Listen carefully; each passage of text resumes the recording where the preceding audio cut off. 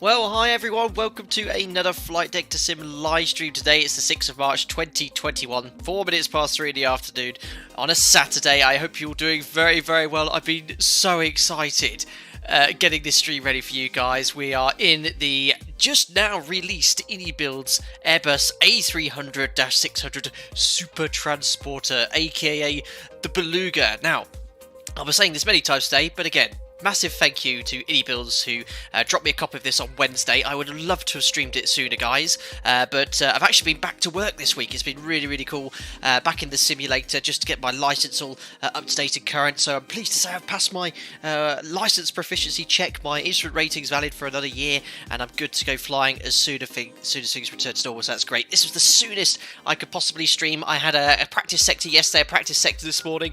Absolutely phenomenal, this aircraft. I'm so excited to do this stream today. We're currently in Nantes now. It would have been very befitting had we started in Toulouse. At the time when I was planning this stream, there wasn't actually a realistic Toulouse or very good Toulouse scenery. I think there has been a recently updated one available to download now, but I thought, you know what, the actual aircraft does come into Nantes occasionally, so we do actually do a flight from Nantes today. We're going to go from Nantes to Harden in Chester in Wales, so really cool that this scenery is actually included when you purchase this aircraft. It's fully compatible with this one. They have like an Airbus Wing factory there. You can basically taxi this aircraft onto a stand, get the pushback tug into this hangar, the doors open for the Beluga, and then you can load your parts as well. So we're going to be doing the first sector from Nantes to Harden, and then from Harden we'll do a turnaround. We're going to drop off our first load, and then we're going to take some wings over to Bremen. Again, you'd usually take them to Toulouse, but we'll just say for whatever reasons, we're going to take them to Bremen. Now, again, thank you to iniBuilds who did offer to make me a livery today, but I thought, you know what, for the inaugural Beluga stream, why not use a realistic livery and actually use the Beluga call sign? So, Alpaca Airways is on its way to purchasing its first ever Beluga Super Transporter. We're just waiting it to be painted, and we'll be using that in future streams. But here it is. What an absolute beast of an aircraft. Absolutely hideous. I think it's fair to say. For this stream as well, we're going to do the whole setup, talk you through some of the features of this aircraft. I've taken the time to have a look at everything that's included. The differences, say, between the A300 and this one are quite stark, actually. It's quite a lot of things that are different, but in many ways it's quite similar as well.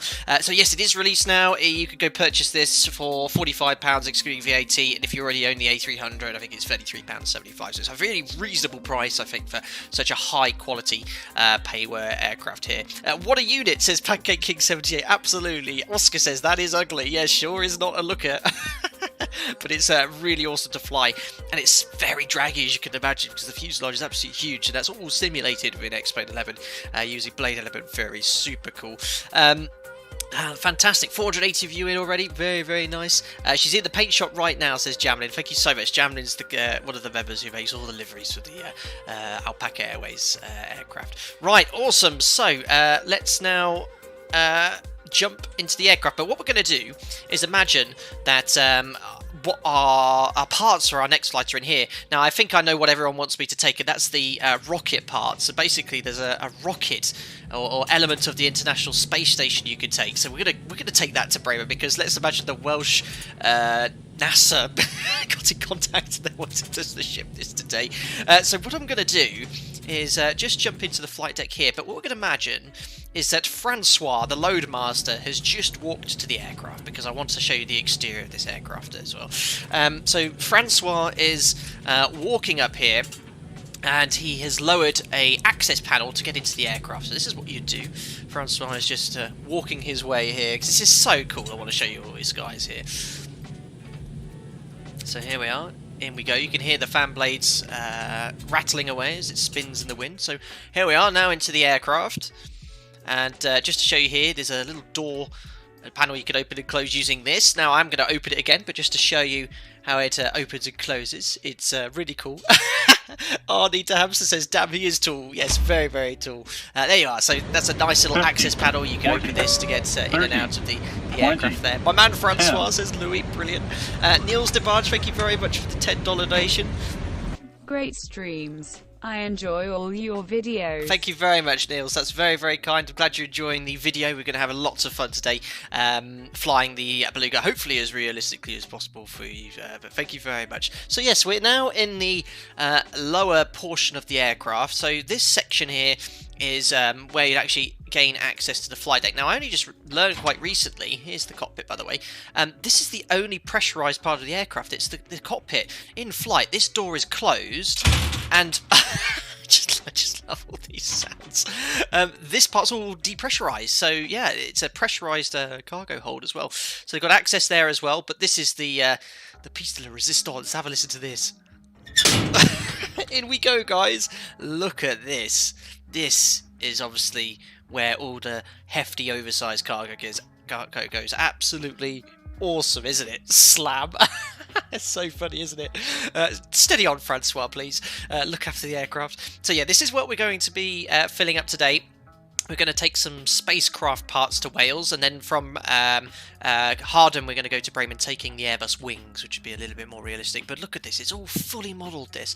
You can turn some interior lighting, but let's get these big doors open, ready to load the aircraft. So it's all modelled, look. Flick this up, and there she goes, look. We're opening up the Beluga.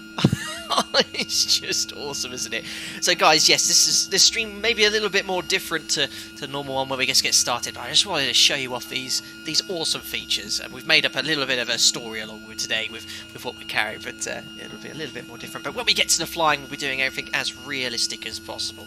Let's have a look outside then, so you can see it opening up as well. Yes, don't recommend doing this in flight, by the way. Very, very cool. So, what we'll do, we'll go back to where we were for the sakes of a little bit of realism. That wasn't so realistic, but there we are. So, imagine Francois, the loadmaster's now opening that for us. He's now going to clamber down by the ladder. He's going to meet myself and Jim, and then he'll jump into the cockpit to do the setup. We also have a toilet, which we can use at our convenience as well. So there we are. That's the aircraft opening up, ready to take on its storage. Now we're going to get that up and running as soon as we can. So what I'm going to do is open up all the doors with a little cargo hold here. That's already opening. Ground services, we're going to get the external power connected. Some fuel we'll need, and just before we get the loader, let's just power up the aircraft as well. So all three batteries on, and the external power's connected. There we are. Just turn that down slightly because it's quite loud. What was that? That's just the speed brake, right, said Petrich, not quite. So look at some of the things that you can load already. So we've got Airbus fuselages, Airbus wings, helicopters, space stations, random stuff, and an Airbus A380 tail. I was going to do a poll to decide what to load up here, but I thought, let's do the space station because it's the heaviest and it'll be more fun. So that's what we're going to simulate taking to Wales today. And what's great is the loader takes into account the actual weight, so it will simulate the fact that we have an 18.2 ton amount of cargo loaded here. So let's select the space station and request the loader. There we are. And what you'll now see outside is part of the International Space Station being loaded. This is actually the Columbus module. This is based on a real flight that you can actually replicate with the iniBuilds A300, which is A310 Belugas. Oh, A300 Beluga, sorry. So yes, I'm going to carry on the setup whilst the space station part's being loaded up, and we'll go from there. I like how you're taking a space station to Wales. I know, Tornado, the Welsh NASA been in touch, said they want to take this part over. Cool, so we'll have a look at, during the setup, the various loading configurations. This will probably take 5-10 minutes to do anyway, but we'll crack on with the setup here anyway. Great news for the Welsh Space Programme, absolutely brilliant. I thought you'd find that funny. Cool, right, so I've got the expanded procedures here. I'll talk about some of the differences between this and the A300 as well. There's quite a few, and also show you some of the neat features of this aircraft as well. So, whilst that's going on, batteries on, electric hydraulic panel we'll check the electric hydraulic pump switches are off at this stage. They are, verify the wiper switches are off, they are reverse levers down, fuel levers are off, weather radar's off, external power's connected, and we then do an APU via an APU test, but I'm going to do that a little bit later on, just prior to starting the APU. IRS mode selectors to nav 1, 2 and 3. Inertial system display units will then make sure it's on system 1 and on present position. Oxygen low pressure supply switch is on, and the annunciator test. Yeah, so this all looks very similar to the A300. There we are. You have obviously different displays for the Beluga as well to show you the configuration of the door will open as well. Have a little look out there. You can see, look, the load is coming up. It's just awesome. So loud. Space Past Wales, are you sure about what you are doing? I know, you get a lot of banter about this. Oh dear, we've got some seriously realistic people here. We'll put the VHF radio on for this first sector offline on VATSIM. I might pop onto VATSIM later. I noticed when the iniBuilds released it this morning at Harden, there were around 10 Belugas already spawning there, so yeah, I thought we'd go offline for the first one so I can show you in case this aircraft. Right, so first neat feature with the Beluga, which I'm guessing is going to be coming with the A300 as well. You can synchronise and link your sim brief profile and then actually simulate using ACARS to fetch the flight plan. So what I'm going to do is go here to the kind of new radio tuning panel that they have, which is unique to the Beluga. It's not even on the A300. We're going to go to ACARS. There we are. Request company route. There's my sim brief username as well. You simply click this, and there you go. You can see already via ACARS it's punched in all the information. So my routing's in, my origin and destination. You might have to put the SID and star in. That's something you just got to be aware of as well. Your cruise level, cost index you can ignore because there isn't actually a profile mode in the Airbus. Basically, this FMS has been nicked out of an A310 and just stuck into the Beluga. Exactly how the real aircraft works as well. So everything regarding the profile VNAV guidance is incorrect, as would be with the real aircraft as well. Top of descent, top of climb, it is there, but again, it's based off an A310, not a Beluga there. So that's really quite neat. So align IRS, we've got the routing in, and then just to tidy it up before I forget, I'm going to go over here to flight plan. It's just gone first to the first waypoint there. I'm just going to put the runway point in. So runway 03, expecting a Bolney 3 Quebec. Insert, there we are. That now has the routing in. The arrival we're expecting is going to be via the Harden NDB, so I'm going to select the airport. Expecting the not an arrival, I'm going to fly the procedural approach today, but ILS 22 via the Hawarden 1 transition, which is like a procedural approach. We're going to be flying there, so I'll insert that. Just go to clear. I think I have to might do some tidying up with this one as well. Let's go to plan. So there's no discontinuities. It's all in, looking good. Don't have to make any modifications whatsoever. So that's looking good. So the flight plan routing's in already. Just wanted to show you kind of like that sim brief sync feature, which is really neat. So that's done. Init page A. So it's all pre-filled for you. Takes literally everything except your alternate. Alternate today from Harden. We're going to go to Liverpool. I'm sure Liverpool would appreciate some space pods if we divert.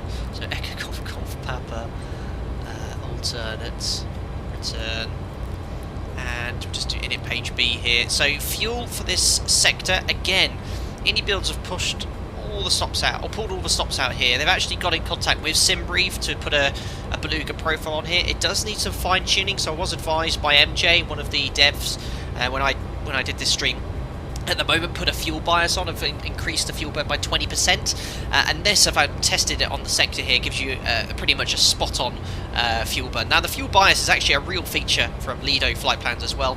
On slightly older aircraft, 737s, they have a slightly higher fuel bias because of the engines burn a little bit more fuel because they're older, but it's usually a couple of percent. In this case it's 20, so it's quite a lot, but this provides a much more accurate fuel burn. The fuel flow in comparison to the A300 is almost twice as much. That's because of the amount of drag this generates. It's burning 6 tons an hour. It's on average, it's absolutely incredible. Fuel we're going to take then, we're going to take stock fuel because we're offline, and we'll see how that compares as we fly along. So we're going to call for 12 tons of fuel today. Thank you very much, Callum Clark. Welcome on board as a member. Glad you're enjoying the content. You'll get invited to our members only Discord. Enjoy your custom emojis in chat as well. Thank you very much, buddy. Right, so that'll be 12 tons of fuel. I'm just going to now load the part here. So press load. That'll put the space station part on. Go to load sheet here. You then select the cargo you've got, which is the space station. That's going to update our 0 fuel weight, and whatever that figure was, 12 tons of fuel. Just click in there, 12.0, load. So that's now simulating the weight of the space station and the fuel on board the aircraft, 12 tons. You can see and confirm we have 12 tons. If you look outside, you can see it'll eventually go whoosh, load up the part there, so super cool. Right, so the fueling's done, 12 tons. I can now put 12 tons of fuel in. 0 fuel weight was 108.2, so that's the weight of the aircraft and the space station part, and our CFG is going to be 30.4. Sounds like the space station part's going in, so I'll quickly look outside as well. There we are. There it goes, look.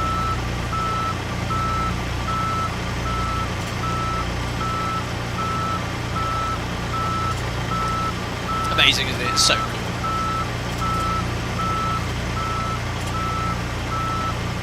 And then we'll, when we get to Hawarden, I'll show you the Harden. Sorry, we'll show you the entire unloading process as well. It's really cool. Clunk, and then the door should close automatically as well. So that's loaded in. Fuel's done in here. We've updated the CG, and now we can carry on with the rest of the setup with the FMS loaded. So no smoking switches, seatbelt signs, not modelled. I think they forgot to remove that out of the Beluga checklist. I have the updated checklist as well. Hydraulic power panel set check, so just verify we're in the green, which we are. Servo control panel, low pressure light is illuminated as well. Select ground control for the flight recorder on. IRS alignment should be complete. Select align IRS, but it does still say align mode, so maybe I have to wait a little bit longer because it is advising me next on the checklist to turn on the ATS and pitch trim, but they might flick off. Oh no, they've actually worked. So you usually have to wait until the IRS alignment's complete. Oh, you did on the A300 anyway. External lighting then, we'll put the nav to 1 and strobes to auto, the rest can be off at this stage. Pitch and your lever dampers we've done, electric power panels checked. We'll do the engine and APU fire test now. We're only going to do this on the first sector. So loop A, hold it down. There's the engine fire. ECAM message and the fire warning lights illuminated. Let go to test loop B. There we are. Let's test the APU. There's 2 loops on the APU as well. There's the APU fired. ECAM message. Let go. Test loop B. And then lastly, engine number 2. Loop A.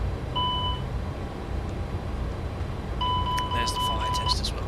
Make sure they got the sound of the light illuminated as well. That's super cool. So the fire test's done. Window heat and probe heat can turn on. There we are. Cargo compartment smoke detector test. There we are. So again, that's different to the A300. It's all working correctly. So that's done. Vent panel check. Make sure the overboard valve flow bar is illuminated. It is. Emergency exit lights we can arm. Excuse me. Air bleed panel check when using the APU bleed, which is not at the moment. Condition temperature panel set checked. So another really neat feature of this aircraft, because The only part that needs to be pressurised and conditioned is the cockpit. It's such a small area, so even though the aircraft has 2 packs, it only uses 1 pack at a time to pressurise and provide conditioned air just for the flight deck. So unlike the 737 and even the A300, which has 2 packs providing pressurised air simultaneously, you only have 1 pack, so you can literally switch between the pack to provide the pressurisation. So that's pretty neat. You know, these guys, iniBuilds, have just basically you know, ported the A300 and made it a little bit bigger and used the same panel. It's a completely new aircraft. If you look at their preview video, everything is new, everything's different. It's really quite incredible the amount of effort they put in making this thing. So, condition temperature panels checked, we've done that, VUM panel, oxygen panel we've checked, EFIS control panel we can now set up. So, runway heading here in Nantes. It is 0 to 8 degrees. Live weather, live time for this sector.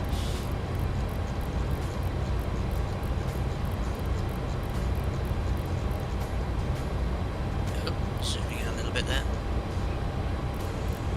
So that's set, expecting 5,000 feet for the stop altitude today. That's set, we'll set the V-speed as well later on. Decision height we set to -5 feet at this stage. We've checked the routing already, so we'll put that to map and a range of around 30 miles. That's set. Check the RMIs and the standby instruments as well. The weather here, well, we can actually use the ATIS function in here, which is pretty cool.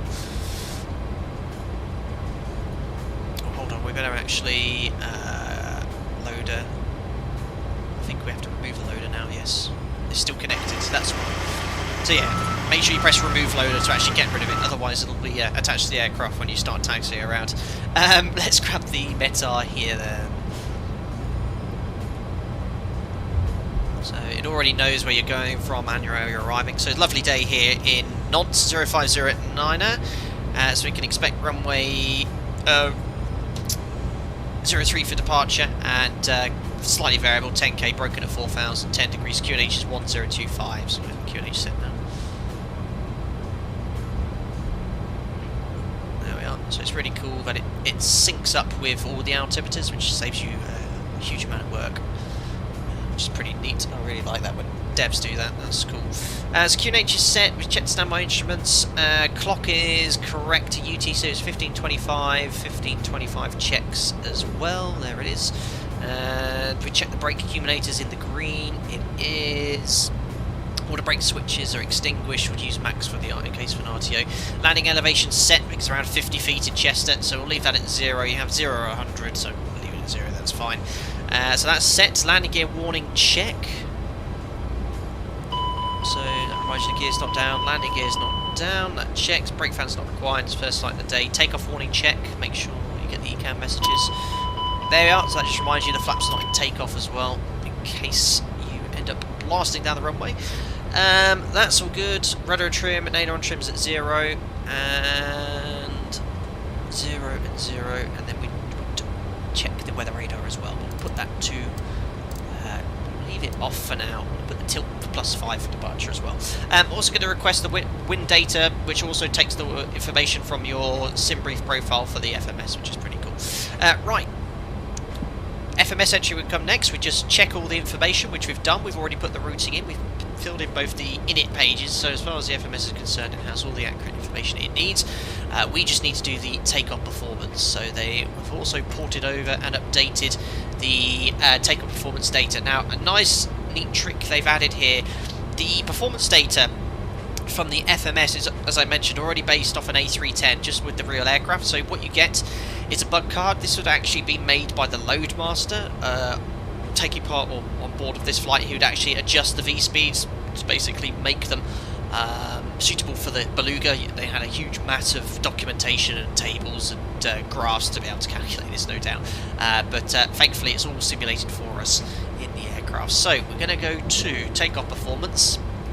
Tell us where we are, which is Nantes, runway 03, and we can fetch the ATIS, copy it over.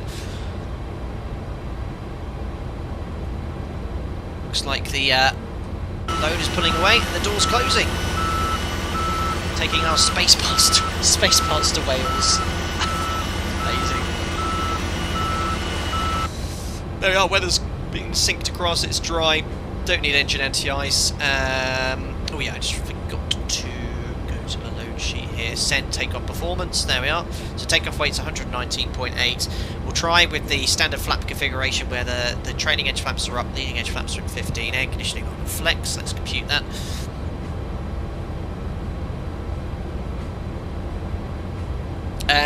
Who said that? Is it normal that the Beluga loads for so long? Yeah, I think when they actually load this aircraft, it'll take a lot longer than it's than what we're doing at the moment. That's for sure. Right, so that's all been calculated. We have these speeds and the flex temperature of 60 degrees, so we'll send that data to the FMS. Now, if you send it to the card, you have 162, 144, 166. Well, actually, they're the same. Last time I checked, there was a slight discrepancy of a couple of knots, but you can send it to the FMS as well. But they can vary slightly. They certainly do for the landing performance. You'll see a difference there. But we'll use those speeds. 162, 164, and V2 is 166. So again, incredibly high. Oh yeah, I remember. You have to bug 166.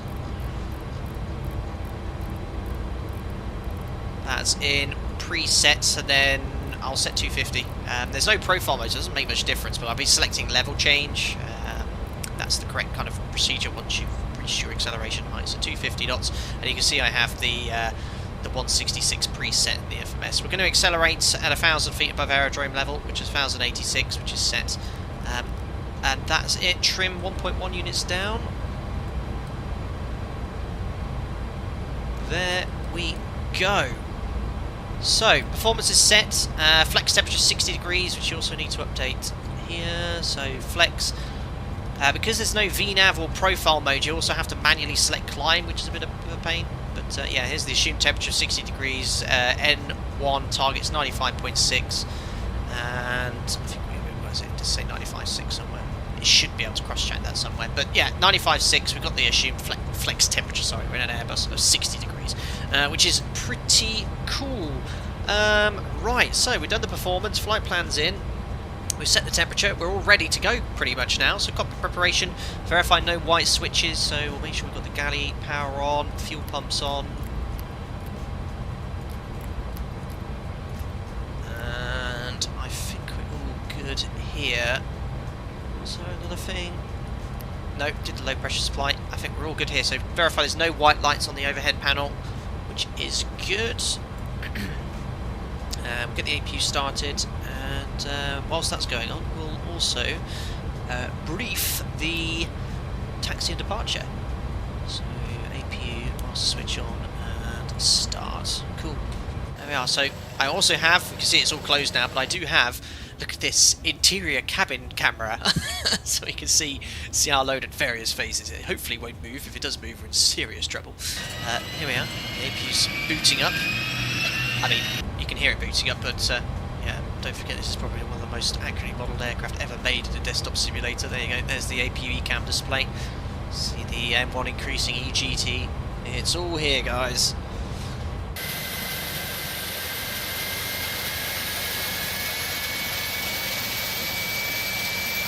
80 tons isn't that much weight, really. No, Baker. I mean, on a 737, that would be a typical traffic load. It isn't so much the kind of heavy loads it could take, it's those awkward, oversized loads. That's, you know, which makes the Beluga very useful. Cool, right, so APU's all ready. Let's put the APU bleed on.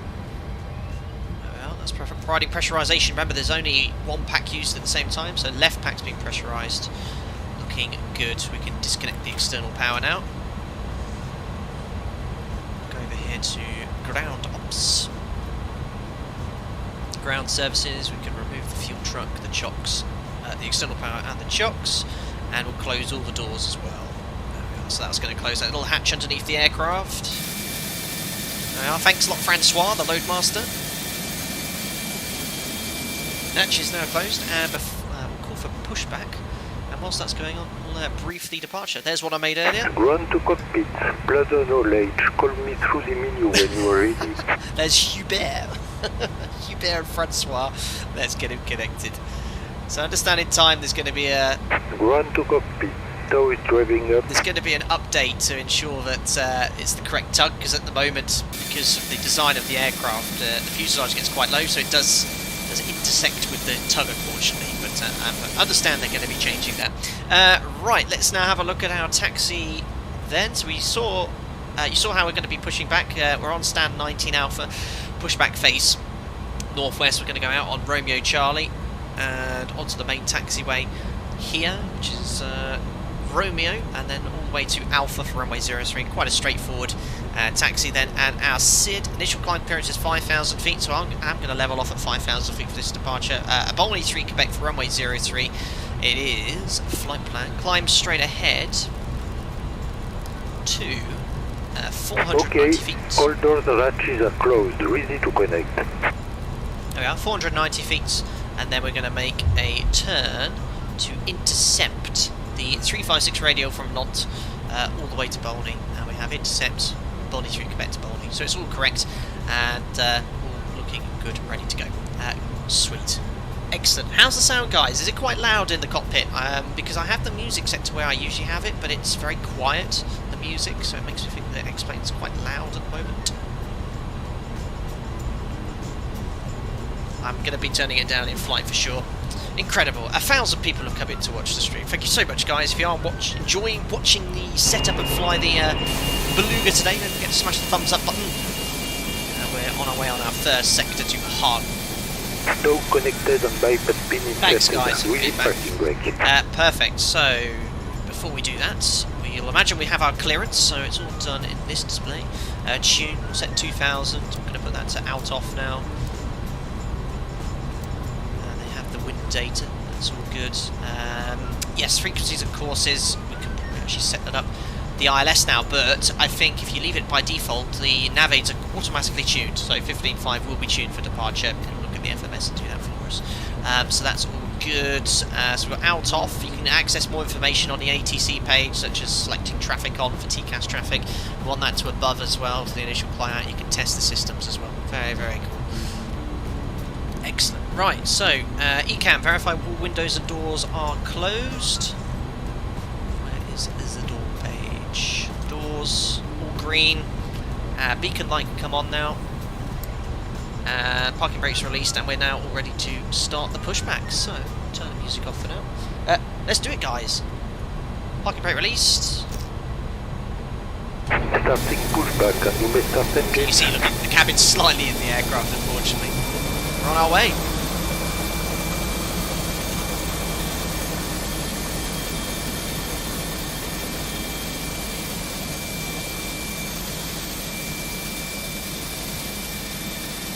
There's our spacecraft part, the Columbus module, which I guess is right now bolted on the side of the International Space Station. Super cool. And now let's start engine number 2. So, ignition selector, if captain's pilot flying, crank to position. Ignition selector, select A. Observe the open lights when you select engine start. There's the open light starting engine number 2. With the General Electric engines, we wait for a N2 of 20%. Pushback driver is getting decapitated. Yes, unfortunately his head is currently merged with the aircraft. Here comes 20%. Fuel coming in.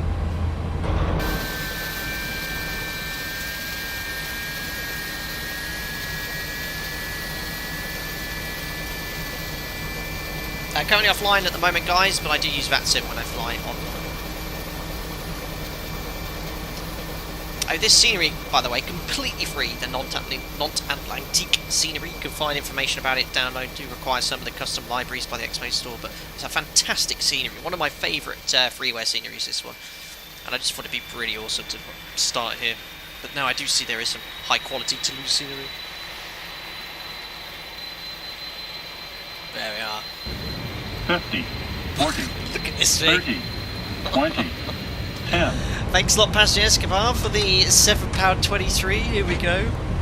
Obviously, your entire payload is all food for my special meals. I think by the amount of times you've asked for your special meal in the Zebo by Pastor Escobar, we could just about fit it all in the the cabin there. Thank you very much, Passenger Escobar, for your £7.23. If you're doing well, buddy. Thanks for your message Operation today. complete. Set parking brake. Okay, parking brake is set, and we'll now start engine number 1. Disconnecting tow. Stand by. Thank you very much to Philippe Afade, who's just joined us. Remember, welcome aboard, buddy. Glad you enjoyed the content. Welcome to Team Green. You'll get invited to our members-only Discord. Enjoy your custom emojis and chat as well. And welcome indeed. So, coming up to 20% N2. There we are. Fuel can come in. There's ignition. EGT's increasing. Do you know what's also going to be awesome, guys? Chester. The runway landing distance from the threshold is 1,600 metres on the test sector. I nearly went off the edge of the runway, and that's without floating. I'll be using auto brake bags, that's for sure. There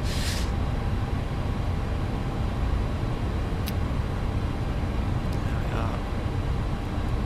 So, looks like the Tow engine's is disconnected stabilised. and bypass pin has been There's removed. generators coming online. All of the left.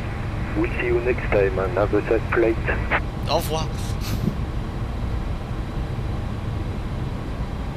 How's the cabin pressure? Let's have a look here. Well, at the moment, it's not showing much here, but we have pressure. Very important, guys. Toilet doors open. Thank goodness I checked. If I had closed this door, we would have been in serious trouble, and it's actually a bit of a gotcha. But yes, there we are. Let's just say goodbye to our lovely cargo load for now. We'll go down here. We'll shut the metal gate. Listen for the clunk. And now, it's very important we shut this door, otherwise the aircraft won't pressurise. There we are. And this is the only part that stays pressurised. This door's obviously... you can't actually go in here in flight. This is the only pressurised element of the aircraft there. There we are. Toilet's closed. And that's it. There's no other door. Superb. Right, 2 good engine starts, and ladies and gentlemen, ignition switch can now go to off, APU bleed can come off, APU master switch can come off, anti-ice not required, speed brake is armed, flaps can go to 0.15, which will extend the leading edge slats, but leave the trailing edge flaps up. You can see them extending here. Here the APU shutting down as well.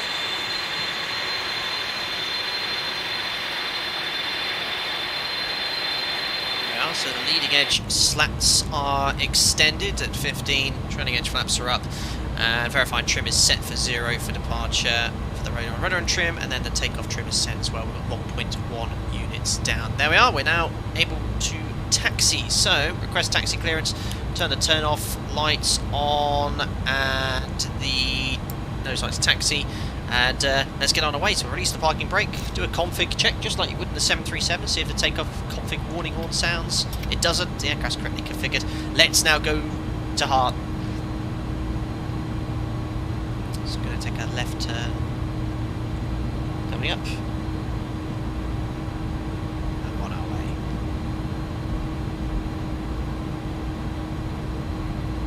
That cockpit door is fig. Awesome. So I've got a couple of Zibo mod tutorials coming up. I'm going to record one in the next few days as well, looking at an engine failure scenario in a particular situation. I've been inspired by my recent sim check to cover some elements that were covered typically in a training day as well, which has been really cool. And then, yeah, whilst this aircraft's being released, I'm going to probably stream this one next, think of another sector, or Zibo mod, but yeah, I've got a flight in mind I want to do on this one, a single sector, because I want to go online, and I've got the CSL installed now as well, which is pretty cool. Although I want to test it yet. We're on the parallel taxiway now, so we'll do a little taxi past view, and we'll do the before takeoff checklist. Look at this thing. What a beast. How does it fly? Now what's so cool is it has so much drag as well. I mean, the MMO is .70. You can't actually go any faster with that. And if you're in descent, if you use level change at high altitude, it just drops out the sky. Looks good, doesn't it? I mean, no one even heard of any builds a year ago. got two fantastic aircraft they've made. Amazing. That's a nice little taxi speed. Let's now do the before takeoff checklist. So, brakes, we've already checked, but there you go. They're working fine. Flight controls, select flight controls on the ECAM. There we go. Bring that up there. So we'll check the elevators first. So, full back. And full down. Here comes the rudder. Full right. And full left, here comes the ailerons, full left, and a full right. Ailerons tested. As are all the other flight controls. Auto brake to max in the event of an RTO. Verify speed brake is armed, which it is. Transponder set. I'm going to set that to TARA now, because we're shortly about to line up. TARA selected. Weather radar is on. System to 1. Takeoff config we've already tested, and then next will be the lineup actions. Now what I'm going to do now is a kind of like a takeoff brief, as I would do at my operator, kind of covering the SID and the main important points. So config we've checked, flaps we have trailing edge flaps to 0 and leading edge flaps to 15 as well. Stab trim set for departure, we've got 1.1 units down. Takeoff briefing, the air conditioning panel is set, so we have just the left pack providing pressurization as well. And the bleeds are set as well. Takeoff's going to be runway 03 and straight ahead with the V-speed. I've got the V-speed, sorry, on the performance page. We'll check these guys. 62, 64 and 60 is preset on the FCU. Climbing straight ahead until we get to an altitude of... There's my chart here. 490 feet on the Bolly through Quebec, and then we're going to make a left turn to intercept the 354 radial outbound from Nantes, climbing to an altitude of 5,000 feet, which is set on the MCP. And that's it. Checks are all complete. We're all ready for departure. Petrie, it's ugly or not, this plane is pure utility. It needs to do a job, but it's doing that job, absolutely. Oh yeah, wrong V-speeds using the card. I know, Kieran. 62, 64, 66, but they're the same on the card. I did notice a slight discrepancy on the test sector, but on approach, they are different, you notice. But even on the test sector, there was only 2 knots difference. You notice there are some bigger differences there. But yeah, you're quite right. Don't use the ones in the MCDU. You're quite right.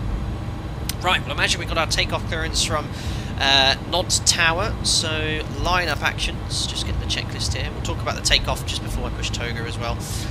So line-up actions, brake fans on if needed, they're not, because the aircraft brakes will be cold because it's the first flight. Ignition to continuous if required for icing, it isn't. Packs off if required, they're not, and TCAS and TAR8, that's already done. And then we'll just pop the lights on here, so lights on, strobes on. And we want nav. There's no profile mode, remember, in the A300 Beluga. So MCP set, transponders TR8, strobe lights are on, we have our takeoff clearance, landing lights are on. Takeoff checklist is complete. What is our payload, said Gabstrat. Give me 2 seconds. There you go. Apart for a space station. It's the heaviest thing you can load, and then we're going to be picking up some wings in Harden to take to Bremen for reasons.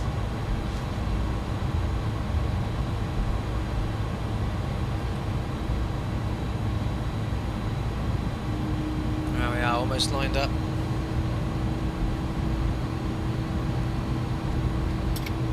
Cool. Right, just before we get going, guys, I'm going to set the parking brake here, talk to you a little bit about the takeoff. It's a little bit different to that on the A300s. Set the parking brake there. So, we're going to use the kind of like level change, the toga button, which is simulated here. The auto throttle is going to set our takeoff thrust based off a flex temperature of 94.9. Now, there's no profile mode, there's no VNAV in the Beluga, so we're going to rotate at 164 knots. Normal rotation rate, we can then follow the flight directors, and because there's no profile or VNAV mode, sort of similar to the way we do it in the 737. In the 737, when you engage the autopilot, level change will engage, and then you bug up. It's essentially what I'm going to do today. I'm just going to simply select at 1,000 feet, level change, and then accelerate. Now, again, with our 737s at my operator, we select climb thrust automatically at 1,500 feet. That's what I'm going to do. Select climb at 1,500, and then that's it. Pretty much very, very simple. Listen, why no profile mode? Because it's exactly how the real Beluga is. They don't have profile mode. It actually has an in-on button, so that's really, really cool. Should we do it, guys? Toga's in chat. How long is this sector? About an hour and 10 minutes. Nice and short. Let's go to Wales and Harden. Right, parking brakes released. Let's set 40%. Engines all stabilised. Push Toga. And now here comes the takeoff thrust set. Enjoy, guys.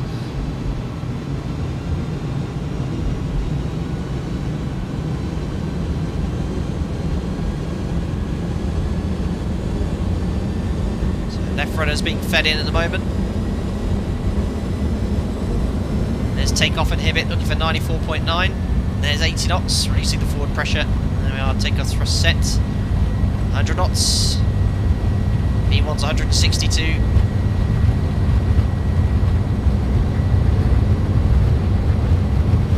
There we are. V1 rotates. Up we go. 2.5 degrees per second will do. And we're airborne. Pause ready to climb, gears coming up onto the flight directors. Gonna wait for that left turn around 500 feet and trim. Once that turns underway, I'll do a little fly past for you. Here comes the left turn. There's the 1,000 feet, so we're going to select level change. The aircraft will now accelerate to 250 knots. Select flaps up. There's 1,500 feet, climb thrust selected.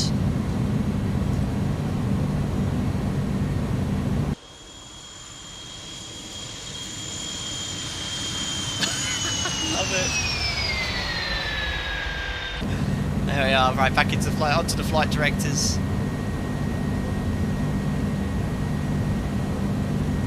Put the autopilot in. There we are.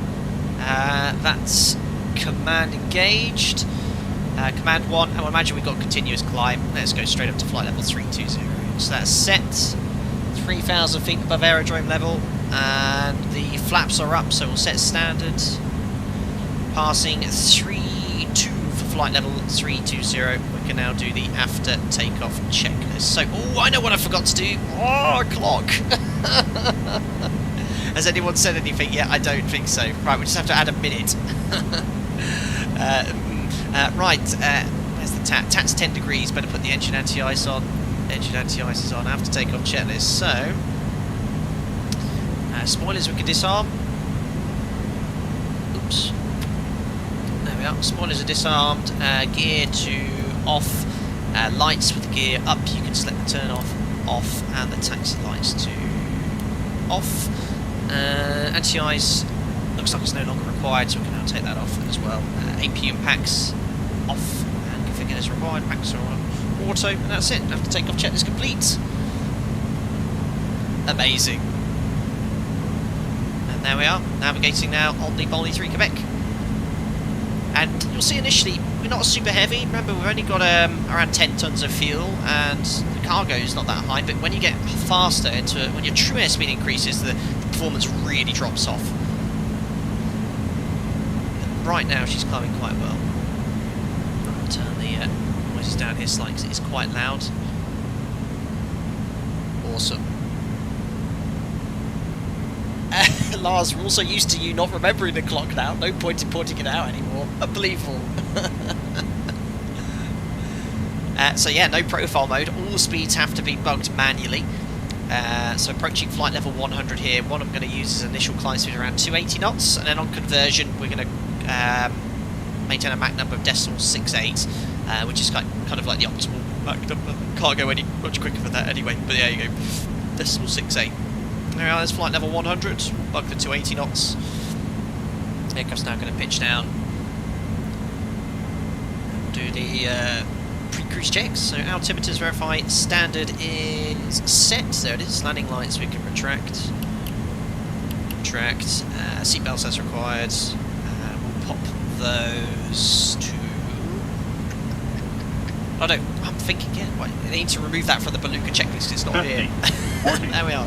30, Check's complete. 20, 10. Thank you very much to Kieran Harvey for the £2.50. He says, listen to those engines wailing.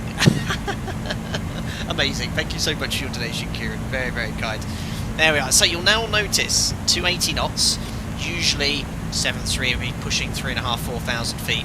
We're only managing now 2,500 feet, and as we climb, our true airspeed is going to be increasing, and you'll notice that with that huge bulge up outside here, the drag is huge, and the climb performance really drops off. The same way in the initial parts of the descent as well. Such a huge, bulky thing you've got to haul through the air.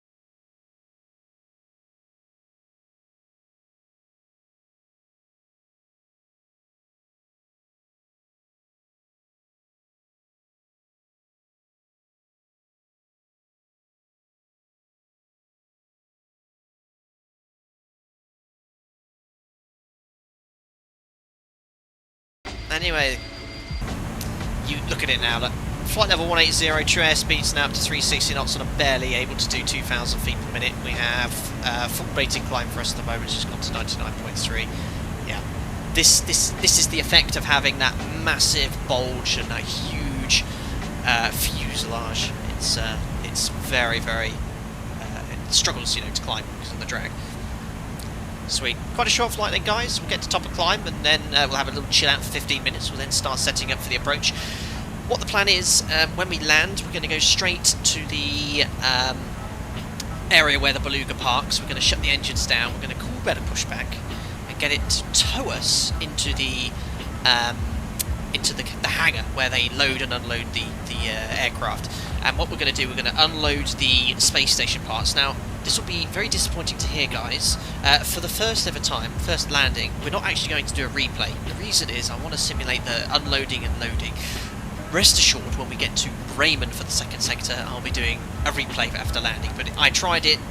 You have to wait for all the doors to close, and I want to make it a bit of a story today with this stream. So yes, we won't be doing a replay in Harden. Now, for the second sector, I might jump on VATSIM, see how busy it is. I think it'll be very busy in Harden. I already have the CSL for the Beluga as well. And then flying over to Bremen, flight time a little bit longer, but not by much, an hour, 20 minutes or so. So it'll be really awesome to do that sector. I might knock the time back a few hours as well, because it will be dark, it will be nighttime, live time in Bremen. So I might just knock it back 4 or 5 hours. That's the plan. Bavarian Eagle's going, no. Amazing, guys. Still 1,050 people watching, so thank you so much for tuning in. If you are enjoying watching a 737 captain flying the superb iniBuilds Beluga that's just been released today, don't forget to smash the thumbs up button so you can come back to this stream as you are. I've taken a lot of time preparing for this stream as well. I managed to get a copy on Wednesday, which is great, but a few things, life gets in the way, doesn't it? But I've been very happy to be back in the sim, but I've been following the checklist, been asking the developers some questions. It's been so helpful getting some stuff away. I don't think I've even mentioned it once as well. Guys, there'll be a giveaway as well at the end of the stream.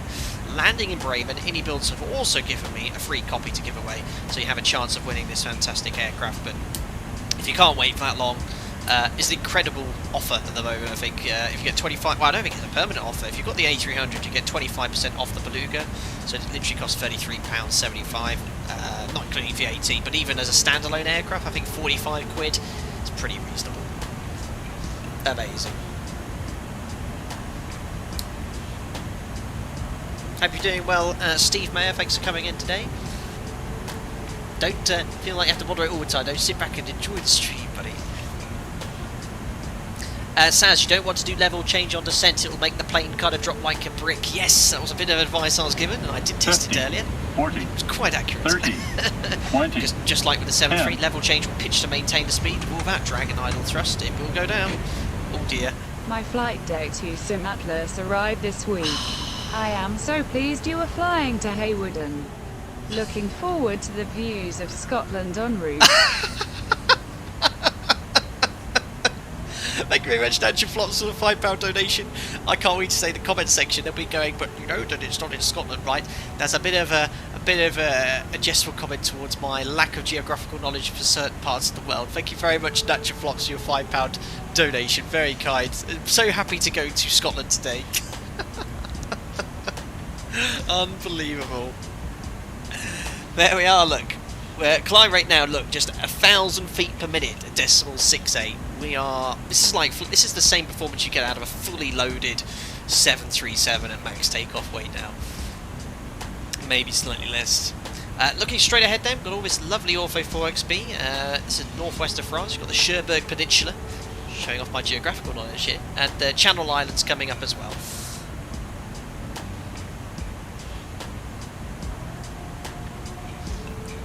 Vertical speed is the most viable option in descent. That is what I am planning on using. You only have two options. Anyway, a level change makes you fall out the sky.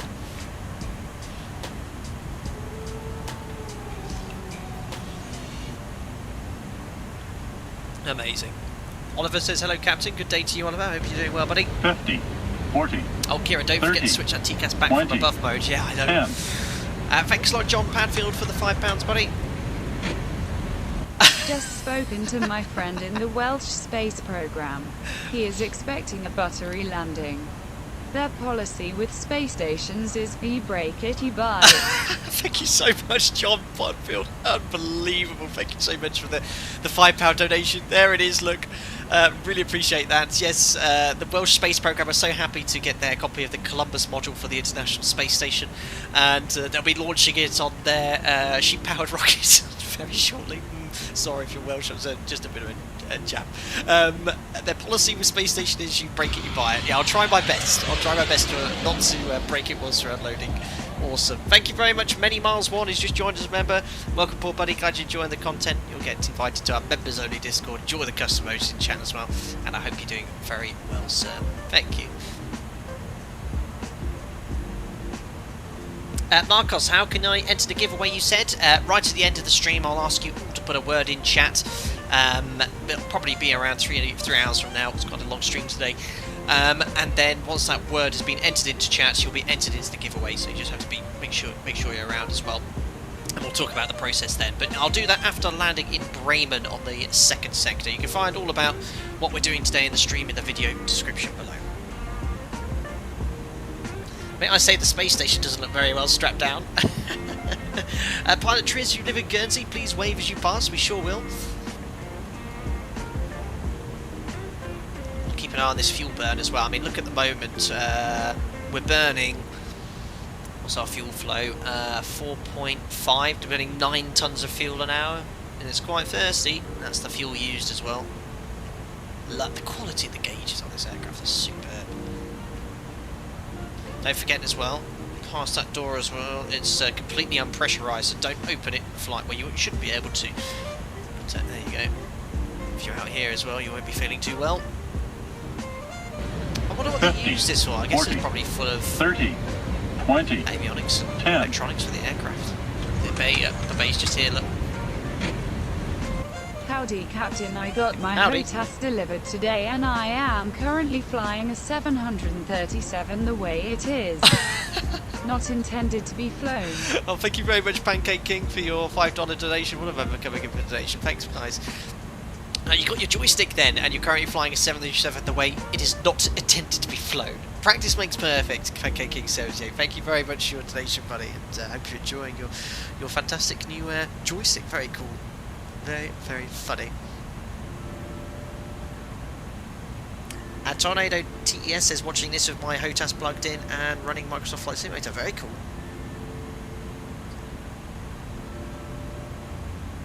The big red button, click it, says one big flappy boy. Should be one here. Right, approaching flight level 320, and you can see it's already converted to decimal 68, which I knew it would do at around 280 knots. And we'll maintain that speed. We're just below MMO, look. It is not a fast aeroplane, this one.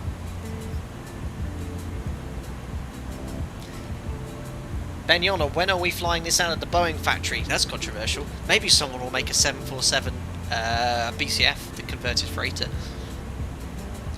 Well, I think that's what they just call them generally, the old ones. But I can't remember the name of the huge 747. Louis, when is the next race in the Alpaca GT series? Yes, apologies for followers of the second channel we have, Flight Data Sim Gaming. I have been very busy, been kind of concentrating with content on the main channel. I've not actually streamed on that for nearly 2.5, 3 weeks now. So yeah, I think the guys are racing tonight, but I've just been so busy, I've had no chance to set up anything there in the background. So I'll do another ETS stream as well. Coming up for sure, because they don't take too long to set up as well. They're very chilled out, fun streams to do. Mariana's hoping to stream very soon. She's been playing a lot of Valorant. Valorant. The Dream Lifter, thanks guys. The Dream Lifter, yes, of course. That is the name of that aircraft.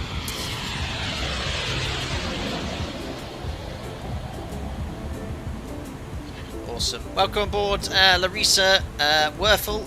Hope you're enjoying the content. Glad you now a member, and you'll get invited to our members only Discord. Enjoy, as I say, those custom emojis in chat as well. Lots going on in the Discord. You'll be able to see and discuss future streams. Fantastic group of people there.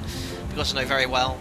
We do lots of different games there. Occasionally I streamed Approach, for example, today as well. And you're always able to message me there. If you're a new member, old member, always feel free to DM me. I'm very active there. That's all part of the perks of becoming a member. So thanks a lot, guys.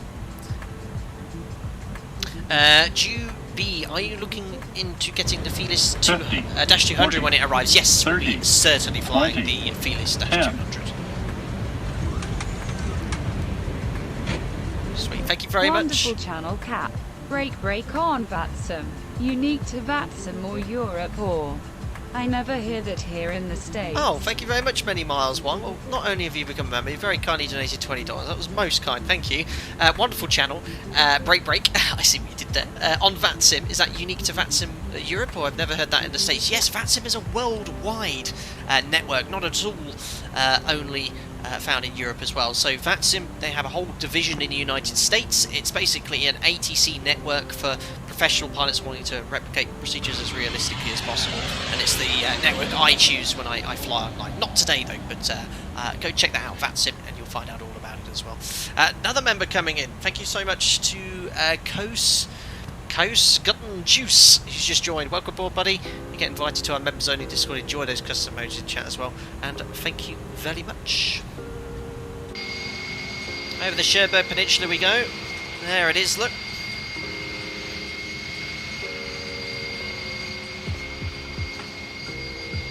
Live weather, live time at the moment, guys. Sellotape view, you got his 60 Brilliant, isn't it? What an aircraft.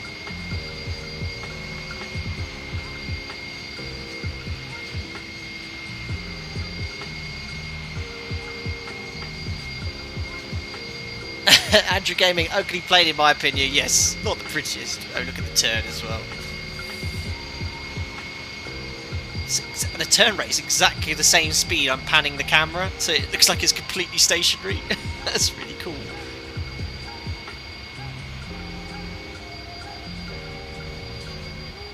Juby, can you open the front door? No. The pressurization factory would be holding it closed, nor would I want to if I could. Awesome. Oh! Sorry. So you were... Oh, Many Miles, I think I misunderstood your question. Break on VATSIM. Oh, Many Miles One, excuse me, I completely misunderstood your question. Wonderful channel, Captain. Break on VATSIM, is that unique to VATSIM or is it in Europe? I've never heard that in the States. Got you, I'm so sorry. I don't know. I mean, I've only flown... I did fly in the States for my CPL. Can I remember using the term break? No. And now I think about it, I don't think I've ever heard that in the States. But this was over 12 years ago when I was doing my... Well, 11 years ago, sorry, when I was doing my CPLIR in Arizona. But yeah, in Europe, quite common. and that's usually when AC is quite busy. They want to get 2 messages out at once. My apologies for misunderstanding that.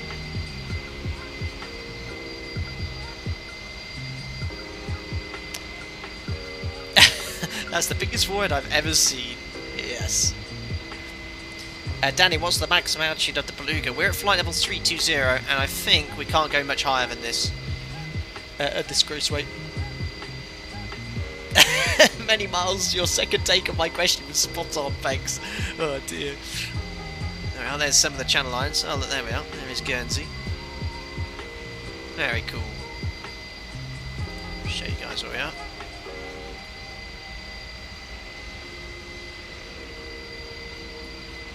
Very, very cool.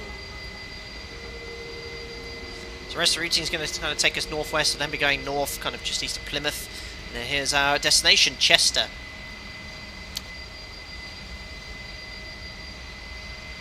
If the maps would load, there we are.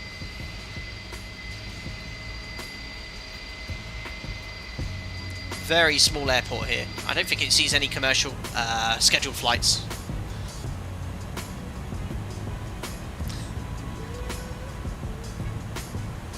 Guernsey, Jersey, Andy, all the same. It's Jersey, sorry, Jersey. Oh, I'm gonna get a lot more. I'm gonna get a lot more banter for this as well. Oh no! Got a message on the eCam apparently. Now, how do I read the message? Was that the FMS? No displayed nav aid. Okay. It's definitely. It's tuned to the Jersey VOR. So it's definitely got something tuned and working. Cool. So, yes, as I was mentioning earlier, the FMS. This is what I'm saying is true to the real aircraft. iniBuilds have matched this to the real aircraft, but they basically nicked the FMS out of an A310, as with the real Beluga. So all the information that's provided in the FMS, such as your takeoff and approach speeds, they're calculated based off a 310, which is why they've included this card, because they automatically make the correct adjustments for you, which would have been done by a loadmaster. Secondly, you'll notice there's top of descent and top of climb arrows on the flight plan. So if I go here to plan, it's not based on the Beluga, and this is also true to the real aircraft, because it's an FMS from an A310. It thinks you're in an A310 even though you're not in one. So this top of descent point, just prior to Numpo, it's going to be quite early for us. However, if you want to descend to that point, as they said in their tutorial on the iniBuilds channel, that's quite fine, but that's going to be uber conservative, very, very conservative, because this aircraft is very quick to descend. So I tested it earlier. I went about 30 miles past this. It does have like a profile guidance in the FMS as well, but again, that's based off an A310. But it gives you a rough idea where you would be if you were in that aircraft. So yes, top of climb, top of descent is based off the aircraft there. Same with fuel ETA, so don't use the FMS for fuel predictions either. You want to use your flight plan. So for the moment, we've got 7.6 tons on board. Remind me if I forget, I'll try to remember, guys. We'll do a fuel check at Skesso to make sure that the fuel burn is as expected on the flight plan. As a demonstration on this sector, I took no extra fuel, just the kind of standard rounded up by 100 plus 100. And at the moment on the SimBrief profile, iniBuilds sent it off to SimBrief, I believe, so they've got the profile there, but you have to add a fuel bias of 20%, and that provides a far more accurate fuel burn.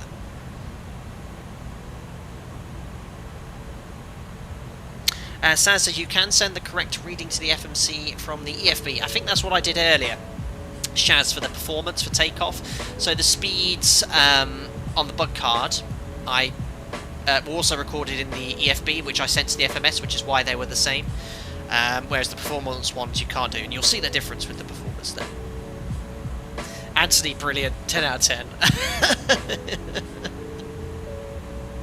The Wiz 100 asking chat to remind you, did you sack Jim? You'll know Jim's pretty quiet. He does occasionally speak. He's quite chatty on the Concorde. He's always telling me to 321 now, and telling me the fuel's being trimmed. Louis, you could fly on that sim right now. There's only one Beluga. I haven't filed a flight plan or anything, so I might jump on in for the next sector. I'm quite enjoying going offline occasionally. Gives me a chance to actually have a chat with you guys, but yeah, by far the vast majority of streams will be online, for sure.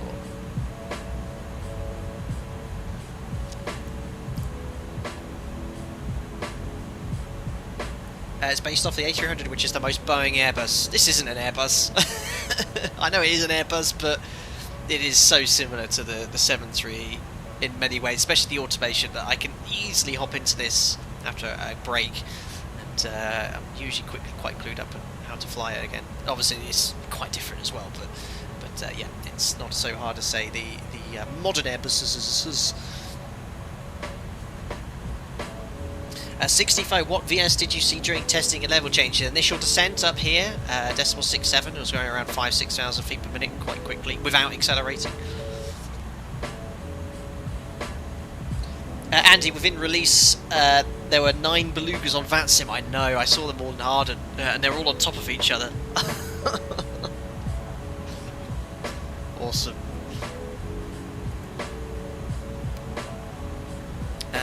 Where's top of descent? We've still got a way to go. We're just on the way to Skesso, and then we're going to Berryhead. Top of descent's still going to be another. How long have we been airborne now?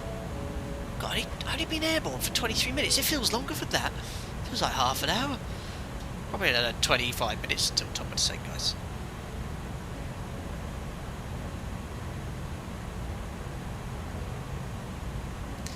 Did you load the bulk cargo hold? Absolutely, Ben. There you go. Carrying parts of the Welsh Space Agency from Nantes. I don't know if Nantes are well known for creating parts for the space industry, but they are now. And we're taking this to Harden. Once we get to Harden, we'll unload this element, and then we'll load a little bit more of a realistic load. The wings, I think it's some new Airbus wings. Should be pretty cool. That is one ugly plane to the aviation top 5s, yes. Not the prettiest, but awesome nonetheless. Thomas, you will never know, says, would you ever want to get a rating on an Airbus? Well, I'm quite happy flying the 737 at my operator. I love working here, so I probably won't ever get to fly an Airbus, but perhaps if they get some in the future, I might do.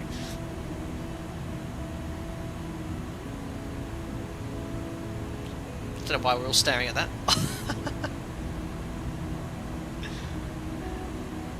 Jitaris, ugly is a beautiful way of saying it, absolutely. Fascinating plane, agreed.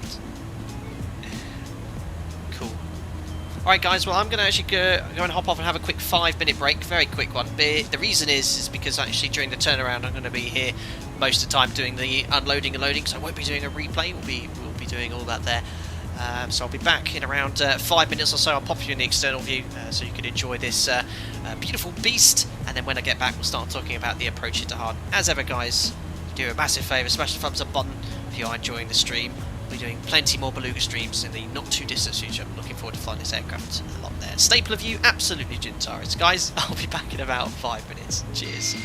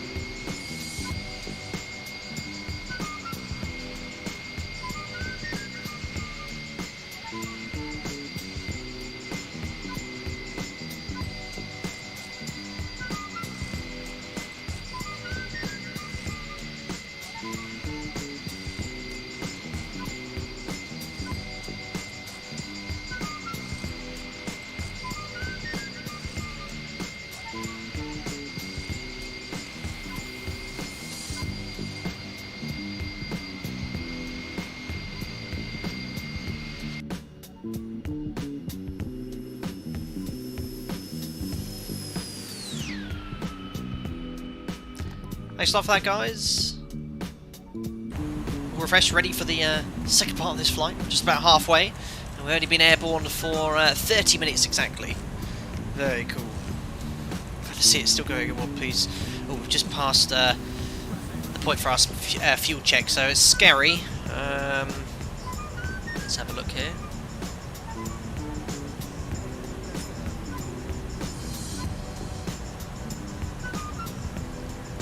Scary. There we are. We should have been here after 32 minutes. We were here after 30. Remember, I was late starting the timer, so it's around 32 minutes. It's perfect. Fuel, we should have 6,576 on board. We had 6.4, so probably burnt a little bit of extra fuel. Again, we've just passed the point, so it's pretty much spot on. Burned 5,242. We burned 5,448. The fuel burn's pretty much perfect. 200 kilos extra, but remember, we just passed that point as well. So. Yeah, make sure when you grab this aircraft, I don't know when they'll update the sim brief profile, but put a fuel bias on of 20%, really important to increase that figure. You want to be running around an average fuel feel of 6 tons per hour. But looks like we're spot on today. Bavarian Eagle looks like he's going to miss the fuel check at Skesso, just about remembered. Just about remembered.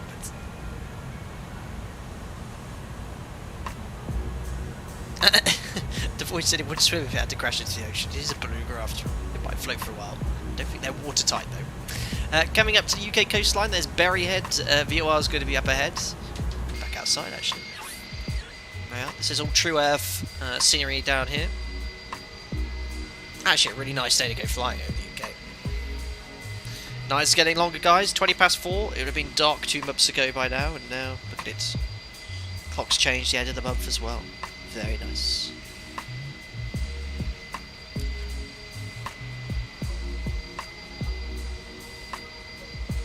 Listerman, running out of fuel would be scary. Unbelievable. Let's see what you did there. Yeah, the nav is automatically tuned on the VOR en route, which is pretty cool. That scenery is incredible, I know. True Earth is spectacular. I personally think it looks better than Microsoft Flight Simulator's Bing Maps, if I'm honest. But it's all obviously a personal opinion. But the True Earth Orbex scenery is really nice.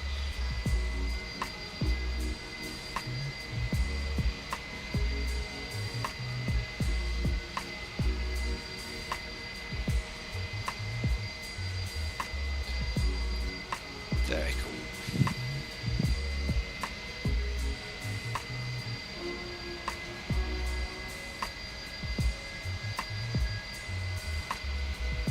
What's in the cargo? Said Zigzag. There you go. Part of the International Space Station, the Columbus module. Very cool.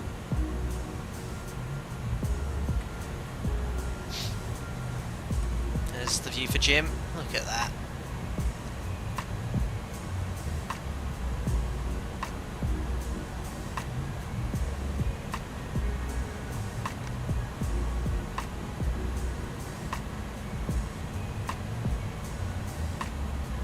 Homer says, exclamation mark Beluga, there's no command associated with that. Is that the alpaca module, said Jason Dictor. Hugo, how long until landing? Around 40 minutes or so. Benyano, if you don't want to take Columbus, you can actually take different nodes in the forums. Oh, I can't wait, Benyano. I'm sure some people will be making all sorts of interesting loads to carry. Can't wait to see what's available. It's so cool. I mean, yeah, I don't have the opportunity to fly over the UK when it's completely clear, so I just might do some external view for 5 minutes or so you can see outside. Some nice relaxing music as well. Need an alpaca cargo livery for this at 64. It's already being made by Jamlin. It's going to be so cool. Herd of alpacas on the next stream. You imagine all these belugas. The CSL is so cool.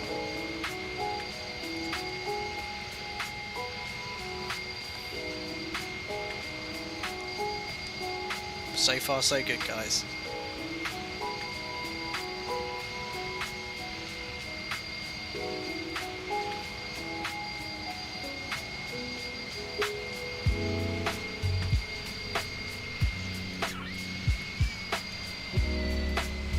scenery. Wow. Let's show you where we are, look. Gotta love the True scenery. There you go, look, Exeter just below. I don't know if anyone's here from Exeter, but there's Exeter. There's the Bristol Channel. You can see the whole southwest coast of the UK. Beautiful. Andy, someone needs to make an alpaca haulage truck for the payload list. Someone's actually suggested before, and this is even before the Beluga was released, Andy, where we started Euro Truck Simulator, drive to the airport, and then jump into an aircraft and carry the cargo.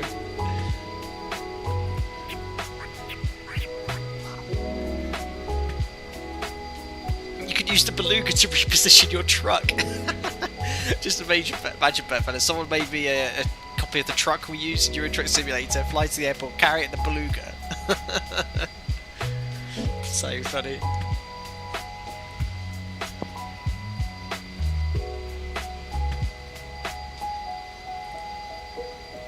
Wow, looks so good, guys.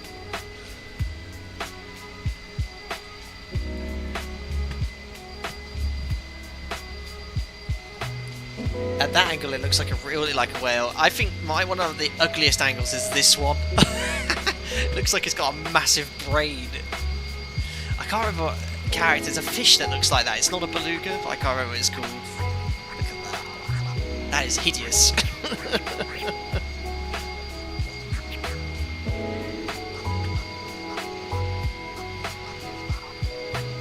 Who needs to play some 2020 you got expert? I know. Right now, I mean, in the sim with True F like this, it looks better, flies better, and a lot of people always say, whoa, Microsoft Flight Sim. Look, I love that sim, it looks great, but it's just, you got it all here in X-Plane as well. Is it the puffin fish, the megaminds, the 5-head, big-brained sturgeon, parrotfish? I can't remember. Jimmy Neutron. I remember that. Amazing. Right, well, anyway, look. You can see top of descent's only 40 miles away. You might be thinking, oh, I've left that late. But remember, that's based off the descent point for the A310. So now we'll start setting up for the approach into Harden here. So there isn't too much to do because there isn't an accurate kind of like... Well, there isn't an accurate. There is no profile mode in the Beluga. So we're going to have a look at the lateral routing. But we're going to basically talk about how we'll plan the descents and meet all the restrictions as well. So, looking at the checklist, so descent preparation, we're following the guidance for the Beluga here. So it says check the ECAM memo status, make sure there's no messages which could be pertinent. So select status, and there's no memos at all. Check the weather and landing information. So let's go here to ATIS. Get the latest ATIS for our arrival. There we are, there's Harden. So from 1550 Zulu, it's around half an hour ago, surface winds 130 at 4 knots. So for it's basically 90 degrees off the both runways. We're going to land on runway 22, which I think is the kind of most commonly used one, or the one that we can prepare. And the wind is forecast to be a little bit more southerly, so if it is going to switch around, it's most likely to favour runway 22, and that suits us for the approach I have planned today. 10k, few clouds, 1033. Weather's absolutely beautiful down in Chester this afternoon. So I'll just make a note of the QNH, which is 1033.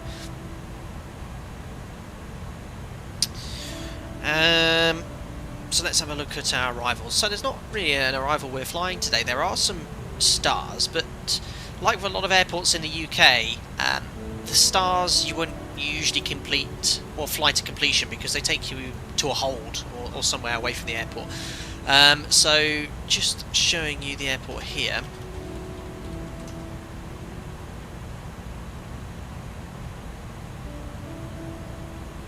So here's the arrivals. So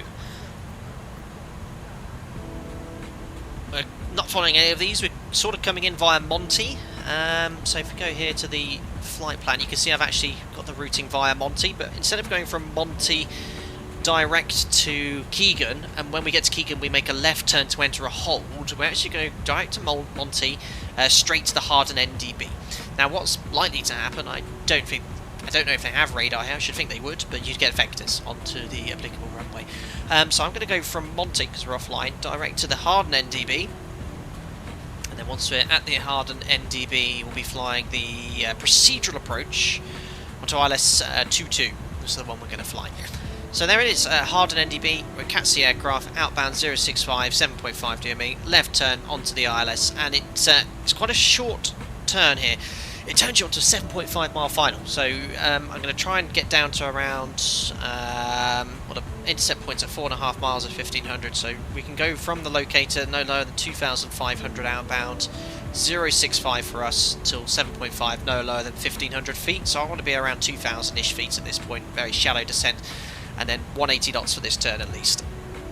Onto the localizer, and then we'll intercept the glide slope. Down we'll go. The minimums for today is 290 feet, so go down here, takeoff approach, and we'll punch in, based off the 3% best approach gliding gradient, 290, so 290, and then lastly it will be 273 feet AGL. So I set that on the decision height here, that just makes sure I get a minimum score. 275, that's just rounded up to nearest 5 feet. Let's just check the routing then, make sure it's all routed correctly in the flight plan. So there's the Harden NDB. Let's put this to plan, there we are. And the scale as well. There we are, Numpo, Dicas, Navov, Gogig, Torpo, Talga, Amulo, Niton, Monty, overhead the airfield, outbound 065 until 7.5 DME, it comes up as Hawarden 8 here, and then there'll be a left turn. Now on testing I had to actually kind of like use heading select a bit here because it kind of undershot the turn slightly, so I'm just going to use heading select to kind of intercept the localizer manually.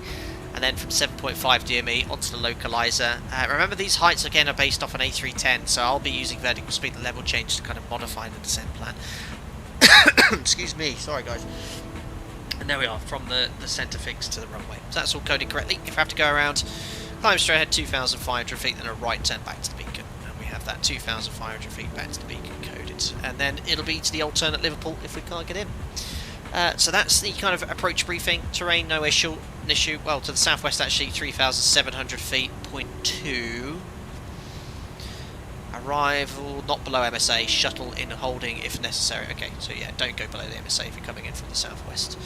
Procedure established outside controlled airspace, so be careful with that. There could be other traffic around. It could be our friend who very kindly donated on his PPL. Pappy's on the left hand side. I tested approach lights as well. Now, here's the fun part, guys. Have a look at the runway leg. Not looking forward to this. Runway 22. The actual runway is 2,093 metres, but it has a huge displace threshold. The actual landing distance, we are interested, if we take the most restricted beyond the glide slope, 1,400 metres. It's like the second shortest runway we've ever landed on a commercial jet. That ain't pretty. Based off that and on testing, I'll be using auto brake maximum and full flaps. Butter, forget it. No butters today coming into Chester. Plonking it down right in the touchdown zone on the aiming point, and then max reverse thrust with auto brake max. And then the plan is landing on runway 22. We'll vacate here at Bravo on the left, and then we're going to taxi and shut down the engines here at the Beluga apron, and then we're going to get towed into the apron here to unload our space parts, our node for the International Space Station, and then we'll load on the wings to take to Bremen. That's the plan of action, guys. So, yeah, oh my god, almost a Duxon John platform. Yeah, very close there. It's going to be very, very short runway. Well, very, very hard, firm landing right in the touchdown zone. No heroics trying to get a butter in. So guys, that's pretty much it. It's all programmed in the FMS, so I will use profile mode.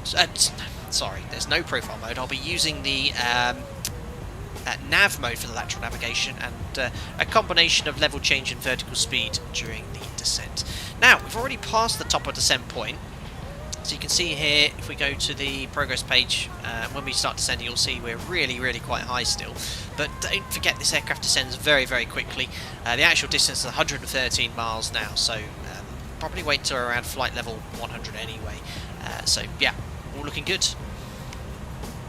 Guys, get ready for a slam. Absolutely Pedro.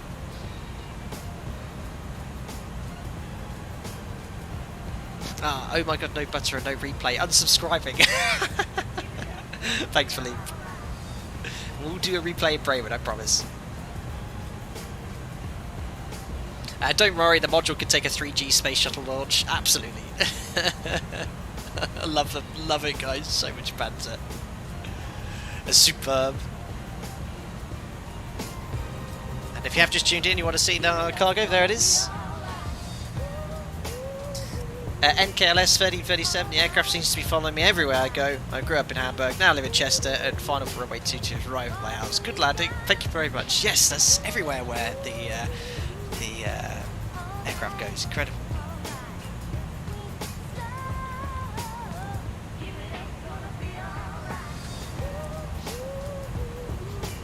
Superb. There's the airfield. So wait until around 80 miles from it. Remember, we're going to go overhead as well. And as a demonstration, I am going to select level change to show you what the rate of descent's like.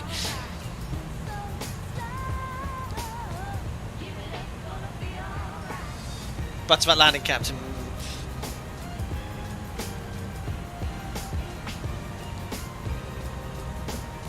Every virtual, what does it show you for the distance top of descent? I'm flying the Beluga at the moment, but aren't sure when to descend. Yes, we've already passed the arrow on here, but remember, like with the real Beluga, they've just nicked the A310 FMS. It's not accurate, so I haven't exactly worked out the precise distance yet, but she really wants to descend quickly when you select level change, so we're going to delay it slightly. Raise the hell, are you offline? Yes. And for the first sector. Might pop on for the second sector online. Have a flight plan standby.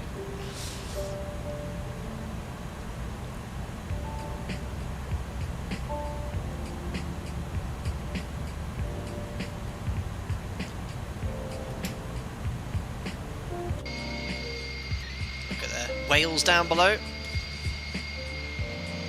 Look at that, ground speed just 390 knots.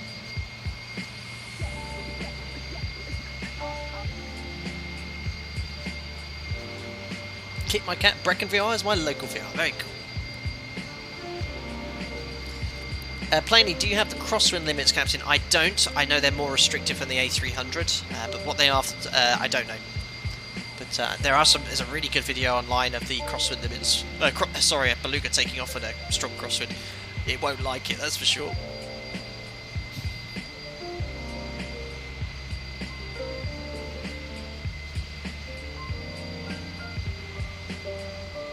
Could this be the weirdest / biggest aircraft you've landed in flight sim? Well, biggest as in size would probably be the Tupolev 154. The A3 or the A300. This will be the kind of strangest for sure. The Concorde's quite heavy.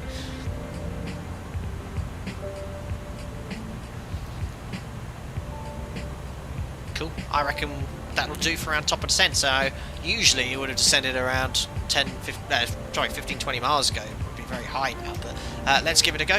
What I'm going to do, there's no arrival, but I'm just going to say initially descend to flight level 150 by London. Top of the sensor chat, ladies and gentlemen. Let's select level change just as a demonstration, show you what happens.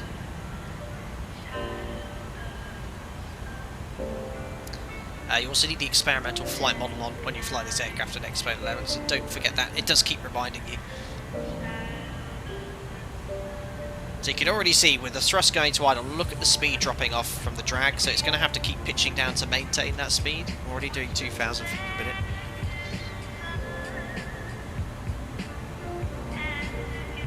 Now it's having to keep pitching nose down because look, our target speed, the blue bug here, is running away. Now it's slowly accelerating, doing around 3,000 feet per minute. It's actually accelerating a little bit quicker, but not as quick as I thought it would. There we are. Yeah, so it's nearly approaching 3,500, 4,000 feet per minute. It's actually not as bad as I thought it would be. Yeah, we'll keep a close eye on it. And I'm actually going to convert to... We're going to maintain around 250s, 260 knots on descent. Doing that now. Let's do 260. It's actually not so bad. Yeah, 3,000 feet per minute. Cool. Awesome, guys. If you just tuned into live stream, we're now at descent on our first sector in the superb INI simulations or iniBuilds Airbus A300 600 Super Transporter Beluga.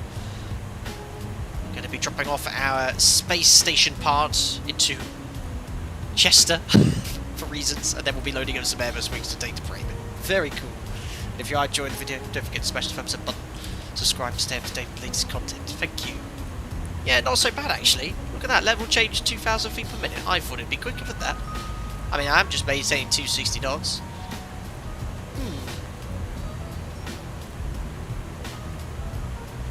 It'll get worse than thicker air, possibly.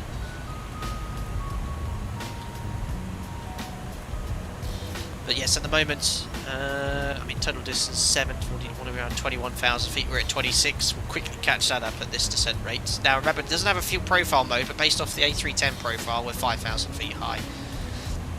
But that will come back.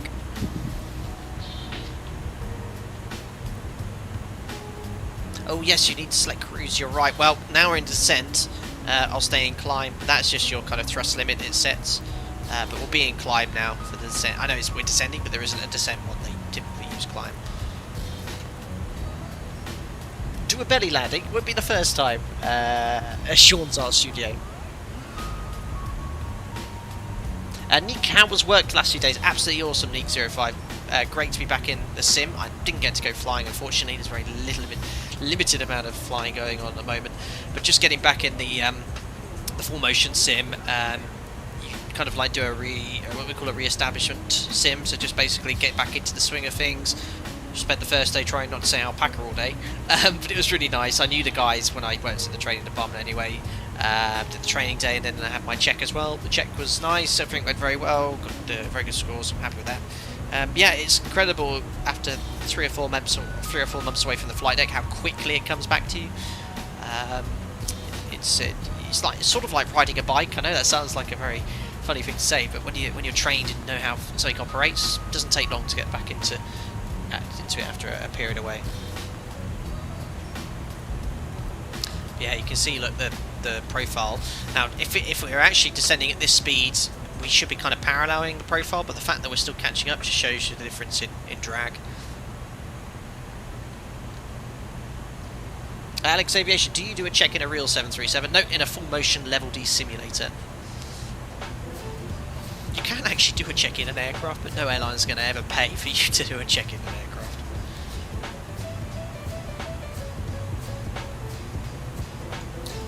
Go down to flight level 80. And what you still do have, which is quite useful, is the estimated altitude point. So this yellow banana, same as the 73 really, will show you where roughly you'll reach that flight level, and that won't change. Thanks, Nico5. Yeah, hopefully we'll go flying again very soon. So descent check's done. Altimeters will need to set shortly when we get cleared to our descent altitude, and then have the post-cruise checks to complete as well.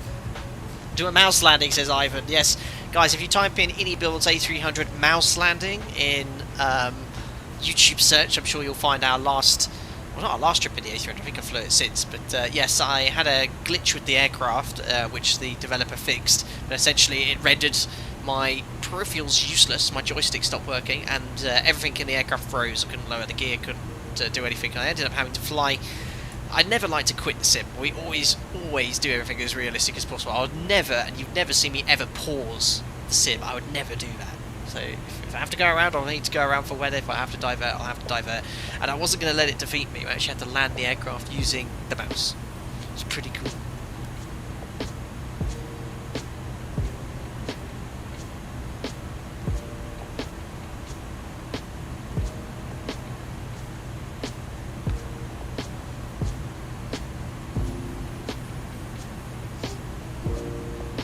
Very cool. Baker says, would you say this is a special porpoise aircraft? Brilliant.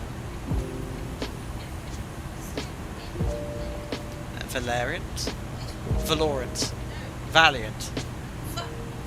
What's it called? I can never pronounce the name you're playing. What is it again? Ah, thanks. That was Mariana, by the way, my partner, who gives me plenty of time to stream and always takes the mickey. Unbelievable. The handle to open the cockpit window clearly shows how many times it's been used. Yes, a little flecks of paint missing. It's really cool.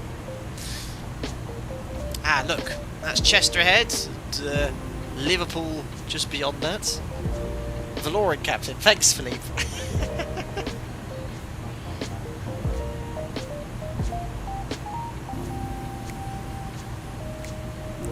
Sans, one of the reasons I'm addicted to your channel is that I couldn't be a pilot. I want to kind of fulfill that dream. So this is the way I live my dream. Thanks for the good content. This is a lovely comment, Sans. Thank you so much. And I hope you at least get some flying done. If you ever get the opportunity to go flying, take it. Well, it's been pretty solid with the descent rate here. Nice, look at this. What a day to go flying. Sun setting as well. Looking good. Right, I'm going to turn the background music off now because it's going to get very busy. So yeah, we're going to do things a little bit differently on the ground. We're going to taxi to the area where we'll then shut down and get towed into the hangar. We'll then get the space shuttle or space station node removed using the loader, and then we'll load the wings as well. We won't be doing a replay today for the first sector, and then once that's loading, I'll get everything set up for the next sector to Bremen. It's going to be very cool. Volavon. Oh, better slow down a bit, approaching flight level 100, let's go to 250 knots. Now we'll do the post-cruise checks, so exterior lights are all set, so we're going to put the landing lights on, turn off lights on, I'll put the taxi to takeoff as well in preparation for landing. That's all done, APU's off, pressurisation has been fine, all sector, you can see, look, it's now about 2,000 feet for the cabin altitude, diff pressure is slowly reducing to 0. Ignition not required at this stage, and that's it. Checks complete. Right, so next waypoint is the actual NDB. Now I completely forgot to set the ILS frequency, so there was another feature I wanted to show you in this aircraft. Now what I'm going to do now is just slow right down to 210 knots, which is the maximum speed permitted for the procedural approach here. There we are, we're coming in, look, and we will then, where does it say max 210? There you go, procedure restricted to max 210 knots. I forgot to tune the NDB, which you'll actually need to fly. But you shouldn't, it would work without it, but if you're flying the procedural approach, you should have it tuned to monitor. So it has an ability to actually save. You can preset multiple frequencies, so if you keep doing the same sectors all the time, you can just basically bring up a pre-saved frequency, which is really neat.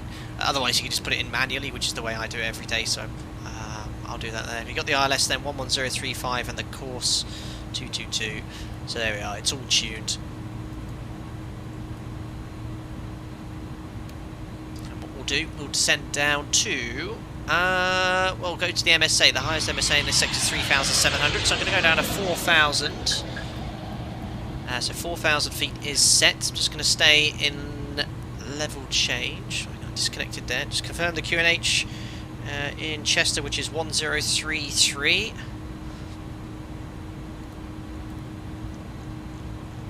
So 10, wait.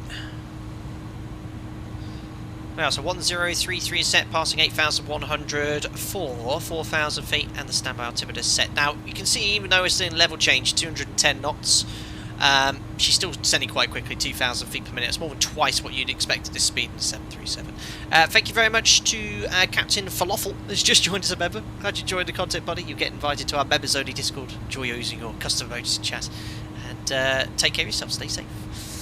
Excellent. Guys, going to get very busy now then. So about to go right over the top of the airport.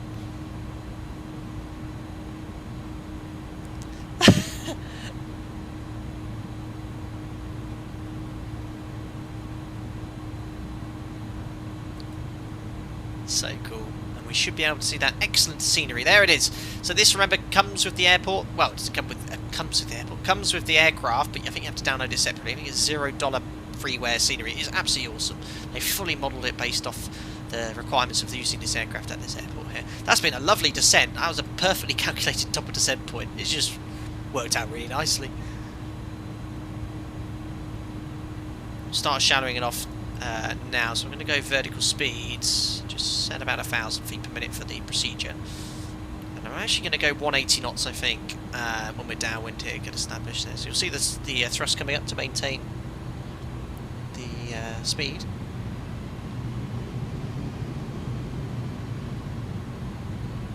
Already completed the approach checklist.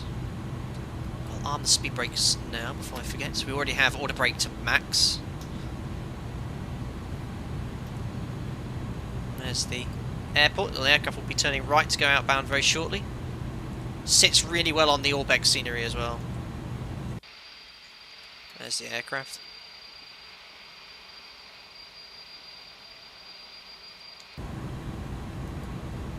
Got a message here. Speed limit exceeded. What speed limit's that? Not sure.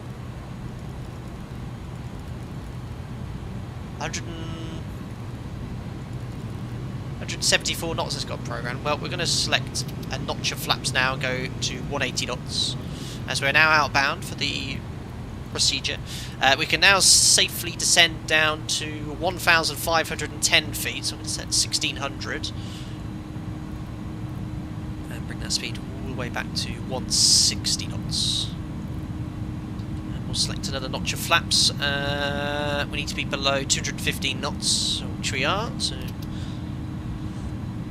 we'll be landing in about 3-4 minutes, guys.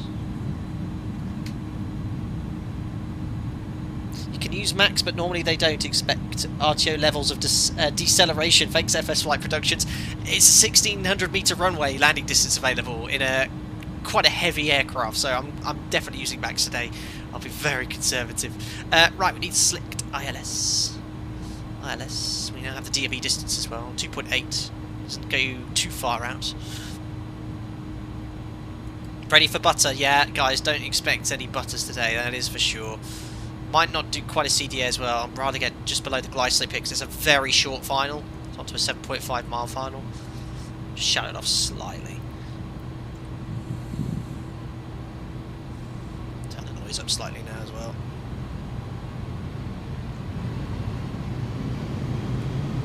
That's better.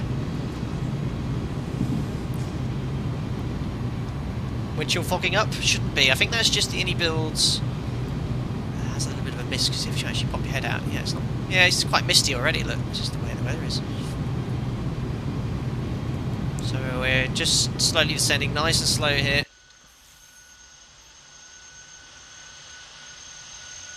Amazing.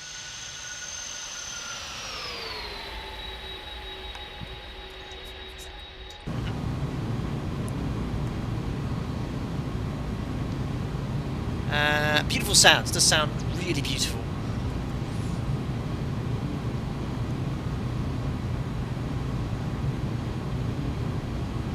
Cool. Coming up to the turn point at 7.5 DME. So far, it's flown it perfectly. Definitely start shallowing off that descent now as well. Happy with the speed. It's going to turn any moment now. Now on the test sector, it did. Just going to match the heading here. Did slightly undershoot this turn, so around we go. Might just have to revert to heading select. Just get my intercept here. I'll go around 270 if it doesn't work. Good.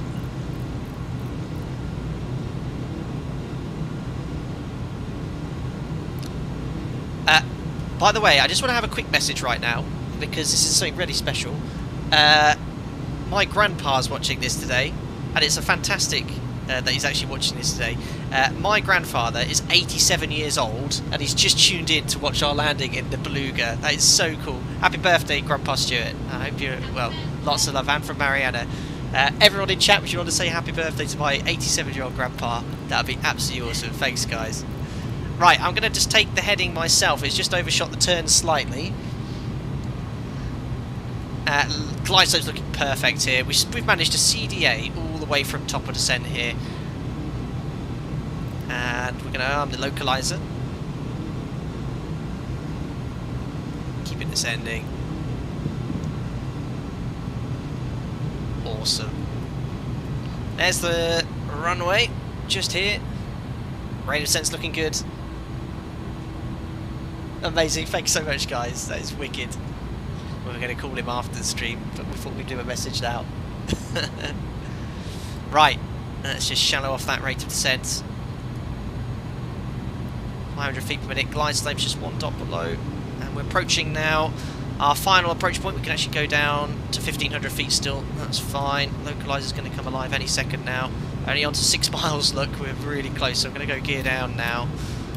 Another notch of flaps. Match that speed up. Localizer's alive. And localizer's captured. Set runway heading shortly. After glide slope capture. Missed approach altitude is 2,500 feet, which is set. And we are still descending on the ILS. Landing flap, we just need to do. Select landing, and our final approach speed, remember, it's not the one that we find in here. Don't use these speeds, use the ones off the card. The approach is 132 knots, so I'm going to bug that now. And we're going to select the landing flap as well. Here comes the landing flap. And we'll do the landing checklist. So start switch is not the 737. Continuous recall checked. Speed brakes armed. Landing gear down 3 green. Auto brake set to max. Flaps, we have landing flaps selected, which is full flaps. 30-40, maintain 132 knots, please add a bit of thrust. Whoa. There we are, checks complete, clear to land, one more fly past, there she is.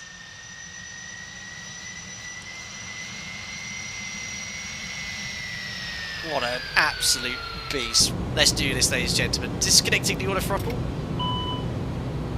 So maintaining around 132 knots manually, just get the aircraft all stabled on speed first. Tricky to find that target thrust setting. In fact, what I might actually do, guys, I don't usually do this, is put the PFD here. Whoa, speed's getting low. Yeah, that's a lot easier for me to monitor, actually. No, not. Right, speed's low. Let me just recover that speed. There we are. So, speed stable now. Just going to disconnect the autopilot. Autopilot's disconnected my controls. Thrust is a bit too high, so I'm going to primarily look outside. 3 whites, a little bit high here, so just going to start descending. No more than 1,000 feet per minute to get back on profile. There it is. Remember, no butters today. Very short runway. Oh, it's so wallowy in roll and pitch. It's just, I think that's very representative of the aircraft. It's very, very wallowy. A lot of big inputs need. Right, 3 whites, correcting. Speed's good. That's checked. Back on the profile, just correct that rate of descent. Checked. Speed's nice, right on the money. Descent rate's good. There's that display threshold checked. Gonna be right on the touchdown zone. I can't float here, guys. Speed perfect.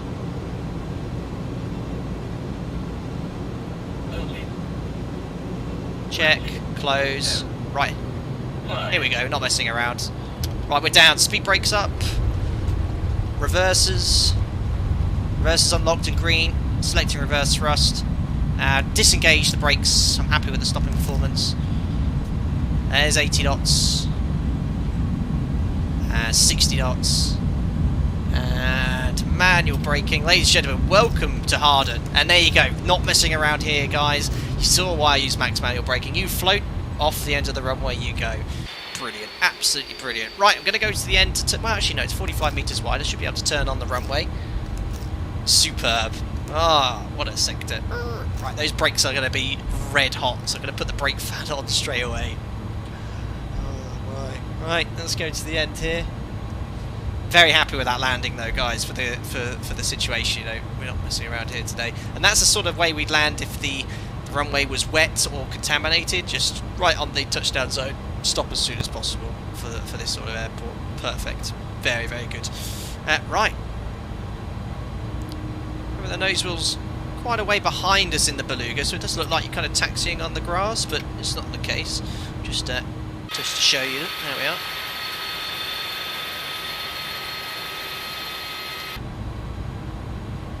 Very good.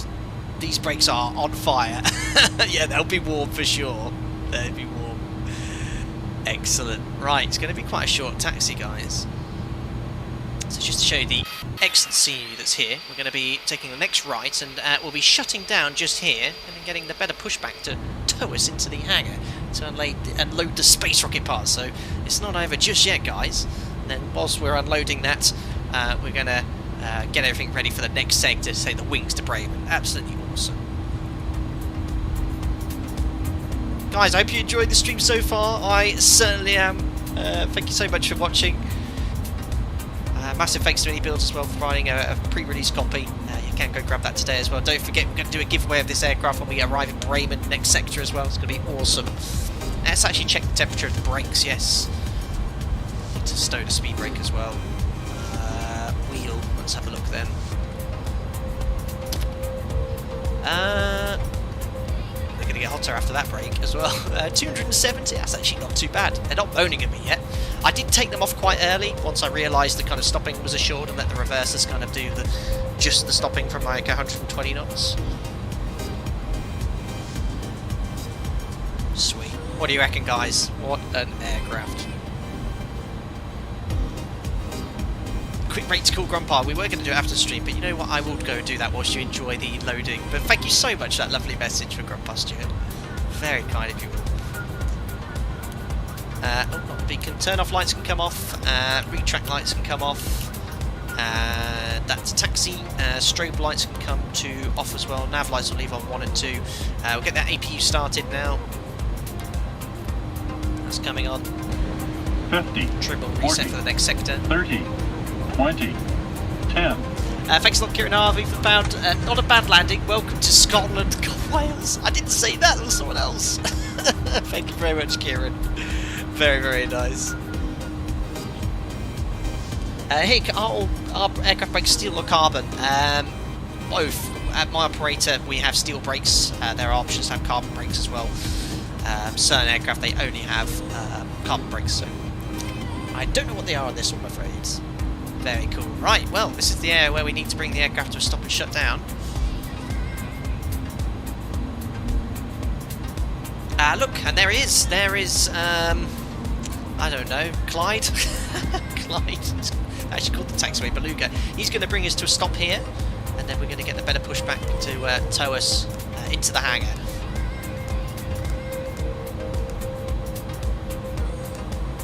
There he comes. There we are, arms crossed. Right, parking brake is now set. APU is available. And it's already connected to go on the bus. So all we need to do is shut the engines down, guys. So we're going to turn off and taxi lights. There we are. And shut the engines off. There we are. Over to the APU. Just use it down slightly here. We'll just complete the checklist here. So landing, after landing, flap slats are retracted. Forgot to do that, so excuse me guys, so busy there doing the rest of the usual things there. Transponder is required, so put that to standby. Spoiler, weather radar can come off. Spoilers are retracted. They are, don't need them armed, there we go. I wonder if the flaps will carry on retracting normally with the engine shut down. They should do. I guess they've got a standby hydraulic system. There we are, APU started and on the bus there. Super cool. So, now we've got the aircraft all shut down. You see the engine's spooling down and the APU is all that's running at the moment. What we're going to do is have a look at this neat feature. This will obviously take a lot longer than... Whoops. Look at this in the sun setting. Guys, for the next sector, I will briefly go to the Be Right Back screen, but I will throw the time back around 4 or 5 hours. I'd quite like to enjoy a daytime flight over to Bremen. And I've been reassured by iniBuilds that I can run the aircraft multiple turnarounds, so I don't need to reload the sim. So I'm going to do everything for continuity with this aircraft. You know, we're not going to reload the sim, not going to reload the aircraft, going to leave it in this setup. I won't be doing a replay, which can sometimes throw some of the settings out. So we'll be doing it straight for the replay into Bremen, I promise you guys. But yeah, for the sake of continuity in our little story today, we're going to get towed into the hangar. It's going to be super cool. That doesn't sound very Welsh. Okay, all doors and hatches are closed. Reason to French connect. driving, French driving, Maeve. Rip Marshall, yeah, he just got run over by Hubert, didn't he? Hubert's killed Clyde. Oh, runway turn-offs, stay on. No, I forgot to turn those off, guys. Well spotted. Just the nav lights on, and yeah, I guess the beacon light should come on, sorry. But it still is on because we'll be moving. Flaps not up yet. Ah, yeah, whoops. I wonder if that has something to do with the fact that I powered off the aircraft. We'll keep an eye on that. Hopefully when I restart the engines later and extend the flaps, they'll extend normally. Hello, you can do a replay for Harden after landing in Bremen. I saw Chewie do it too. It took some time to load. Yeah, I just want to. We'll do the replay just in Bremen. I'm sure it'll probably be fine. But just for the sake of continuity, we won't do it in this sector. Can turn on the electric hydraulic pumps. You're quite right, Kieran. Very good. Wow. I wonder doing that if that'll retract the flaps. No. I think I remember doing 2 sectors in this aircraft before, and the flaps might have just extended anyway. Ivan, press Alt F4. What does that do, Ivan? Please turn on the outside camera. Yeah, you're quite right. We should definitely be on the outside camera for this one. Nice tight turn by Hubert. Good job. Oh look, Clyde has moved. He's actually marshalling the tug driver. That's actually quite realistic. That was very quick of you running over there, Clyde. Right, here we go then, into the hangar. It's awesome, isn't it?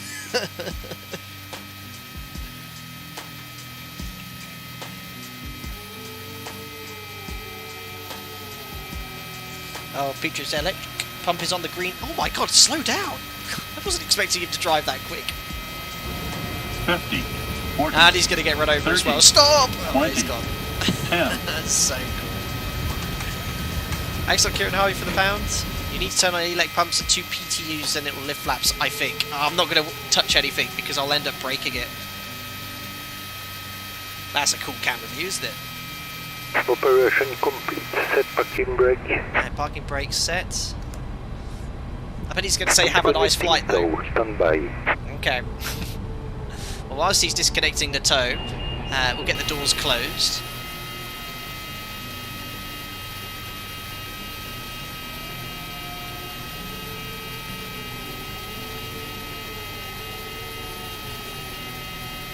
There we are.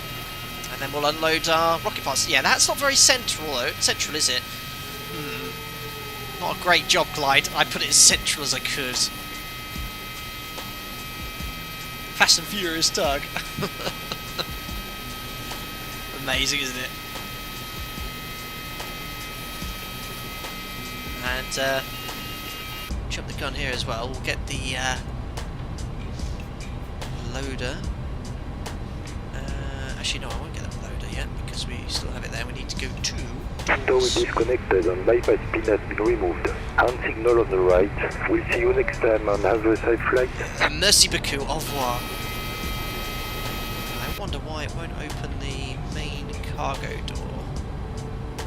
Yeah, look, it's green. It won't let me open the main cargo door. What do I need to do to get that to work? I wonder. Parking brake set. Yep.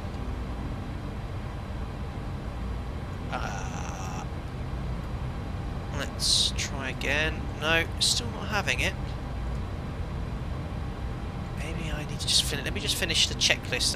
Beacon light. Let me just.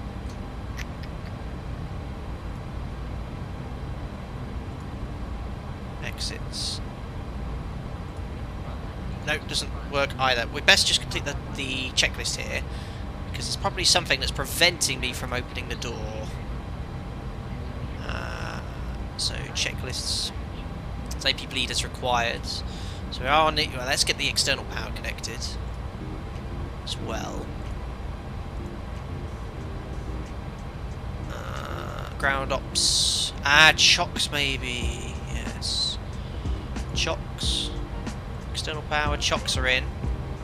I'll call for a fuel truck. Well, no, we don't need a fuel truck. We will, but we won't put it in the aircraft here. Let's try that then. Nope, still can't open it. Chocks, hangar door, chocks and external power. I'll try the external power. Chocks are in now, guys. External power is connected. We'll get the APU shut down, save a bit of fuel. Still won't open. Chocks we've done. Chocks and external power, electric hydraulic pump. Shouldn't you call the loader? Maybe the loader, yeah. I did it earlier and it worked.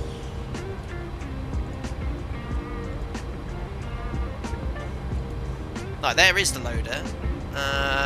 But it's not giving me the option to unload.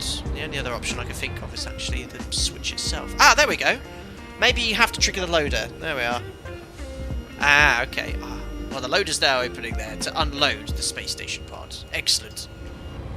Right, well, whilst that's going on, what I'm going to do is just simply press unload when it's able to do. And whilst I've pressed unload, you can watch the unload process. I'm going to have a quick 5-minute break. And then I'm not going to touch the sim. We're going to carry on everything for the next sector exactly as it is. We're going to get the aircraft set up in the hangar. And then we're going to push back out the hangar, start the engines that way. It's going to be super cool. We're going to obviously load the Airbus Wings as well in that process. But yeah, it's been super fun so far. Now, yeah, we've lost all the pitch trim in your damper as well. We definitely have AC power.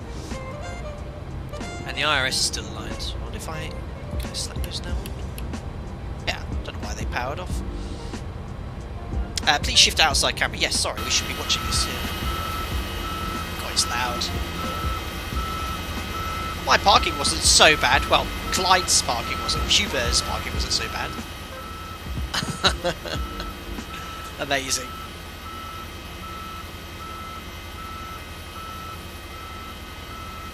It could be the alignment of the aircraft. You can put the aircraft wherever you are. You don't need to be in the hangar to load stuff. You can just do it wherever you want. Cool Grandpa, I will be very shortly, guys. Ah, pitch trim goes off below 15% N1. Very interesting. Are you looking forward to the Rotate Sim MD11? Says Luca V. Yes, very much so. Very much so. Right, now that's in position, I think I have to push... Unload? No, not yet. Put myself here, look. So I imagine we're stood on this gangway.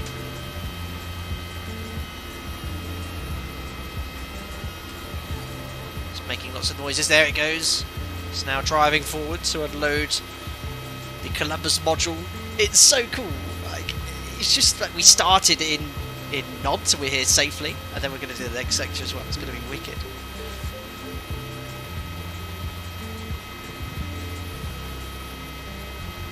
Rip FPS though, it's a little bit heavy. It's not the aircraft, I think it's the scenery, because you probably saw for the entire sector, the FPS has been incredible. iniBuilds, I don't know how they do it, it's so well optimised. I mean, right now I'm hitting about 25-30, it's fluctuating quite a bit. But its scenery is quite complex, I think. But otherwise, it's good. I mean, most of you have better specs than me these days, anyway.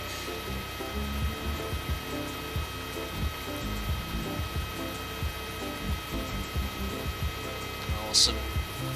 Guys, next sector. Do you want me to keep it live time? It will be a night flight, though. We'll go into sunset and night into Bremen. Or do you want me to knock the time back a few hours? Let me know.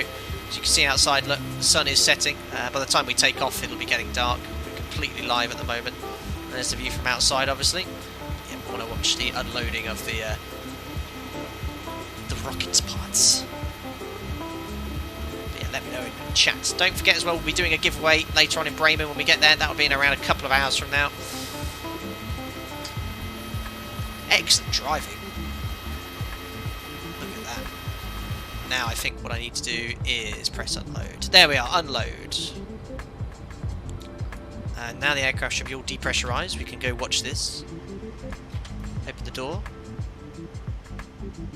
Open the trap door. Clunk. Oh, I'm going to get my head chopped off if I'm not quick. Ah! There's a view from the aircraft. There we are. Alpaca Logistics. Safely carrying all your space needs around Europe. Live and VATSIM, please, Captain. Yeah, I might go on that for the next one. I do need to file the flight plan online anyway on SimBrief to generate the profile to sync it to the iniBuilds aircraft. What happened to the graphics there? What's happened? I think that's a bit of a little graphics glitch.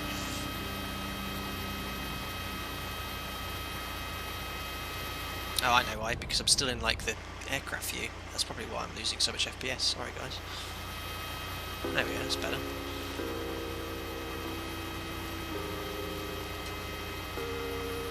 Amazing. Live time, very good, guys. I think live seems to be the way we do it. Everyone wants to go on VATSIM. I might, if I do go on Van Sim, I won't go in Chester because there's going to be probably loads of people here, and there's only one place you can park Beluga. Yeah, there's now 5 Belugas in Harden. There you go. Oh yeah, guys, I've looked on the line. There's 1, 2, 3, 4, 5, 6, 7, 8 aircraft there. I'll never get away. I'll log in. I'm going to file a flight once I'm airborne. I might log on. What's it looking like in Germany this evening? Yeah, we'll have radar in Bremen by the looks of it. There's no ATC in Bremen, but the upper sector's online. This is the coolest thing a scenery could have, I know.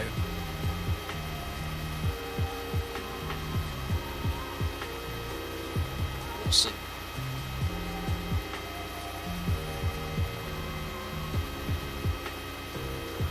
Gatwick midweek madness in the Beluga. Unbelievable. Do I need to... No, I've pressed unload already. It's taking its time to lower it. It does do eventually.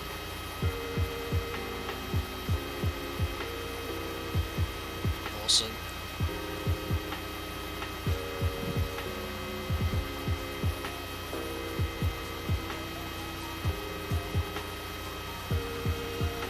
There it goes. We are finally away with the Columbus node for the International Space Station. Superb work.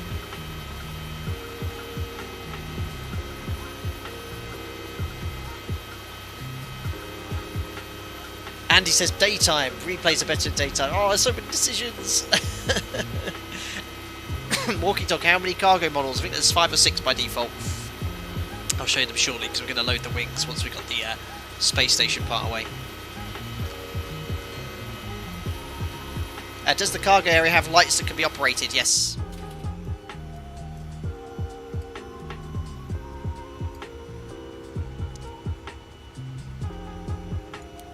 There you go.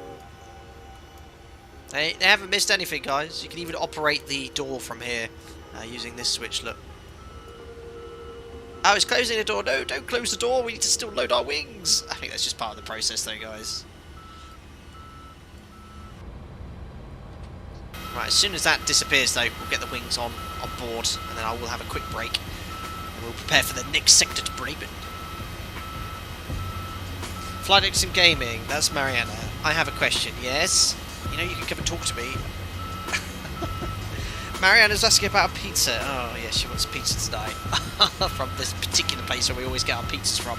But they are amazing pizzas. Yes, we'll get it sorted. We're going to have a break shortly, don't worry. Very cool. Yes, maybe Caroline will run a quick poll, decide if we fly live or day. But I think I'd like to go during the day. I know a lot of people have said live time, which is pretty cool, but the replay is rubbish at night, and I really want to do a replay of this aircraft in Bremen, so I think I'll just knock the time back. I don't know.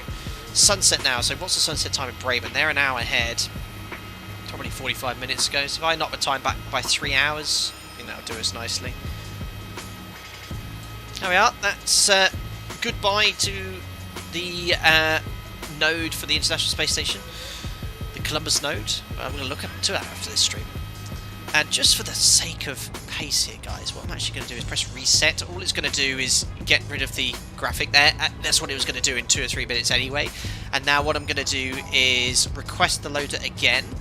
Oh no, hold on, reset. And this time we're going to load, for the sake of realism, Airbus Wings, okay? And this is where wings, I think, are constructed for a lot of the Airbus aircraft before they're taken to Toulouse. Yes, we're going to Bremen. I'm very unlikely to go from here to Bremen with wings, but it's an airport that frequently sees the Beluga, so that's what we're going to do. So Airbus Wings, request loader. 50, 40, Oh, 30, 20, 10. what's happened out there? We seem to have... Go and Boeing pilot on a Boeing. What was that? Kator, go and Boeing pilot on a Boeing. Unbelievable. Well, it would seem, just sorry here, Kator, but thank you so much for your station, but it would seem our space station part is now already in space. It's already floating. What's happened here? Reset? Ah, right, that's gone. Let's try again. Airbus Wings. Request loader. Yay! We have them! It's in very low orbit before. Kator, thank you so much for your donation. Very, very kind. I hope you're doing well. Thanks for coming in for the stream, and stay safe out there. Thank you. Now you can see why it's not. This is actually considerably lighter than what we've just taken, but obviously look at the size of it. That's where the Beluga comes into its own, because it's this massive huge wings it needs to get in there. Awesome, guys. What I'm going to do now is just have a quick break. I hope you enjoy the loading process. I think at one point I do need to select up or load there, but I think it will go up on the ramp. Guys, I'll be with you in around 5 minutes or so. Now we'll get everything ready for the next sector. Thanks a lot.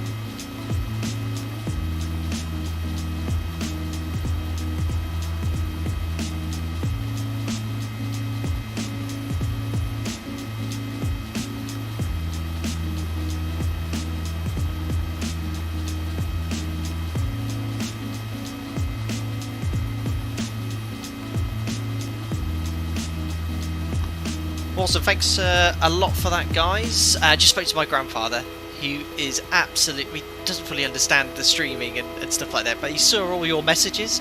We're going to forward them to him later on the chat box. He was so happy, and he's watching bits of the stream. It's so cool. Thank you so much, everyone, for that birthday message. Awesome. So where are we then? So we are halfway through the stream. We've just completed the first sector, taking us from Nantes to Harden. We're currently in Wales. We're now going to be flying from Harden to Bremen. Just about to load the wings right now. We're now going to do the setup as well. I just need to file the flight plan with SimBrief again to refresh it, just to get into the aircraft. I am going to start offline, guys. There's over 15 aircraft here in Harden for the sector. I mean, even if every aircraft departed for 2 minutes, that's a half an hour delay for departure. So I'll log the flight plan on VATSIM and I might pop online later.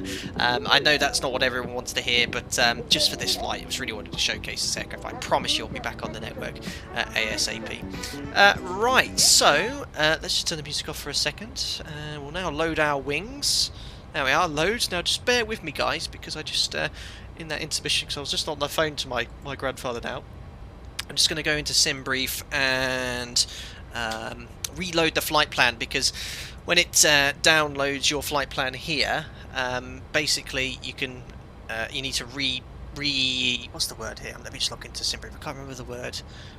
Regenerate the flight plan, because it will still have my first flight plan there. So my flights, load Beluga 02 and regenerate that flight plan. It's exactly the same one you'll have. They're regenerating now, guys. Sorry, I know you're just staring at an aircraft at the moment. Stop. Unbelievable, Mariana. Oh dear, don't you say anything. Mariana's just doing funny. Right, how I have the flight plan, I'm now going to save that to SimBrief as well into the charts folder so we can access the most recent flight plan I have. Save.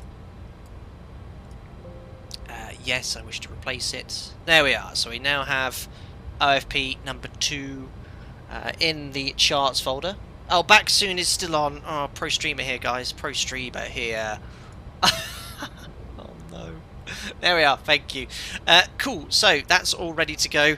Let me now get my operational flight plan synced with the iniBuilds aircraft. I'm just getting the checklist out as well, just to start off from where we are on the next flight as well. Bear with me, guys. Thank you for your patience. Excellent. So that's all done. So, yeah, one more thing we're going to do, just put the music back on, is I'm just going to turn the time back by 3 hours, guys. I know everyone wants to see live time all the time, but because I'm primarily offline as well, so we're currently 17:32, I'm just going to go to 16, 15, 14, so it's just 3 hours behind live time. There we are. That just makes sure that we have nice daytime for the flight there. No, it's very cool. Superb. Right, so let's go down here. We've got... sorry, Mariana's getting me to order pizza at the same time here, so we're getting quite distracted. Right, it's mode... no, sorry, I'm looking at the wrong thing. Right, it's down here. So, ACARS, main, request route, and I think it's pretty much instant. Oh, no flight plan. Interesting. Let me try that again. Request company route. It's not liking that, guys. I've just basically reloaded it as well. Now, I wonder, is that a little bug, or... I've definitely just done it on SimBrief. It's definitely the latest flight plan. Do I have to reload the aircraft to be able to request it? Or am I going to have to put it all in manually? I've managed to insert wind. Oh, this is a bit of a pain. No, there's... company route unblick done. Harden to Bremen. There we go. We're in business, ladies and gentlemen. We've got the wind data in as well. Superb. So, we'll clear that. Right, I'm going to do a quick panel scan up here, make sure the aircraft's all correctly configured. I kind of left it in a transit state. I haven't touched anything, so I don't really need to configure anything up here. Elevation in Bremen. The landing elevation is... Oh, again, I need the phone. Thank you. Marianne's on my phone just talking to Grandpa. Elevation in Bremen is 13 feet. It's sea level there. So let's go here. It's still set to 0 feet.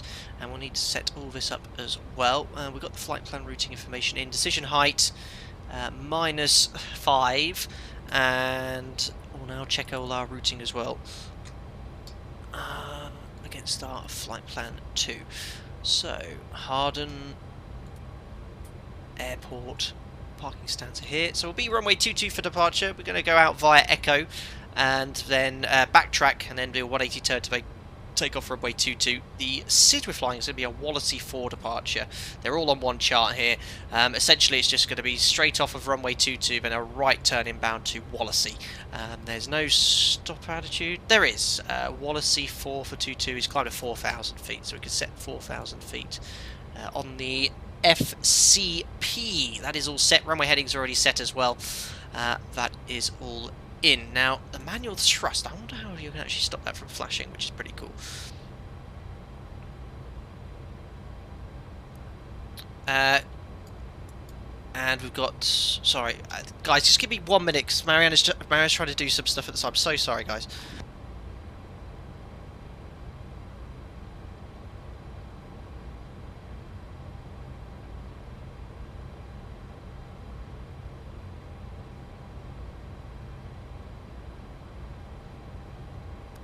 So sorry, guys. Marianne really needed to me for a second there to get something sorted. Let me just get back into the FEMA things here. So we've got the flight plan routing in. Performance is done as well. Company route uplink is done. I just want to check the flight plan, make sure the fuel is in for this sector. So this is the second flight plan. I've just saved it straight now. So we need a little bit more fuel than we did on the first sector. You'll see the fuel flow slightly less actually, 5.6. It was 6 tons but previously, even though it's the same fuel bias there. So let's get the fuel on board. I'm going to call that... now I'm planning to go back online on VATSIM, so I might just shove on an extra 30 minutes of fuel. That's going to be 2.7 tons.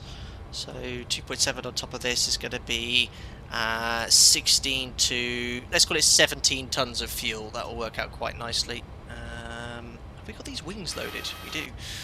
We can then remove the loader. So let's go over here to ground services. Now to, do I need the fuel truck connected? Best do, just in case. Load sheet, there we are. 0 fuel weight then, it's going to be slightly different because we now have the Airbus Wings. Now it's 98.7, and we said we're going to take 2.7, was it on top of that? So 15, 16, 17 tons of fuel. There we are. So load, there you are. You can see it moving around as it simulates loading those wings and the fuel on board as well. You can see the wings are now all attached into the aircraft, and the loader's now... cool, look at that, it's literally taking up every spare inch of the carnivorous cabin. Amazing. So we've got the fuel on board. We'll send that to the takeoff performance, to the calculator. There we are. So we're now in, be interesting to see the performance here because it's such a short runway. Echo Golf November Romeo, and it's going to be runway 22. And we'll request the 80s information.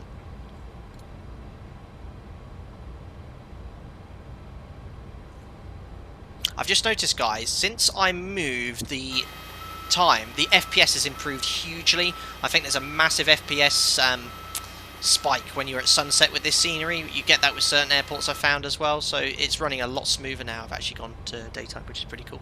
Right, wind's nice and gentle, 4 knot crosswind, 6 degrees, QNH is 1033, which we have set on our altimeter. Let's see if we can actually take 15.0. Not sure if we'll be able to. Let's compute that. Epic Royal, you haven't took off yet. We're not 2 hours 37 minutes into stream without taking off. We've actually completed the first sector. Wow. That's massively different, but remember, we don't use these V-speeds. We use different ones, but that 10-ton weight difference has made a big difference with the V-speeds. Well, flex 61 degrees, and it is happy to take that one. I hope we don't go off the edge of the runway, ladies and gentlemen. Just want to check the brake temperatures as well. Brake fans on. Again, because they would have been so hot from that first sector. Wheel. Oh, look, 5 degrees. Well, they cooled down pretty quick. Let's... I have to jig the brake cooling cool off, make it a little bit longer perhaps. But yeah, wow, 61 degrees, trim 1 unit down. Oh, wait, still trim nose up from the previous sector. That's set. Takeoff weight's been copied over, and yeah, let's send that data to the card and to the FMS, and I think it just copies the card data into the FMS anyway, because that was the same, but let's have a look and see if they differ.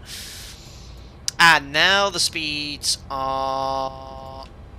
oh, they're exactly the same. Now, what did I do on the test sector to make them differ? I can't remember, but I think maybe the FMS, it simulates the correct bug speeds here from the card, which is the ones that you're using, and just enters them into the CDU anyway.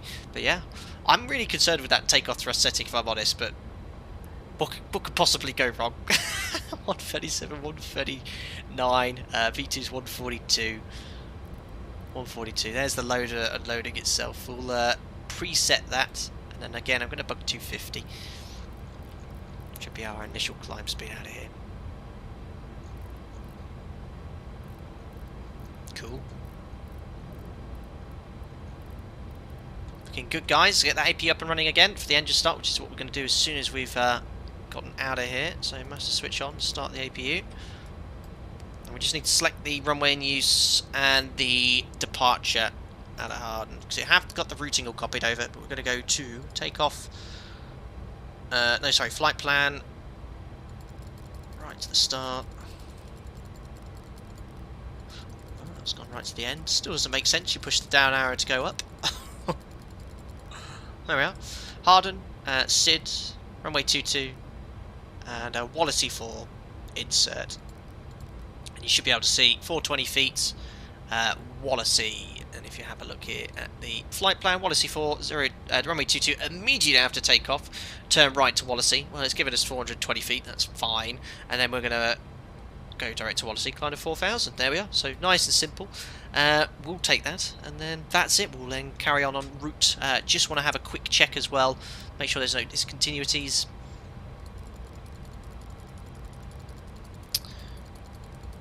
We just need to select the arrival as well. Simba. There we are. So it's going to be our arrival from Simba. Checking the OFB here. It's a Gibma. Now, I know what it is. I think the flight plan I have requested here is slightly different to the one perhaps that's been generated, because it goes Whiskey Sierra November. Oh no, that is correct. Gibma 2 Papa. No, excuse me. It should have changed because this is the one I did update.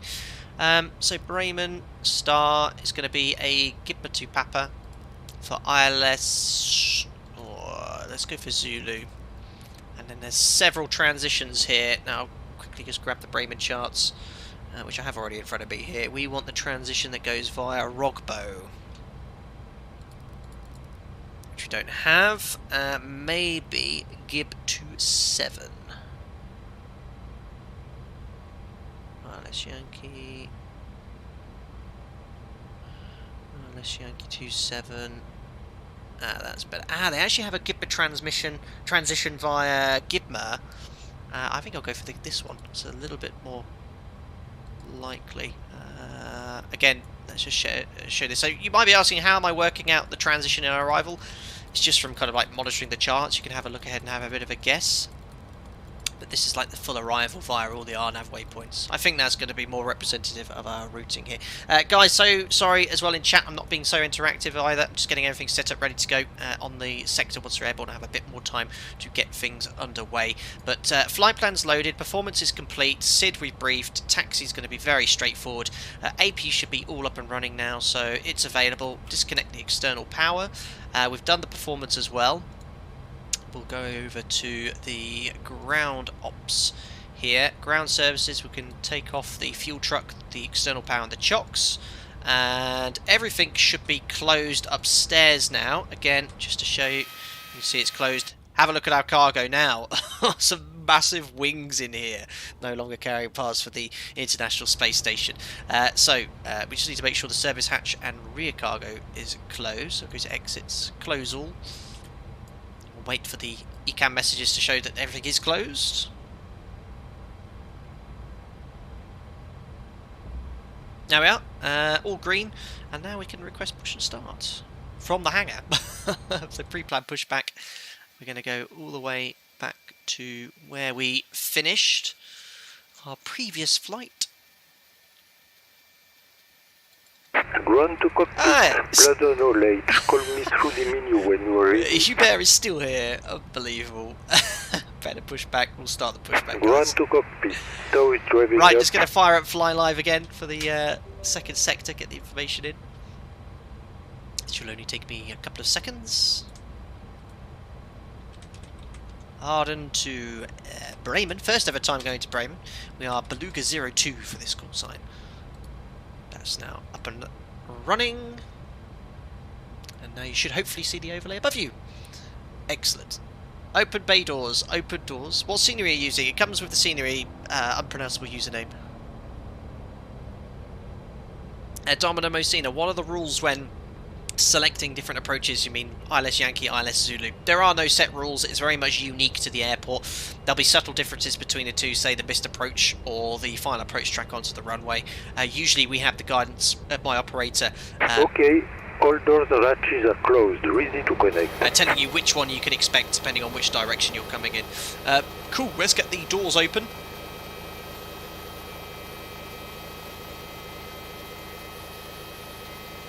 So cool. Open doors.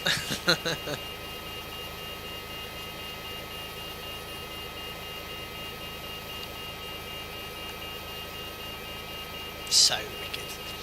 Just bear in mind, guys, we are still live weather, but I have knocked the time back by 3 hours.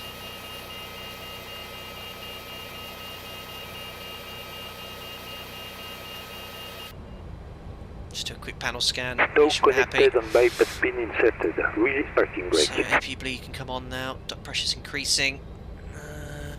Put the beacon light on. We'll imagine being cleared to push and start. Just go to the radio tuning panel. We'll put the transponder to out off.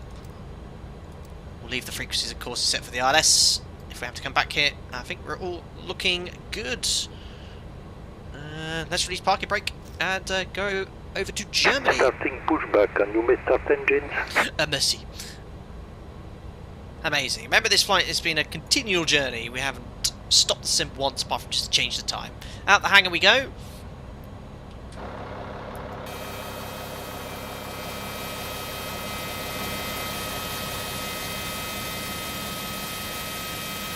So cool. Oh, there is Clyde. What's he doing? Is he trying to start a fire with those sticks?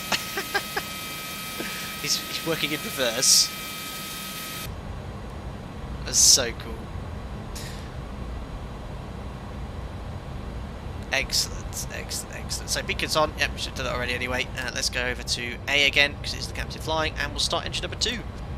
Did I load the fuel? Yeah, I thought for a second I hadn't loaded the fuel. That would have been interesting. 17 tons for the next sector. Head 2.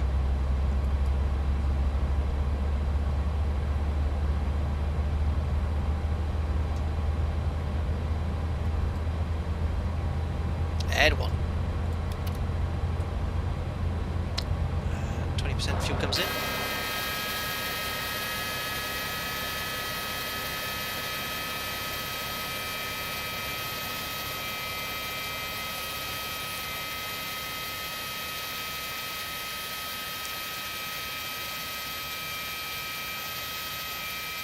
Awesome.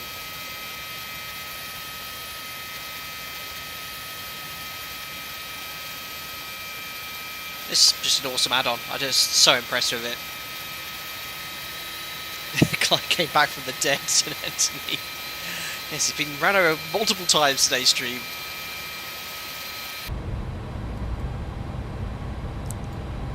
initialize weights. Uh-oh. I've forgotten to... I know what I've forgotten to do. Bugger. Page 2. And I don't think I can access it now we're moving. Did I put the weights in? Oh no. I don't think it's going to be a big problem. The reason is, none of the speeds here are accurate anyway, the cost index either. But yeah, I forgot to enter, and now I know I can't do it because I'm starting the second engine. There's the second page, the init page, and all you have to simply put in is the block fuel and the CG. Now, if it was the A300, I'd be a bit more concerned because there are accurate ETA information to be punched in there. But once the engines are running, you can't access the page. Now, what I could do is quickly shut engine number 2 down and then re-access it. But all I'm going to be doing is putting the block fuel in. Operation complete. Set parking brake. The fact that the FMS isn't that useful information. Disconnecting Yes, tow, members will know standby. what to do in this situation. Start engine number 2. We'll see what happens. Or what should I do? What do you reckon, guys? Shut down engine number 2, quickly get information in? Like I said, I don't think it will make a difference because the FMS information isn't feeding anything to the profile. You know, the fuel burns, ETA for the fuel burns aren't accurate. There's no point doing it there. So it's quite interesting. I'll risk it. I think I managed to do a flight once without putting the information in. Oops. Starting engine number 1. Oh, you're a real pilot? Brilliant. Cool, chief pilot, yep. I remember on the first time I flew the A300, when I first got the aircraft, I forgot to put that information in, and it was fine. We'll see you next time on oversized flight. But yeah, don't forget to put in it page B information. But yeah, the profile in the FMS, you don't use the only information the FMS will be using perhaps would be your estimated landing weight, which we can calculate manually. Oh great, walking on the grass again. So yeah, we'll be going to British Airways tug as well. Cool. Right, bypass been seen with the tug, and looks like we have 2 good engine starts, ladies and gentlemen. There's Clyde again, always asking for trouble, being ran over. Generators coming online now as well. And now we have 2 good starts. We can turn the ignition off. APU bleed can also come off. APU master switch to off. Anti-ice not required. Speed brake armed. Rudder trim is reset, check to 0. It's set to 0. Flaps and slats are set. So you can see now it's not the engines, they've actually retracted. We're actually going to go back to having the slats in position 15 and the flaps in 0. Trim set for takeoff. 1.1 units down. 1 unit's set there. Perfect. And that's it. We now have the taxi clearance to obtain and the checklist. So, turn offs can come on. Taxi light can come on. And our taxi, guys, will be from Harden here. Straight ahead Echo, right turn to backtrack runway 22. We'll do a 180 here and then we'll blast off, so we're ready to go. Watch out, Clyde, we're coming. Parking brake release, do a config check. There we are, no config warning. The aircraft is correctly configured. And one other thing I forgot to... Oh no, I didn't forget to do. All good, 94, and it was 61 degrees incredibly. I think that's as much as we could reduce the thrust. Bye, Clyde. Perfect. So yeah, do excuse me for not being online in this sector, but when I checked the VATS map and I was advised, someone messaged me and said, yeah, there's 15 aircraft going to Bremen. I was like, oh, jeebus. It's going to be a long strip. We just don't have the capacity here to allow for multiple aircraft, and everyone's going to be parked on top of each other. There's no ATC. Don't forget the clock. Very good. That elapsed timer should be still clicking away from the previous sector. Just going to stop here. Yeah, 2 hours, 3 minutes. So I'll reset that now. So stop. And we're already at the whole point here. Echoed line and backtrack runway 22. So I imagine we've got that clearance. And we'll bring the checklist up here. I'm going to be following the one in front of me here. So I release the parking brake. I'll add the thrust in. And we'll pop on the landing lights. And this can go to takeoff as well. Strobes can come on. And we're all good to backtrack. And now we'll complete the radar on as well. Before takeoff checklist. So taxi, well they call it taxi checklist, we call it the before takeoff checklist of our operators. So flight controls will check. Let me just get lined up and then backtracked on the runway, make sure we're going in the right direction.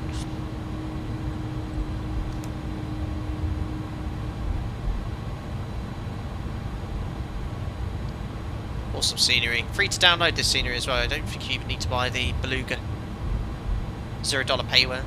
Comes with all these awesome stands to allow for the Beluga. It's so cool. Right, flight controls. Let's check these.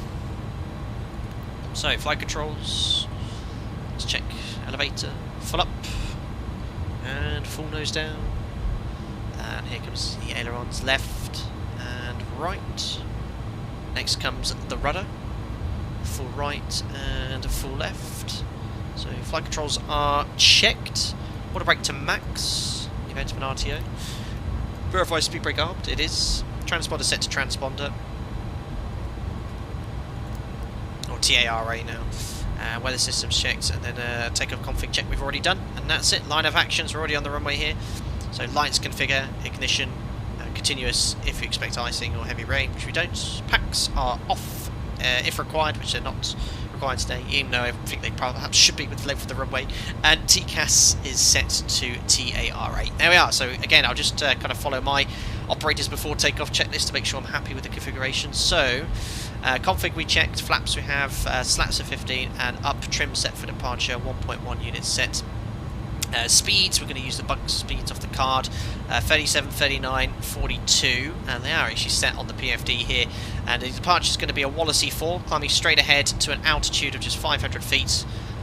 I think it was a little bit more specific on the chart, more exact, but it just says immediately after takeoff. So we'll go to 500 feet, and then we're going to make a right turn direct to Wallasey, and we'll climb to 4,000 feet. NADP 1, so I'm going to bug up at 1,000 feet above aerodrome level, and then we'll select climb thrust at 1,500 feet, and then levelling off at 4,000, we'll complete the after takeoff checklist. There we are, so below the line, we'll select nav on the FMC, so MCP set, transponder we already know is TARA, strobe lights are on, and I'll imagine we've been cleared for takeoff for runway 22. All looking good. Yeah, man thrust is flashing. I think that's from the previous flight. I don't actually know. Hopefully when I select toga it'll turn off and we'll get our thrust selected. Quite interesting on the taxiway here. They get all the way back here, look. Have these like markings for the A300. A300 super transporter only. Amazing. You guys ready? Should we go to Bremen? Toga's in chat, let's go. Don't forget the timer. Yeah, I had that written down. We'll be using every single inch of this runway, that's for sure.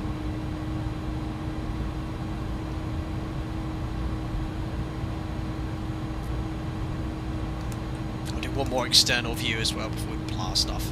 I know you guys want to see it. Not a bad lineup.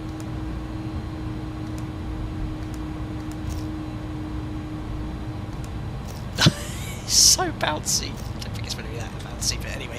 There we are, all lined up. Cargo's all strapped in. There's our wings. Make sure they're bolted down. Thanks a lot to Francois, our load master today. And here is the Beluga, just about to blast off runway 22. There she is. I'll do a little quick pan round as we are offline. There we are. Sweet. Should we do this? Timer. There we are, run. Parking brakes released, 40%. Just going to hold it on the brakes initially. Just make sure that toga works. Fingers crossed it does. It does. Set takeoff thrust. Looking for 94.0.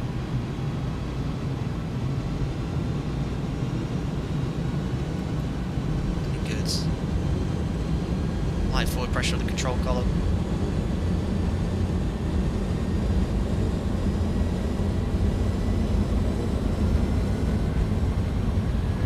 She's quick, accelerating. 80 knots checked.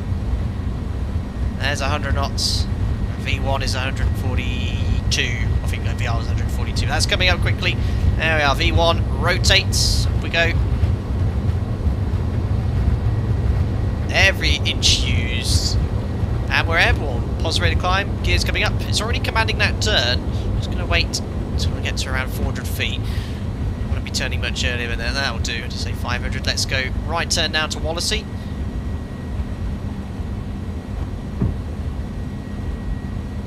There we are. There's 1,000 feet, so I'm going to bug up. In fact, I'm just going to bug for 220 knots for this initial turn. Slowly lower that nose. We're only levelling off at 4,000 feet. Above S, so we can select flaps up, trim. And climb thrust is now engaged. Slowly lower that nose. There comes the autopilot. Autopilot's in. Now I'm going to select vertical speed. Let's do 1,000 feet per minute, so we're coming up to 1,000. I'll stop altitude 4,000 feet. Looking good. What a departure. Busy, but it's easy to manage in this aircraft. Let's go to Bremen. 1 to go, so we'll level off at 4,000 feet and stop altitude. We're going to continue towards the Wallasey VOR as per the SID. There we are, turn a little bit inside of it, but looking okay. And let's now do the after takeoff checklist. So, clock we remembered, throttles are set, that's takeoff roll. Spoilers we can disarm. Disarmed, lights are set, turn off the nose taxi light, and turn off lights. Anti-ice not required, packs on if already off, and AP off as well. Concerning.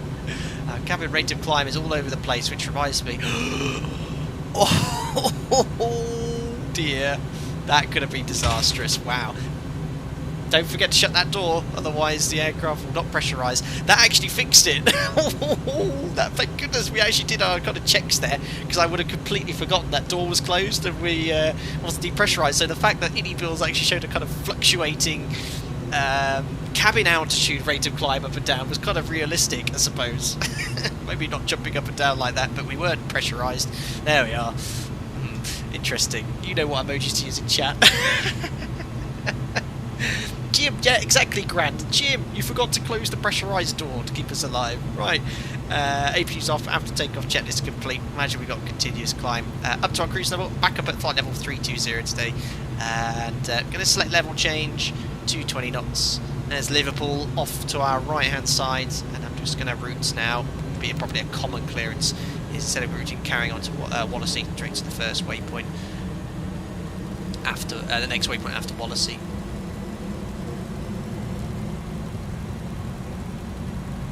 So many waypoints here. Let's go direct to Asmim. So direct Asmim, insert, and there she goes, right to Asmim. There we are. Accelerate to 250, and after takeoff checklist is complete. Excellent. How are your ears, said Bash? Popping, they're popping.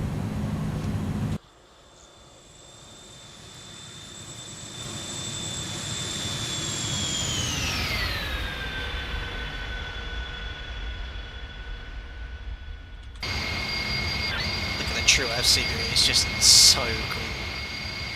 So awesome.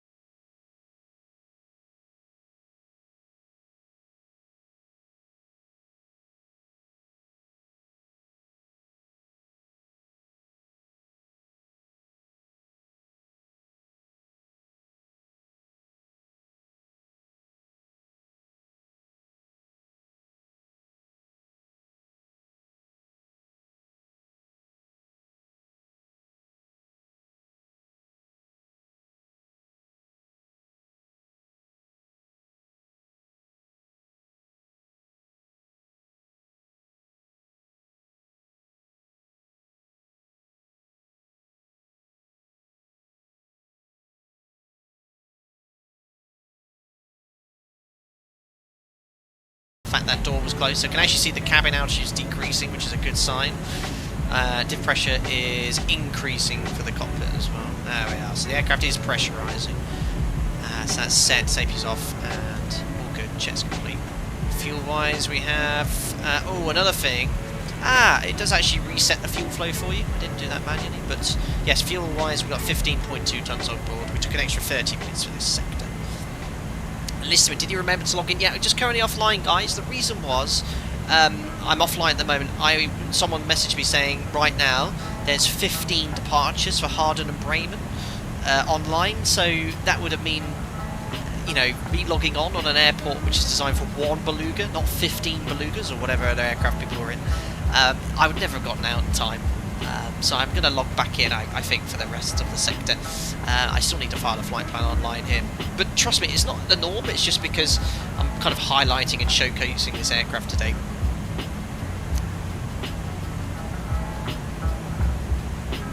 Yeah, that takeoff worked out quite well.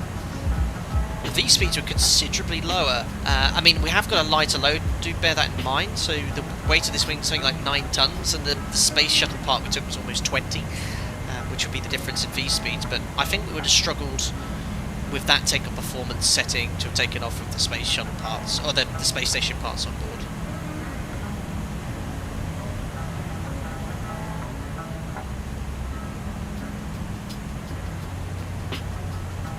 There's the view for Jim. Amazing. Adsy, Captain, long time listener, first time caller. Do you think for the next cargo flight we should take Mariana's favourite car, the Volvo? Effectively, there's no Volvs that I need to turn off or on in this aircraft. Very cool. Odd flight level going east. Yeah, we should be at a. Yeah, we should be going odd. Yeah, why we're at 320? Doesn't usually matter. SimBrief usually generates the correct flight level. But again, guys, these are the kind of like standard ICAO rules, the semicircular rule. Yes, great when you're in a Cessna bumbling at 150, but often, more often than not, sometimes you're en route and you fly non-standard flight levels all the time. For example, in France, they're north and south, it doesn't work. So these kind of like rules that you learn reading a PPL book aren't always applied in the commercial aviation.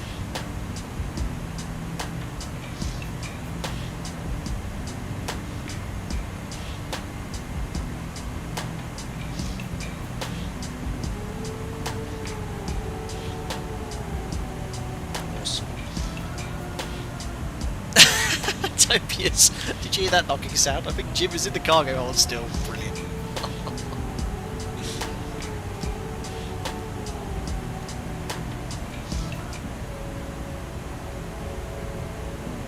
Right over the top of the UK, right over the top of Manchester coming up. Gotta love the True F series, guys. It looks so good, no matter what your altitude.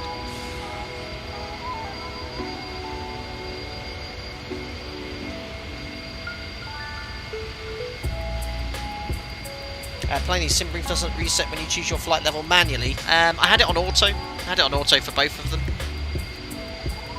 It seems to have given me 320. If we can, we'll go up to 33.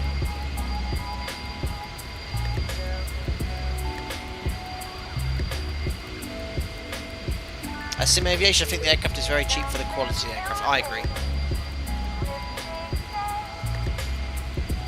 Jim's just winging it. That's Jim. And there's so many Belugas in the network, it's unreal. Actually, can you see how many people are flying Belugas right now? Quite interesting. Brake fan off, well spotted. Thanks, guys.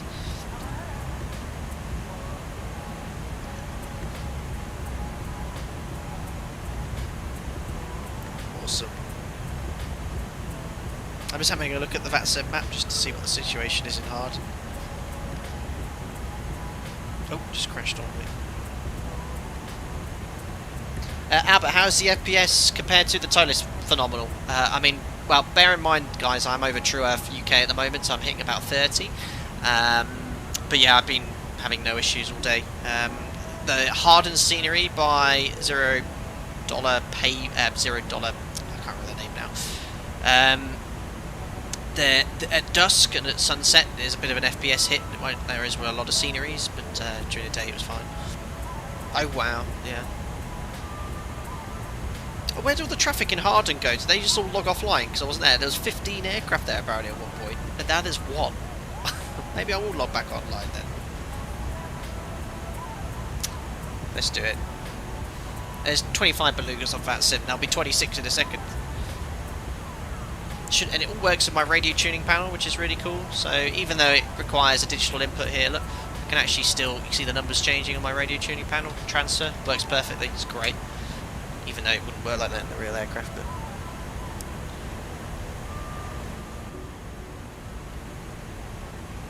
right, let me just finish filing my flight plan, guys.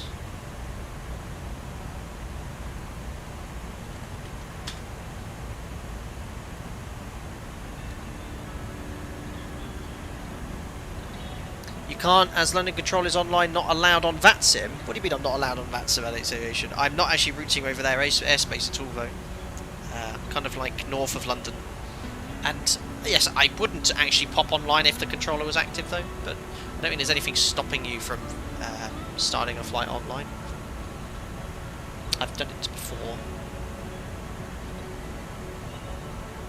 There's a Beluga online using callsign Alpaca 1. I'm actually going to use the Beluga call sign, guys, today. First ever time not using Alpaca.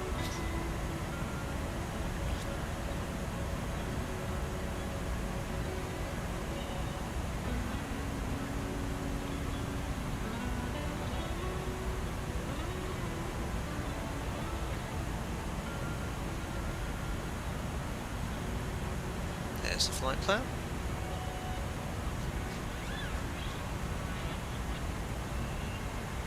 Now, the IATA call sign for the Beluga is Bravo Golf Alpha. I did look up online, and I think that should translate as Beluga. Wait, that was category heavy. It makes sense. Call sign Beluga 02. Right, flight plan's filed.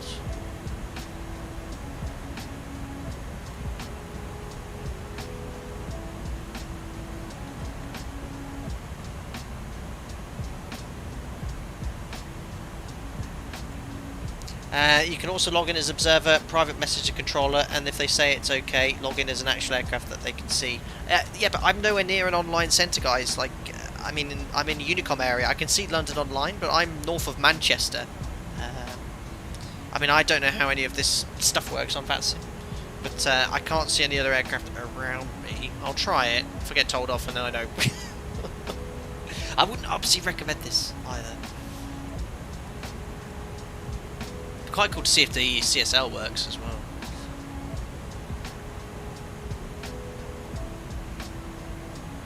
But there's been multiple times where I've logged off the network en route, or I've had problems and I've logged back on.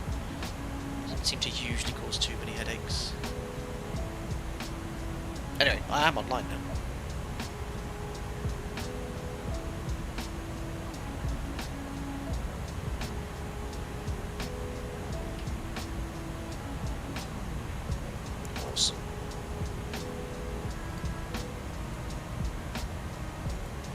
Oh, I actually got a message for someone to contact me already.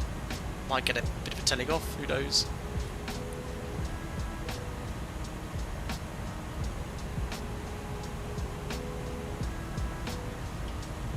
Let's give it a try. London Centre, good afternoon, it's Beluga 02, we're climbing flight level 320, inbound to Mammal. Sorry for just springing online like that. Beluga 02, London Control, roger, not a problem at all. Squawk 0546, climb flight level 320. Squawk 0546 and climb flight level 320, Beluga 02. Awesome. So Squawk 0546. There we are. Squawk's in. Awesome. Yeah, guys. So don't be put off for the fact that I came online in the middle of the flight. That was just to avoid the crazy amount of traffic I was told that would be in Chester. Every other one, I'm not going to log in the middle. It was just to get this stream and get out of there, out of a tiny airport, essentially. But yeah, we're all online now. Ethan, you would like to see me play some DCS even on the other channel? Yeah, maybe one day. Maybe one day. The other one is more towards gaming, but I've been so busy outside the channel that any time I do get to stream, I always predominantly concentrate on this channel first, especially when aircraft like this are released, and when I was given the opportunity by iniBuilds to stream this on release. Yeah, unfortunately I couldn't do that, so when they gave it to me on Wednesday, I didn't have time to stream it until now. Petrich, I bet you wish you could do that in real life, just skip the queue. Brilliant. Route direct, Pole Hill, Papa Oscar. Amazing. Guys, we're up to, oh my god, we have so many likes on this live stream. 823, thanks so much, guys. Really appreciate it. Awesome. I've really enjoyed this. I hope you've enjoyed the Beluga as well, and I've worked very hard to ensure I've provided a realistic operation. Yes, I might have forgotten to close this little door and killed ourselves, but otherwise I think we've done everything quite well. There we are. So yeah, interesting. All these speeds are decimal 7.8. I wonder why it's done that, because I did say 767 on the Simbury flight plan. Now, this is where these ETAs are all inaccurate. Again, remember the FMS is based off an A310, but I should be able to at least say my speed's decimal 6.8. But yeah, don't use any of the ETAs here. We'll do a fuel check as well, make sure everything's as it should be. Remember, we took an extra 30 minutes of fuel. Approaching Lamix here.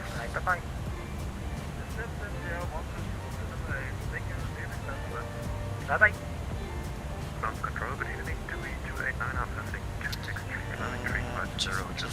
Lamix, there we are.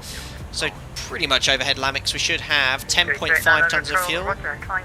We have 13.4, so we've got an extra 3 tonnes, which makes sense. Remember, we took an extra 30 minutes. We should have burned 3.8 tonnes of fuel. Fuel used is 3,600. Perfect. The fuel burn is perfect. 137 London Control, roger, squawk 0566. Oh, I can see it. 0566, I think there's a few of the aircraft like popping online now. So yeah, guys, don't encourage what I did there on VATSIM. You know, start your flight online, carry online. That was just to keep the show on the road. Will the cockpit door now open? I mean, Curiosity. It's saying Curiosity never killed the cat, but it would kill us in this case. No, it doesn't. You can hear me clicking. Look, and that would be true because it is pressurized. The same way, it would be very difficult to open a flight deck door. So yeah, you'd have to have an oxygen mask on in here. But, there are fantastic wings. Look at that. Taking them over to Bremen. Best shut the old trapdoor, just simply because I love the sound. Clunk. Easy 10, leave Dane, heading 0. Yeah, I presumed it was a fully pressurized hold, you know, a cargo area, but I guess that'd be pretty tough to keep pressurized. Hold your breath. Speedbird 67 London is offline. It will be the Honley 1 hotel arrival. Monitor Unicom 122 destination. Bye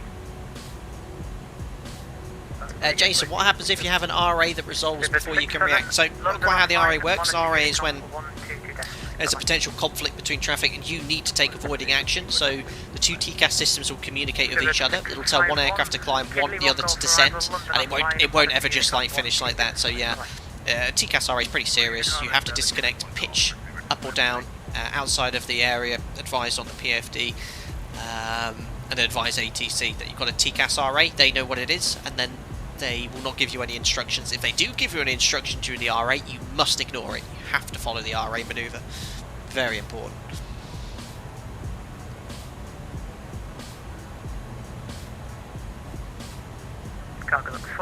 It's slow, this aircraft, decimal 6.8.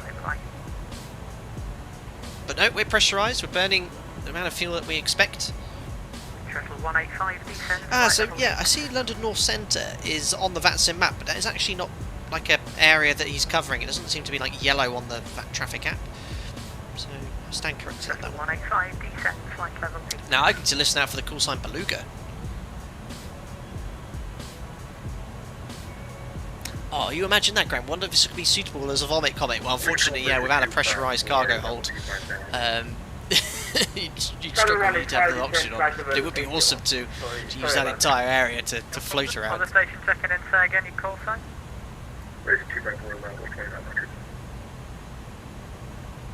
Airflows 254 London Control, roger. Climb flight level 19. Kanara, is it true that you have received an R8? You have to report at the end of flight? Absolutely, yes.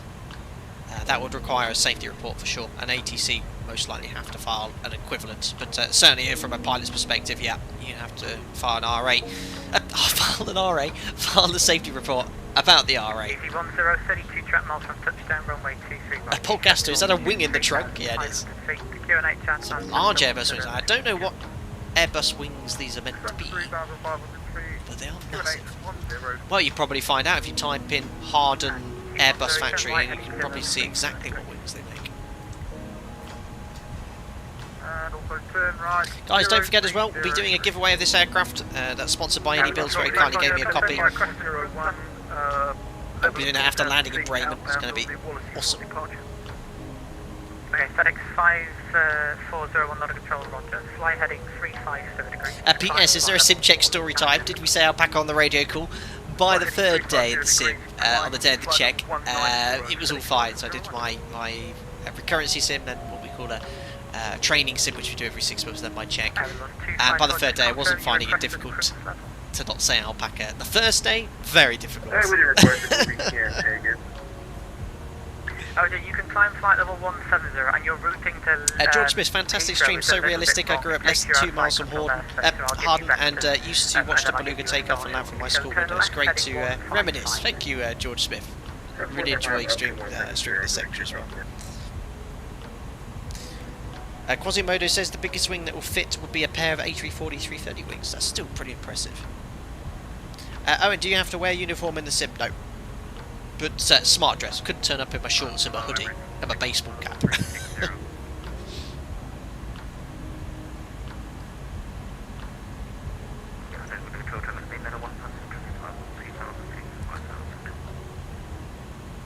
Awesome. Approaching Dallas. Flown over this waypoint a few times.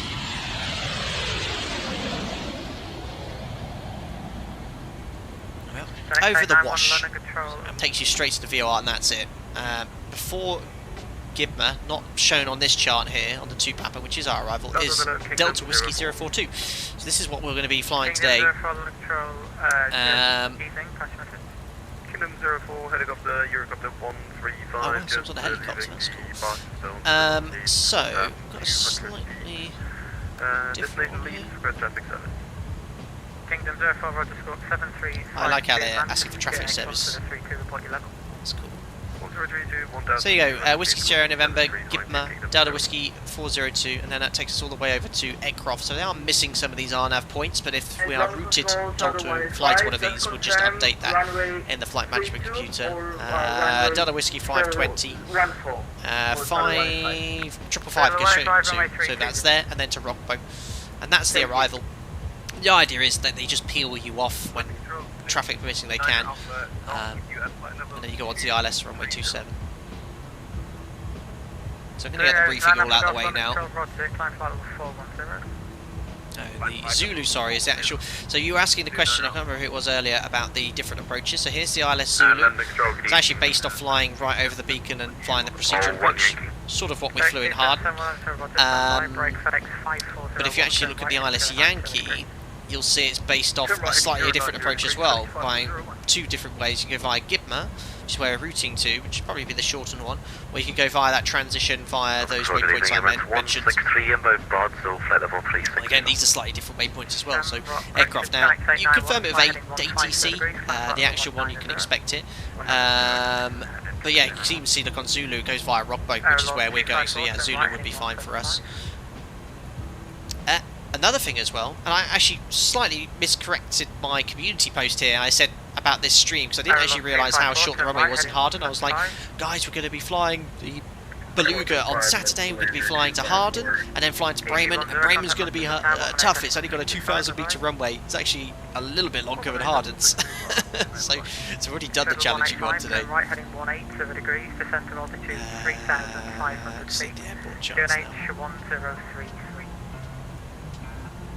There we go. Still a short runway though, 2,040 metres. So 1,700 beyond the threshold. And then the Beluga parking is here. Heading 180 degrees. Heading 180 degrees. Shallow 180. Which isn't even on the parking stance chart, but we'll keep that open anyway. Cool. So I think we're happy with the routing then. Gibma Delta Whiskey 402. Which is here. 220 knots, so obviously there's no profile mode, but you can, as a reminder, still put the speeds in the FMS, which is quite useful. So Gibma Delta Whiskey 402, it's already got it programmed at 220 knots, which is great. So we can use those speeds as a reference. Remember, profile mode won't do it. You'll need to do it all manually. Well, there's no profile mode to be able to do it automatically. We've checked the points there. Altitudes look good, so you can use these altitudes still to reference for the approach, which is great. And then we'll need to set the ILS at Robbo at 3,000 feet, so that's pretty cool. Let's check the ILS frequencies then. So 110.9. Do you have the Honolulu 1 hotel arrived on your SMC? Of course. Remember, you can save all these in the. It's pretty cool. But I just prefer doing it manually because that's the way we do it at work. Minimum's 214 feet. EGNR 2202, London Control. 214 feet is set. That's going to be 200 feet AGL. altitude 5,000 feet, EGNR 2202. 200. FedEx 2271, fly heading 020 degrees, climb flight level 23. Cool. So yeah, same threats for short runway. 50, Take that into consideration. There's a Bremen NDB 318. 10, Should also tune. Thank you very much to Dave Page. How much? Dave Page? Airbus 254, Roger. You can God. expect the Honolulu 1 Didn't even leave a hotel comment. arrival, fly heading 15. Someone called Dave Page just donated £100. Thank you, sir. I really don't know what to say to that at all. I mean, some people come in with these balmy, generous donations, so thank you so much. Whoever you are, that's very kind. And, thank you. I don't know who you are or why you decided to do that. Not even a question or a comment. Unbelievable. Absolutely smashing. Thank you so much, buddy. And the Beluga checking in, so again, your call sign. Beluga 114. There's another Beluga. Beluga's everywhere. Cool. Cool. Yeah, landing performance then. So we saw into Bremen, runway 27. Sorry, into Harden, runway 22, how effective the max braking was, as I'd expect it to be. I mean, the 737 max auto brakes, very seldom used because it brings the aircraft to a very quick stop, and you do have brake cooling issues if you were to use that, potentially all the way to a stop there. So it's not a super long runway, however, I think based off the performance last time, I'm going to go medium. I will try, if I can, vacate at Kilo, otherwise I'm going to go all the way around here on Alpha to get around here. So we'll see what we can do. Charlie, it might be a bit ambitious, but we'll see how the performance is if we land. I think where we'll do is there. Very, very cool. Dave Page, been watching for a while. It was about time. Oh, Dave. Well, yeah, sorry, Dave, you joined as a member. I've had lots of members join today as well, so thank you for your membership and an absolutely bonkers donation. That's very, very kind. Thank you. Thanks, Dave. And, yeah, we'll make sure you're made welcome as with all the other members in the Discord as well. That's crazy. Thanks, guys.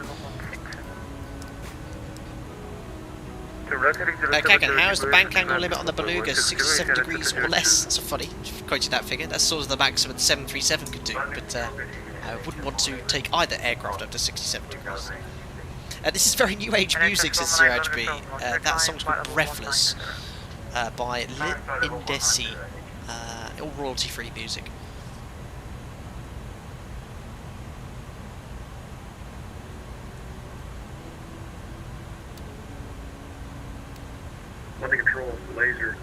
Has it generated a top of descent? It has. So again, that's remember based off an A310. It's around 180 miles away. We've already done the approach briefing very early. That's quite nice to do. There's the UK coastline. Escaping. Beluga 114, central altitude 4,000 feet. There's a Beluga. Another Beluga on frequency. Dave, looking forward to chatting with you sometime soon. Awesome. Very approachable on Discord. Always feel free, as with any other members, to drop a DM. That's what the Beluga 114 Alpha, London Control. The membership's all about. Beluga 114 Alpha, descent to altitude 5,000 feet. Fly heading 020 degrees. So far, the aircraft's been ticking along quite nicely. iniBuilds did stress to me, yeah, the aircraft designed, you can do multiple sectors in it. You don't need to reload the aircraft like some aircraft can have issues if you do multiple sectors. And explain, like with the Zebo mods, just keep on hammering in the sectors, no issues. Finn MC, how long would this flight time be if you were cruising at decimal 76 or faster? We're hour and 20 I think for this sector, so probably an hour 5, hour 10. Thank you very much, Thomas Fernandez, who's just joined as a member. Welcome aboard, buddy. Glad you joined the content. You'll get invited to our members-only Discords and join the customer agents chat as well. Thank you very much. That just reminded me, actually, I need to update the flight plan in Nightbot because it still has the old sector there. So I can just do that now. So I have it copy and pasted to a Nightbot. Turn left heading 180 degrees. It is the Left second 10 degrees and we are clear to establish on the left side there. Channel 185. FedEx 2771, turn left heading 340 degrees. FedEx 50, 5401. Here we go, 30, give me 2 seconds, guys, to 20, update that. 10. Thank you very much, Noah Chirico, for the $5. Very kind, sir. 68 Mac. Eye-watering loudly crying. Eye-watering loud crying? Oh, it's got a flipping emoji. That's why. Yes, thank you very much. No, for your donation. Very, very kind of you. Yes, not the sleekest or fastest of aircraft, this one. This is a literal flying beluga whale. This is as quick as we could go, just below MMO here, decimal 70. So thank you very much for your donation. Very kind. Yes, not the fastest. Right, let me update the routing information, guys. 2 seconds. Cool, that's all done. So now if you use the command !route, you'll have the updated sector from Nightbot, which is pretty cool. Yes, the fleet does the Bremen scenery have an Airbus hangar? It does, but it's just a basic texture. But the scenery is really nice. It is from now which 4 letters and what order was it in here? It was about 20 quid. I purchased it yesterday for the stream. I always try and, if there is a high quality airport available, purchase it. So the Bremen scenery, guys, is from FSDG. I actually downloaded it through DLC and Steam, which I quite like that because it's very easy to uninstall and install. So yes, the scenery in Bremen, you'll see later, is very nice from FSDG.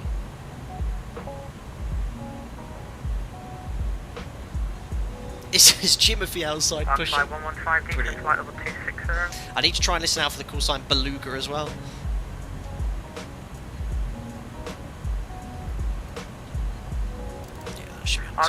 Tilt down to around -1. I think they actually have a working weather radar now as well. Let me just put the tilt right down, see if we get any ground returns. -6, we should get a ground return. I don't know if it models ground returns on the radar altimeter. It does in the flight factor 757. It actually has a really nice weather radar. Maybe it's a limitation, you can only pick up weather. But no, not going to be a factor today. The weather is lovely everywhere in Northern Europe. No worries at all. Traffic service Kingdom 04. I will be looking for a direct it's working, so we'll tilt back to where it should be, about Kingdom -1. 04, Roger, you can route direct the airfield and report the airfield inside. Well, still inside and ready direct. Thomas, how do we get the invite to become a member? So go to Google, as Gintaris has instructed, Discord, search Google for Discord and YouTube synchronization, and just follow those steps. It's as simple as that.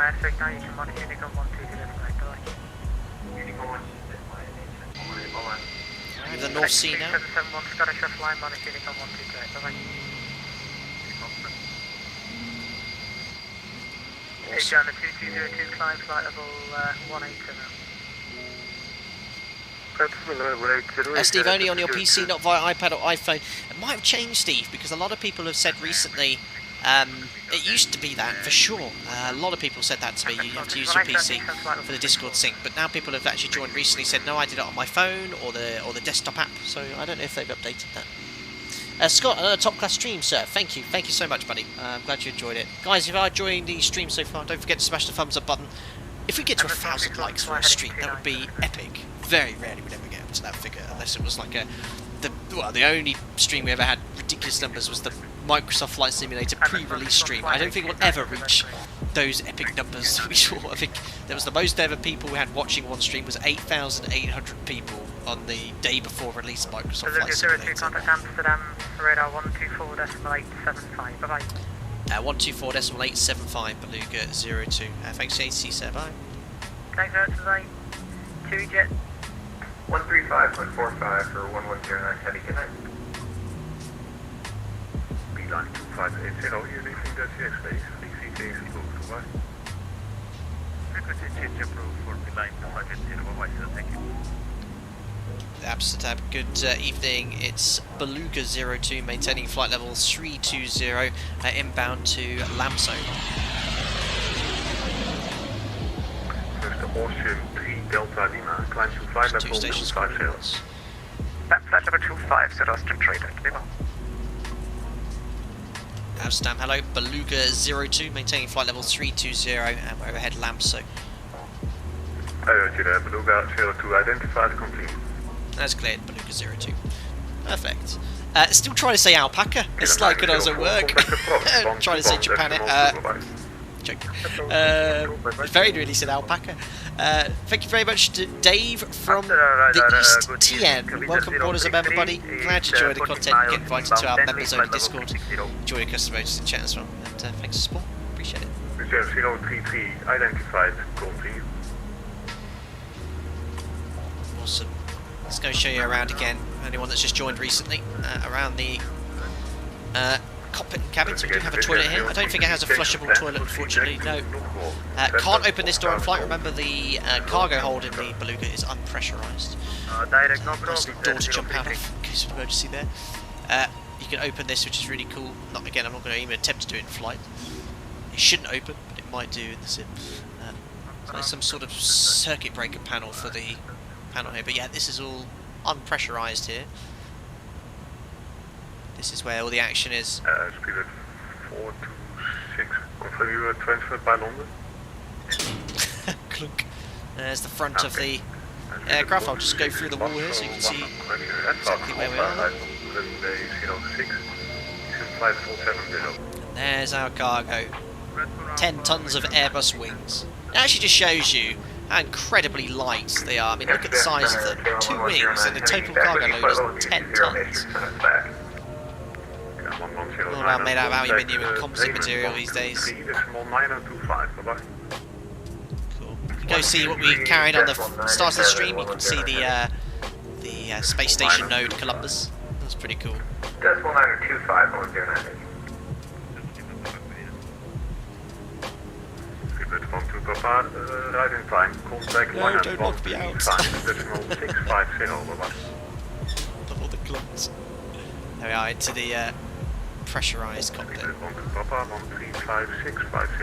And as I pointed out at the start of the stream, that this aircraft has 2 packs, but it only uses 1 at a time because it just doesn't need. It's too much conditioned to pressurised air for just the cockpit that's pressurised, so it just has 1 pack at a time. You can switch and alternate between packs here. Again, I don't want to do that in flight. In case I depressurise the airplane. Listen, 7.9 tons of those 10 tons is the securing construction. Really? That's incredible. 7551, hello, proceed direct to... So halfway through the flight already. 2 very short sectors, as I mentioned already. 40 minutes airborne. Too far until we descent. We've already kind of done the descent and approach briefing already. That's all been covered. Looks like we're going to have ATC for the rest of the sector. Bremen's actually not online, but they do have Bremen Centre, so hopefully we'll get some vectors. Martin, are those A350 wings? Not sure. Amsterdam radar, good evening, is 159 at flight level 90 or flight level 130. Easy 159, hello, proceed direct to Arnhem, climb flight level 190. Cedric, my messages do not appear when I've used another account. Have I been muted somehow? Well, you might have been timed out or banned by a moderator if you said something inappropriate. You know, they've got moderators here. They're all guys who have been very active on Discord. We know quite well. They've either been a member for a year or now, you know, we know them very well personally. Getting to chat to them, or myself or Mariana. And they're all very, very fair. They know exactly what I want. Now, a lot of people ask who I work for. If they're new to the stream, you know, I respect that's quite a normal question, and we have a response to that, like a command or nightbot as well, as it would be curious, but as I've mentioned several times before, I can't actually discuss, like, I choose not to discuss who I work for. My operator is well aware of what I'm up to, and they give me full permission to do so as well, which I'm very grateful for. But yes, if you then decide to use crass language or language is offensive, you'll be given a warning. Simple as that, please don't use crass language like that. And then if it continues, you'll be timed out, and then if after the timeout period of 5 minutes you continue, you'll be hidden. that's it. So I don't know how you got hidden, but that's how it works. Approach 3 Delta Lima. And 99.9% of people that watch streams are they're fine, normal people, let's say. You know how it all is. The internet has a wide variety of personalities. Tower outside view, please. Yes, sir. Got the Dutch landscape coming up ahead.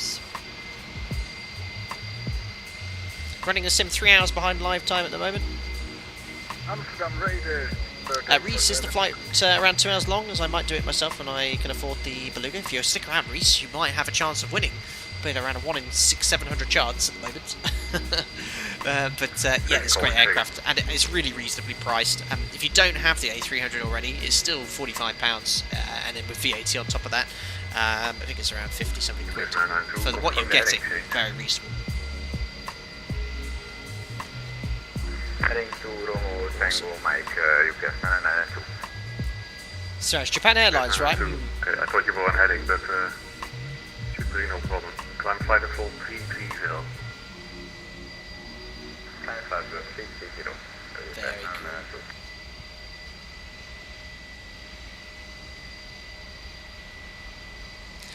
Byron Tour, are you still using the Logitech radio panel, considering building out my house setup some more? Well, Byron Tour, can I firstly say thank you so much for your 2 years as a member. That's as much as YouTube badges allow. I can see you've got an alpaca next to your name. Thank you so much for 2 years for supporting the channel.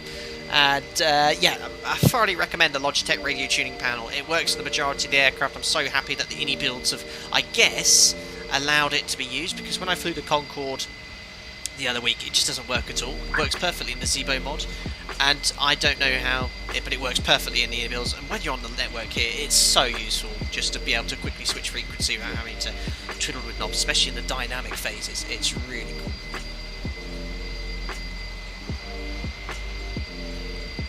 Crip, is iniBuilds working on A310? They are. Next time we fly the Beluga guys, which I feel might be quite often at the moment, it's just come off, we'll take Alpaca Logistics. Alpaca will have its own custom paint scheme. And again, that's primarily thank you to many of my members, but Jamlin, who makes the Alpaca Airways liveries generally, he's already told me he's working on one now. Cannot wait to see it.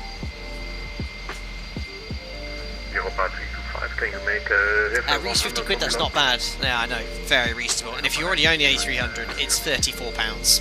It's getting a good discount. And this, remember, isn't an add-on for the A300, it's a standalone product.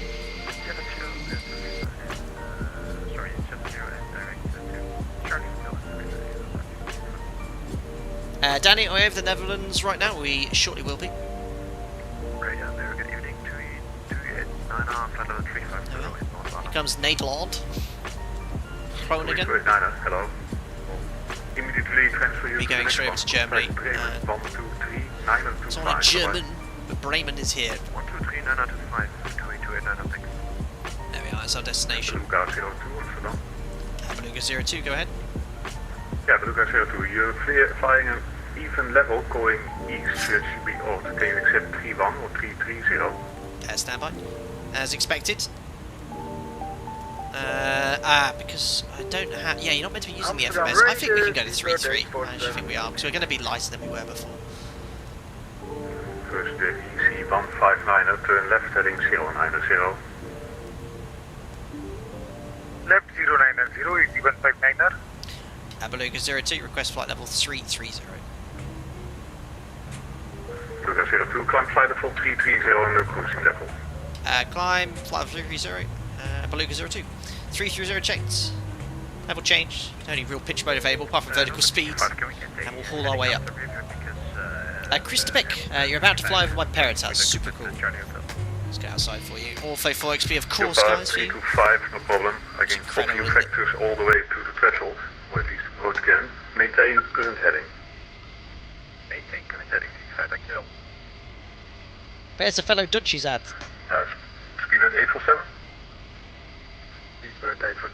The only Dutch I know, guys, but I'm not going to repeat. Contact the next one. Langen 135650, bye-bye.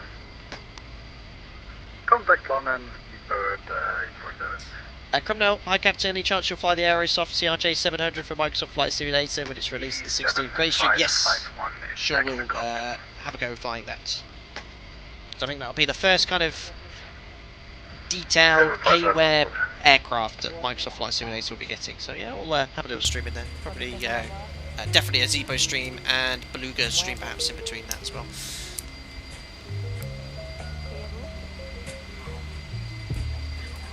Where is AV? Yeah, I was wondering. Speedbird 426, call approach 121 decimal 2, bye-bye. 121, Grant, what's the effects of pilots adapting to varying cockpit heights Beluga over nose gear? 02, contact Bremen 123.925, bye-bye. 123.925, Beluga 02. Have a good day, sir. Bye. Bye.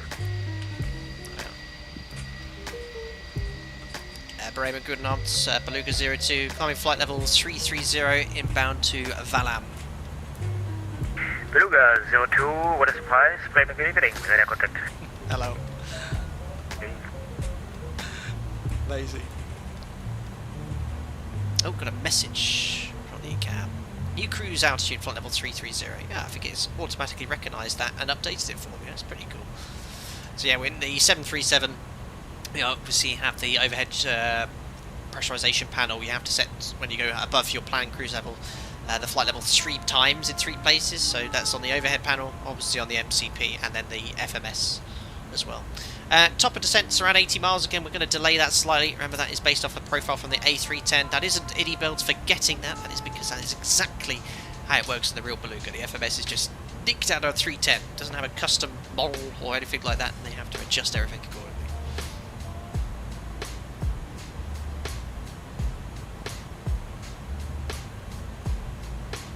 Duke says, please say Groningen again. That's one of the few things I can pronounce. That's because we fly over it all the time.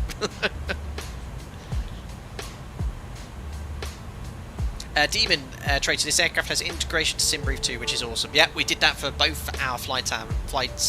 We simulated the ACARS fetching the flight plan and synced in. You just have to add the SIDS and stars manually, which is what I'd expect to do, but it's very nice. It saves a lot of time.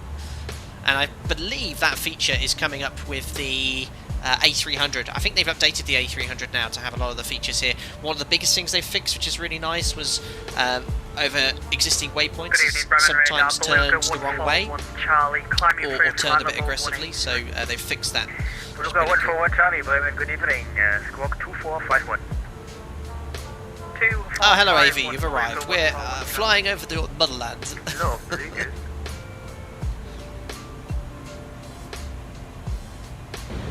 50, 40. Thank you so much, 30, Dave from 20, East TN. Another 10. chap has joined as a member today. This is crazy, guys. Thank you.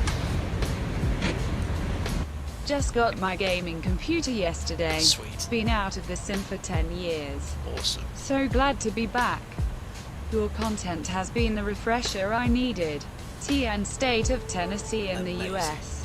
Cheers. Oh, well, Dave from the East Tennessee, welcome aboard as a member and for your generous donation as well. Very, very kind. I'm glad I've managed to coach you back into your simulator. Fantastic. I mean, I've been using Sims for 20 years and people come in and out of it now, but you guys who know, like me, have been simming from 15, 20 years ago how Sims were back then. At the time, they're incredible, but you look at it, what you can have now. I mean, aircraft recreated here. You've all seen the amount of pilots now that are streaming as well due to the coronavirus pandemic and the fact that we all say how realistic these sims are. I've not flown the Beluga, of course I haven't, but the 737-01 is so realistic. I've been led to believe that a lot of the aircraft I fly as well are also very true to their real world forms, and you have the ability to sit at home at your PC and replicate the job of a pilot with unquestionably high quality realism. It's unparalleled. I did the stream in the Zebo mod from Gatwick and the Gatwick Midweek Madness about 3 or 4 weeks ago. Everything was working perfectly. The Zebo mod version was fully stable. ATC was on point. It was busy. It was like real life. Honestly, I can't tell the difference in those situations where I'm sat in the cockpit and loading features. Yeah, I mean, I hope I've done it justice, but it's been super fun. I love it. Really enjoy it. Wait, is the Beluga available now? Yes, it's available to purchase. They released it around a couple of hours before the stream started.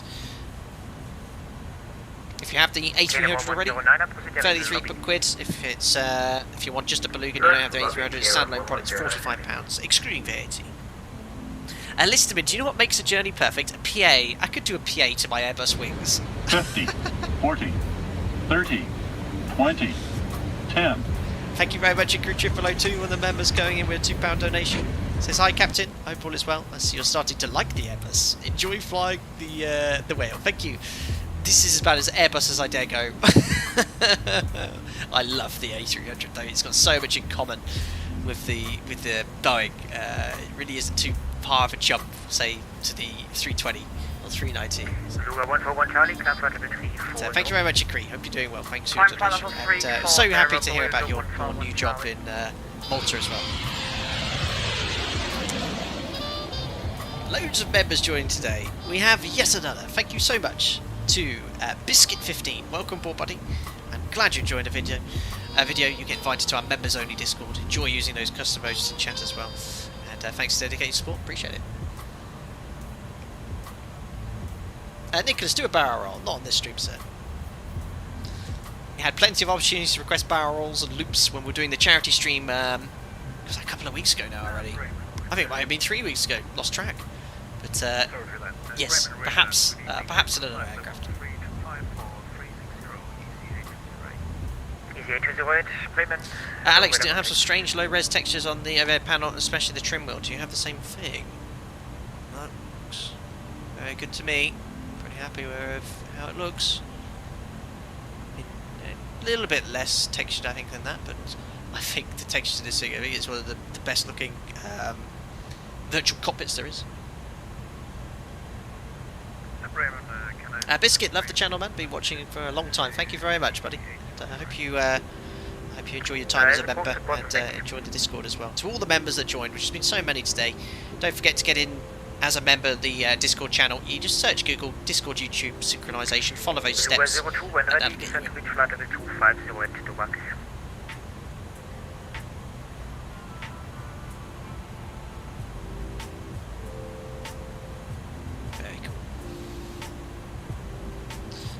How's the fuel burn doing? We're about to go over the ILDA VOR. We have 9.2 tons of fuel on board, which is plenty. Haven't been really monitoring the burn. When ready, descend to reach flight level 250 at Dubac. When ready, descend flight level 250 level at Dubac, Beluga 02. So that's a restriction from ATC. We'll select 250 and we'll actually use vertical speed. 875. Bye-bye. And all I'm going to do is set a vertical speed to ensure the level is at 250. Guys, members, you know what to do in chat. Get that top of descent in there. Looks like around 2,000 feet per minute should do us quite nicely. And we're going to switch over from Mach already to indicated airspeed. Don't want to be doing much more than 245, 250 knots. ILDA, is it AV ILDA, isn't it? I've flown over it plenty of times. ATC often give you clearance direct to Echo Echo Lima.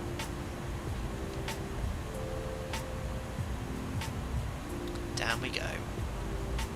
So guys, if you have just joined in, we did all the briefings around 10 minutes ago. Our approach is going to be expecting the Gidman to Papa transition along this. We have got Centre online here, going to get vectors onto the ILS, and then we'll taxi, we'll unload, we're going to unload the wings. Whilst the wings are unloading, we'll do the giveaway, and then we'll do a lovely landing replay as well. Live weather, of course, like with pretty much all live streams, but the sim is running 3 hours behind live time. And this will be one of the very few times I use a non-alpaca call sign in Beluga today. But yeah, I was actually, iniBuilds very kindly offered to actually make a livery for Alpaca Airways. They said, we love Alpaca Airways, can we make a livery? And I said, you know what, for the first one I just wanted to use the stock one, because I wanted to show you, show everyone how the aircraft is in real life. But yes, next one will be Alpaca Logistics. We're on the way of acquiring our first Beluga. 50. ST Super Transporter. 30, maybe we'll get 20, some XLs in the future. 10. Thanks to Abby, one of my members and very generous donors. Thank you so much, $15. That thing looks like a dolphin. Is it released yet?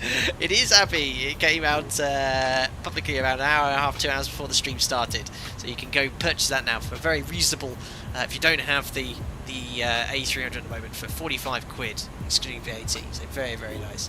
It sure is. Looking like a whale. What a beast. Awesome. Jaden, when's the next Microsoft Flight Simulator stream? Probably the next one I'll do is the Aerosoft CRJ, and that comes out next week. Radar, good evening, engineer 772. Just increase that rate of descent slightly, just to ensure that we make 250, and then we can shallow off the rate of descent for a smoother kind of descent angle onto Dobac. That's restrictions to be at flight level 250. The easiest way without VNAV of working out if you need to be level at restrictions, if you don't have this banana, is just get a calculator. Use your speed, distance, time calculations. You can work out the ETA from Dobac if you take your ground speed and your distance, and then your time. You know, if they say, can you be level at this point by work out how many minutes, and then just divide your height to lose by the time, and then you know your target rate of descent. So approaching 1 to go now. We can shallow off that vertical speed to around whatever it takes to get that estimated altitude on Dobac. Around 1500 feet per minute. There we go. 1 to go.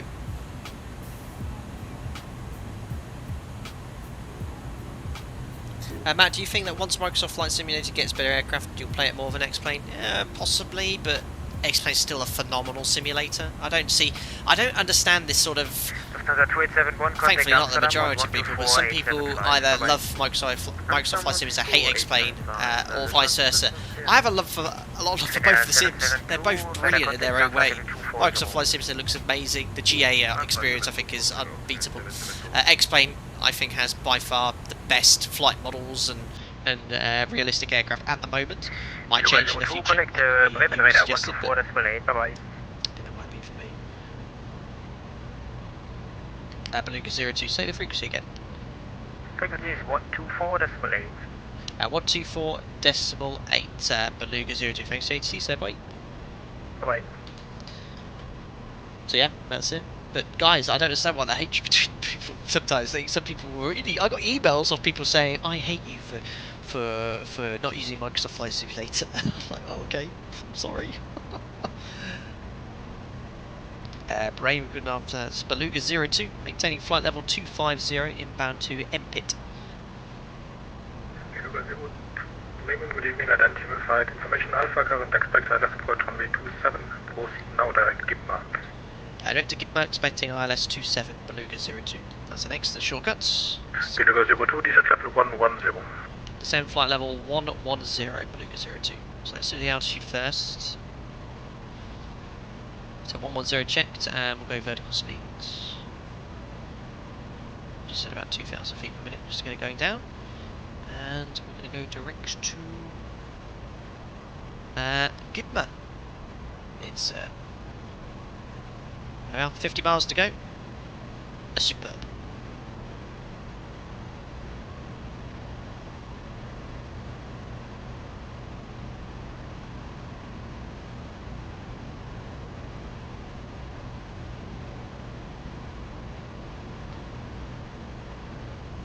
So again, GIPMA want to be around flight level 80. 110 is going to be here. Looks about good. I might just increase that rate of descent slightly. Around 2.5. And we're on our way down. Listen to it. I hate you for not using Super Mario World. Uma, how are their voices clear on VATSIM? 50, I don't know if you heard it 40, recently, but it's been a good 30, year now 20, since they had the new voice codec. 10. Thank you so much, Barry S, for the £10. Very kind of you. Captain, well done. Thank you. You've done it again. Brilliant afternoon and fantastic stream. Thank you. See you on the next one. Cheers, Open mouth Barry. smile. Oh, thank you. Cheers, Barry. That's very generous of you. Glad you enjoyed this stream. I've thoroughly enjoyed streaming this one so far. It's lovely to be coming into the approach to Bremen. It's been so much fun, and it's very, very kind of you to have donated again. Thank you, guys. if you are loving the stream so far, let's see right now, can we push it up to 1,000 likes? I know a lot of people don't like me hearing this, but it does so much to the channel with YouTube algorithms. 940 likes, 700 people, I'm sure some of you haven't liked. Can we get to 1,000 on one push? That'd be amazing, thank you.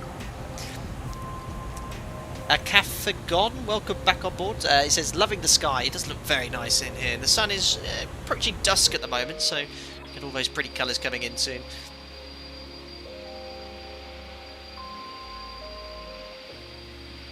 Jaden, what's your scariest moment flying in real life? Thankfully, touch wood, I haven't had anything too scary. You know, when the weather's against you, everything's close to operational limits, there is a bit of apprehension, but you kind of plan for that situation. My company has some very robust procedures and requirements, especially in the planning stage. So if the weather's quite marginal, we actually have to have 2 alternates. We always ensure we have fuel for the furthest, and that it's completely clear. When it comes to visibility, we have very strict requirements of alternate airports. So for example, if it's a Cat 1 approach available, we actually have to make sure we have at least a visibility for a non-precision approach. And then again, my operator have no issue with you taking extra fuel. So if you need it, if it's a sound operational reason, literally chuck on as much as you want. Which we do, and in certain situations where there's widespread disruption, we actually get emails from operations saying, look, expect widespread disruption, we advise you take as much fuel as possible, prepare for perhaps if you're flying in the UK for an off-island diversion, you might have to divert to northern France, so very, very cool. They give you that flexibility, but when the weather's fine, we don't expect any disruption, the fuel that's on the flight plan is fine, take that routinely. 1,000 likes, amazing guys, thank you so much to everyone that's liked the video. 1,000 likes on the stream, that's incredibly rare, thank you. David says, what is the music being played, David? Well, that song, I'll just quickly go back there, was called Nothing's Going to Hurt You from SWM. It's a royalty-free music playlist called Chill Lounge, copyright-free on Spotify.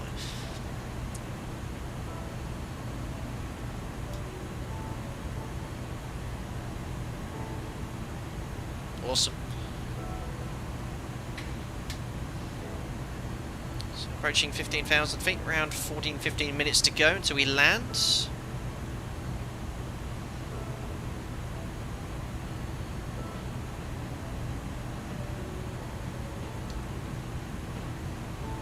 Louis, do you still learn new things in the 737 after all those years? Absolutely. You never stop learning. Worked in the sim as an instructor for 2 years. Skipper now as well, and you still pick up little things here and there, and it's not so much actually picking up new things as well. There's a vast amount of information you need to know, and it's sometimes refreshing those things just to remind yourself, especially with the technical aspects as well.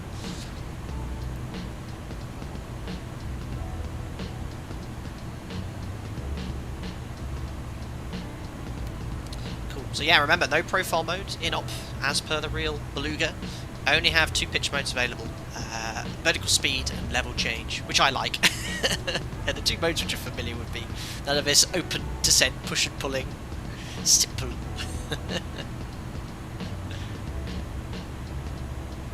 David Van Grand, thank you, Captain. Love the streams. Thank you very much, kind words. Very much enjoy streaming for you guys. It's been keeping myself and Mariana safe for the past year with the worldwide lockdowns. It's been a real pleasure to have been able to have done this. Could be the ILS coming online 50, here. 40, 30, 20, 10. Thank you very much, Nantes Lundell, Fly heading 095. for your €5. Just had my first IRL flight of 2021, landed in time to tune in the landing here. Amazing, Bats. Thank you so much for the 5. 02, fly heading 095. Heading 095 degrees, Beluga 02. Sorry, that timing wasn't that great there, so we're going to go on the radar heading for ATC. Heading select 095. Mats Lundell, thank you so much for your donation. Fantastic. Sounds like you've been doing more flying than I have this year. I hope you enjoyed your flight. And whether that was in a light aircraft or going on holiday, regardless, but fantastic. And thank you so much for tuning in afterwards, and you've come in, as you said, at the perfect time on the second approach for today's Beluga 02, descent altitude 3000 feet, QNH 1030. descent altitude 3000 feet, QNH 1030, Beluga 02. So it's 3000 feet set QNH 1030. Why can't I get that understand? There we go. So 1030 is set, passing 11,400 now for 3,000 feet, and the standby altimeter is set. Now we're under vectors. What I'm going to do now is just route direct to, let's go towards Delta Whiskey 555 for now. Oops, insert, and not engage LNAV, obviously. I'm in heading select here, just because it gives me a nice waypoint to route towards. And we're all looking good. So on the final approach fix, we have a waypoint called, there's the ILS approach here. Just trying to work out your distance here. So we have HIG, runway 27 thresholds there's Rockboat. So I'm just going to keep it descending at this rate of descent. It's working out nicely. 240 knots and passing 10,000 feet. We can now do the approach, the post-cruise checks. So at this stage here, there we are, got the jets in front of me now, so we just want to turn the exterior lights on. That's for landing. These on as well.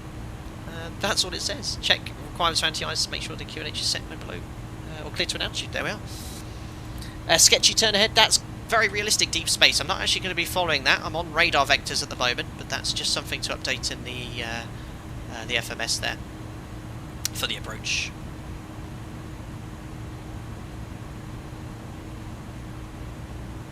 Awesome, plenty. Congratulations, well deserved for a brilliant introductory stream for the Beluga. Thank you. It's been awesome. It's been awesome.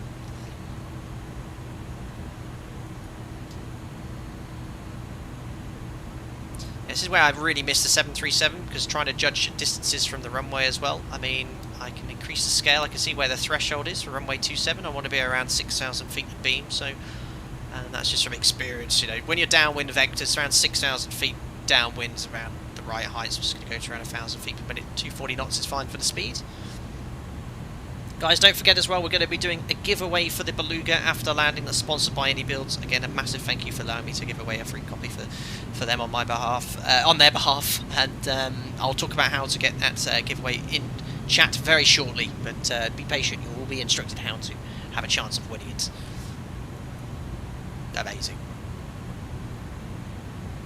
I haven't done a fly pass in ages. And don't forget, X-Plane 11's been running from the start. It's just been ticking along beautifully so far. I've said it too soon, haven't I? To the 289er, turn right, heading 180. Right, heading 180 to your 289er. Awesome. Scenery, guys, from FSDG as well. Purchased it yesterday, or a couple of days ago for this stream. Stream's got a little bit shorter. I thought it'd be around 4.5, 5 hours today, but it would have been had we been on VATSIM for both sectors. No delays here. Uh-oh, jinxed it. I know, Ben. Oh dear. And the airport will be just down there. Look at the clouds, look fantastic. Where's the sonic boom? God, I can't believe it was last Saturday we did that concourse stream to Heathrow as well. That one was very nerve-wracking. This is a little bit easier to manage. Victor 289er, turn right, heading 240, clear ILS runway. Rip FPS. Right, heading 240, clear ILS runway 27, 289er. I believe I get booted off VATSIM here, but I'm just hitting about 20 FPS. Hasn't given me the warning yet. There's the first one. Oh, yeah, been booted off.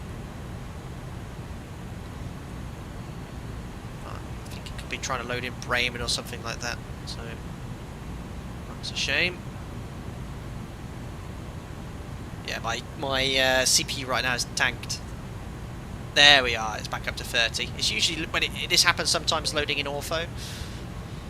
Engine anti-ice will turn on. Should have done that before entering icing conditions. Engine anti-ice on. There we are, back online.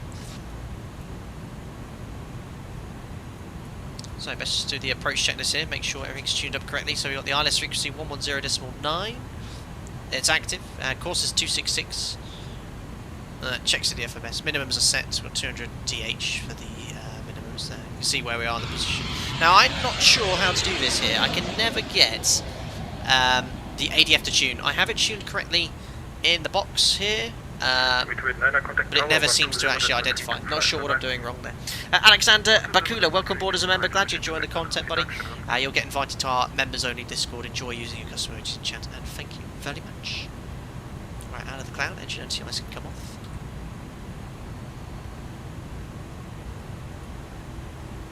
And we're approaching 1 to go here, so we're just going to arrest that rate to descend a little bit further, bring that speed back now to the up speeds. Just about to turn base leg shortly. Beluga 02 to right heading 120. Right heading 120 degrees, Beluga 02. Awesome. You can see, look, when you just bring the speed back, look how quickly it slows down from all that drag. It's amazing. Right, it's all smoothed out nicely. I'm going to redirect our hog bow. Not literally, but just put it into the FMS. Looking good, and you can see here, rock boat. It's the point at which we intercept the ILS at 3,000 feet, so yeah, we're really shallow off that vertical speed now. Just around 200 feet per minute, speeds come back. Not the most efficient CDA, but it's worked out quite nicely.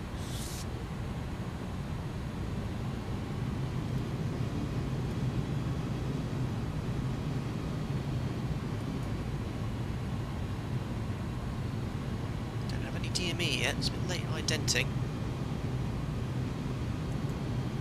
Yeah, so in hindsight, turning base, you want around 4,500 to 5,000 feet. Probably about 800 and 900 feet low here. But just try and maintain a CDA if you can, just bring the rate of descent right down. It's always good to be conservative. Beluga 02 turn right heading 180. Riding 180 degrees, Beluga 02. So base leg, what are we doing, around 180 knots? Now select the first notch of flops. That's going to be a bit of a theme here. There we are, 180 knots. That's muted for now, guys.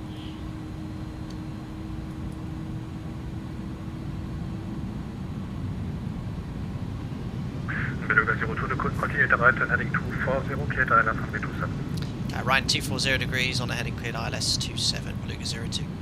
Alright, so we have got correct sensing. Doesn't seem to be identing or anything like that. There's no DME here, I don't think, anyway. So, localize is correct. Marm Vorlock.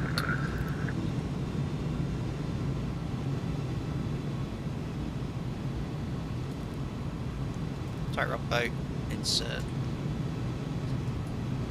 as localizer alive, localizer capture, glide slopes coming alive as well. We've just about managed the CDA. Runway heading is 27. 266, sorry, 266. Beluga 02, localized, established, ILS 27.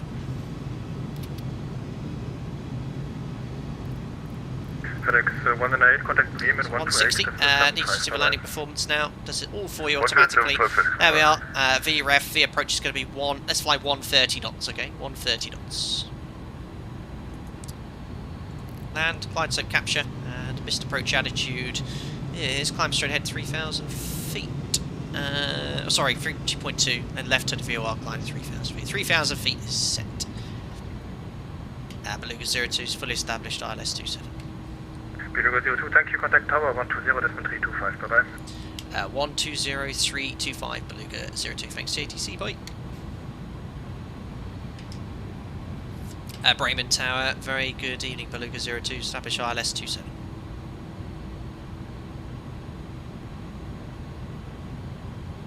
Below, what's the CDA? Continuous descent, where you try not to level off. Beluga 20, wind check 290 degrees, 5 knots. Roger, continue approach, Beluga 02.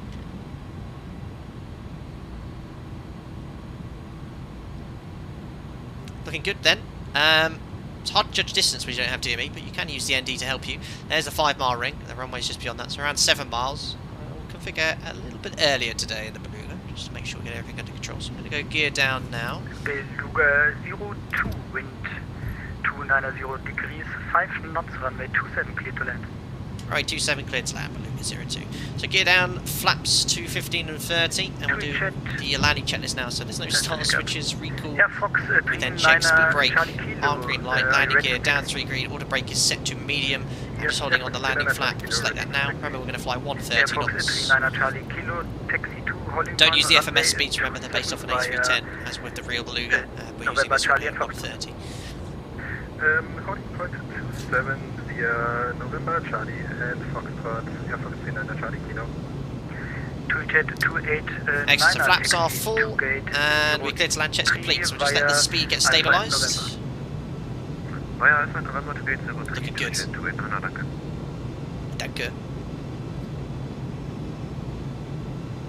Excellent then. Runway 27 then, we'll plan to vacate on the right, in Kilo if we can, then we'll taxi to the Beluga stand, which is around here.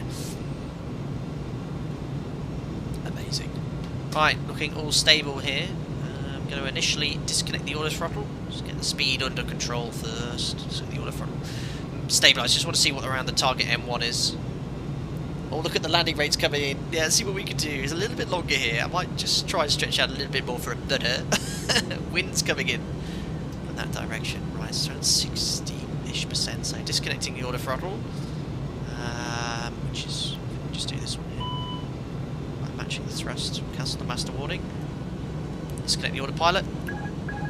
Autopilot's disconnected. Just pitching up a little bit there. There we are. So my controls. I don't know how to get rid of the blinking manual thrust FMA. Oh, have I lost my... Oh no, I haven't. I thought I lost my glide slope flight directive. No, it's still there. It just happens to be on the horizon. Right, speed's crept up a little bit higher there. Around 138 knots. What are we doing? 130. Just take too much thrust off. You take a lot of thrust off quickly with all that drag, it'll slow down very fast. So it has quite a high target N1 as opposed to the regular A300. It's that whopping great big hump it has. Just straight into centre, it's a little bit high. You can see the TCAS traffic on the vertical speed indicator, that's cool. Looking nice, speed's on target, a little bit below the glide, but I'm primarily looking outside now at the Pappies. High glide's good, centre line's good, speed's good, hang on the money. A little bit low on the glide here, so I'm just going to rest that rate to centre around 500 feet per minute. That's a better picture. I'd rather be 3 reds on a runway like this. Just below the glide slope. Pappies, I'm only looking outside now, primarily just coming occasionally inside to check the glide slope, glide slope speed. Approaching minimums.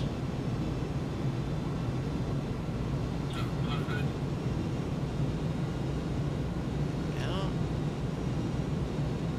So, I didn't get the minimums call out.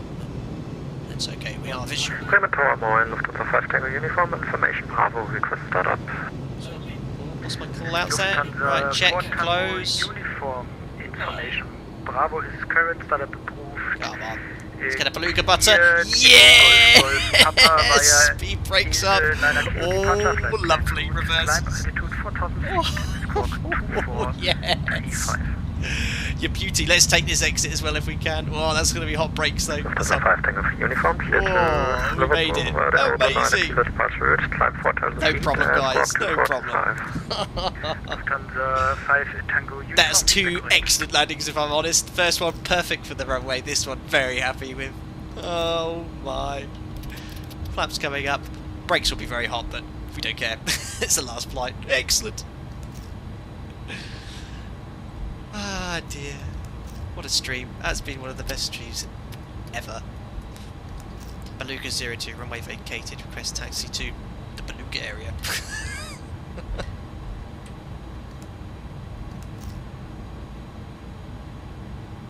Is he here? Probably tried to look up where the Beluga area is. Beluga 02, welcome to Bremen. Taxi to Airbus A300 via Foxtrot. Airbus Apron via Foxtrot Beluga 02. Thanks a lot for the ATC. Good night. Excellent, guys. What do you reckon? What an aircraft. I think this stream has just been epic. It's just been so much fun.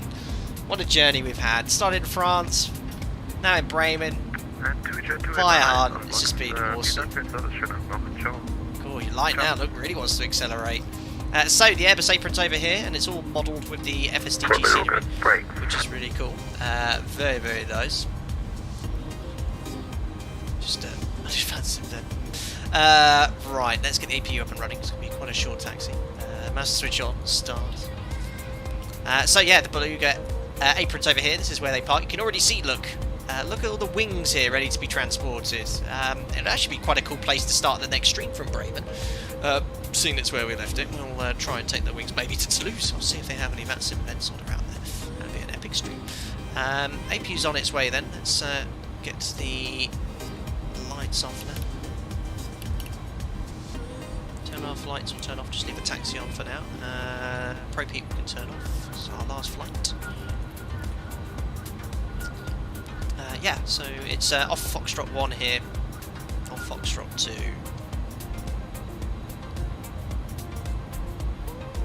Yeah, unfortunately there's no other detailed taxi start. There are parking stand charts, but that's for the main terminal, but we'll make a left here. And basically, I've seen the scenery, it takes you to like a gate. We're going to have to taxi through a closed gate to get there, but it's going to be interesting, but that's the only way we could do it.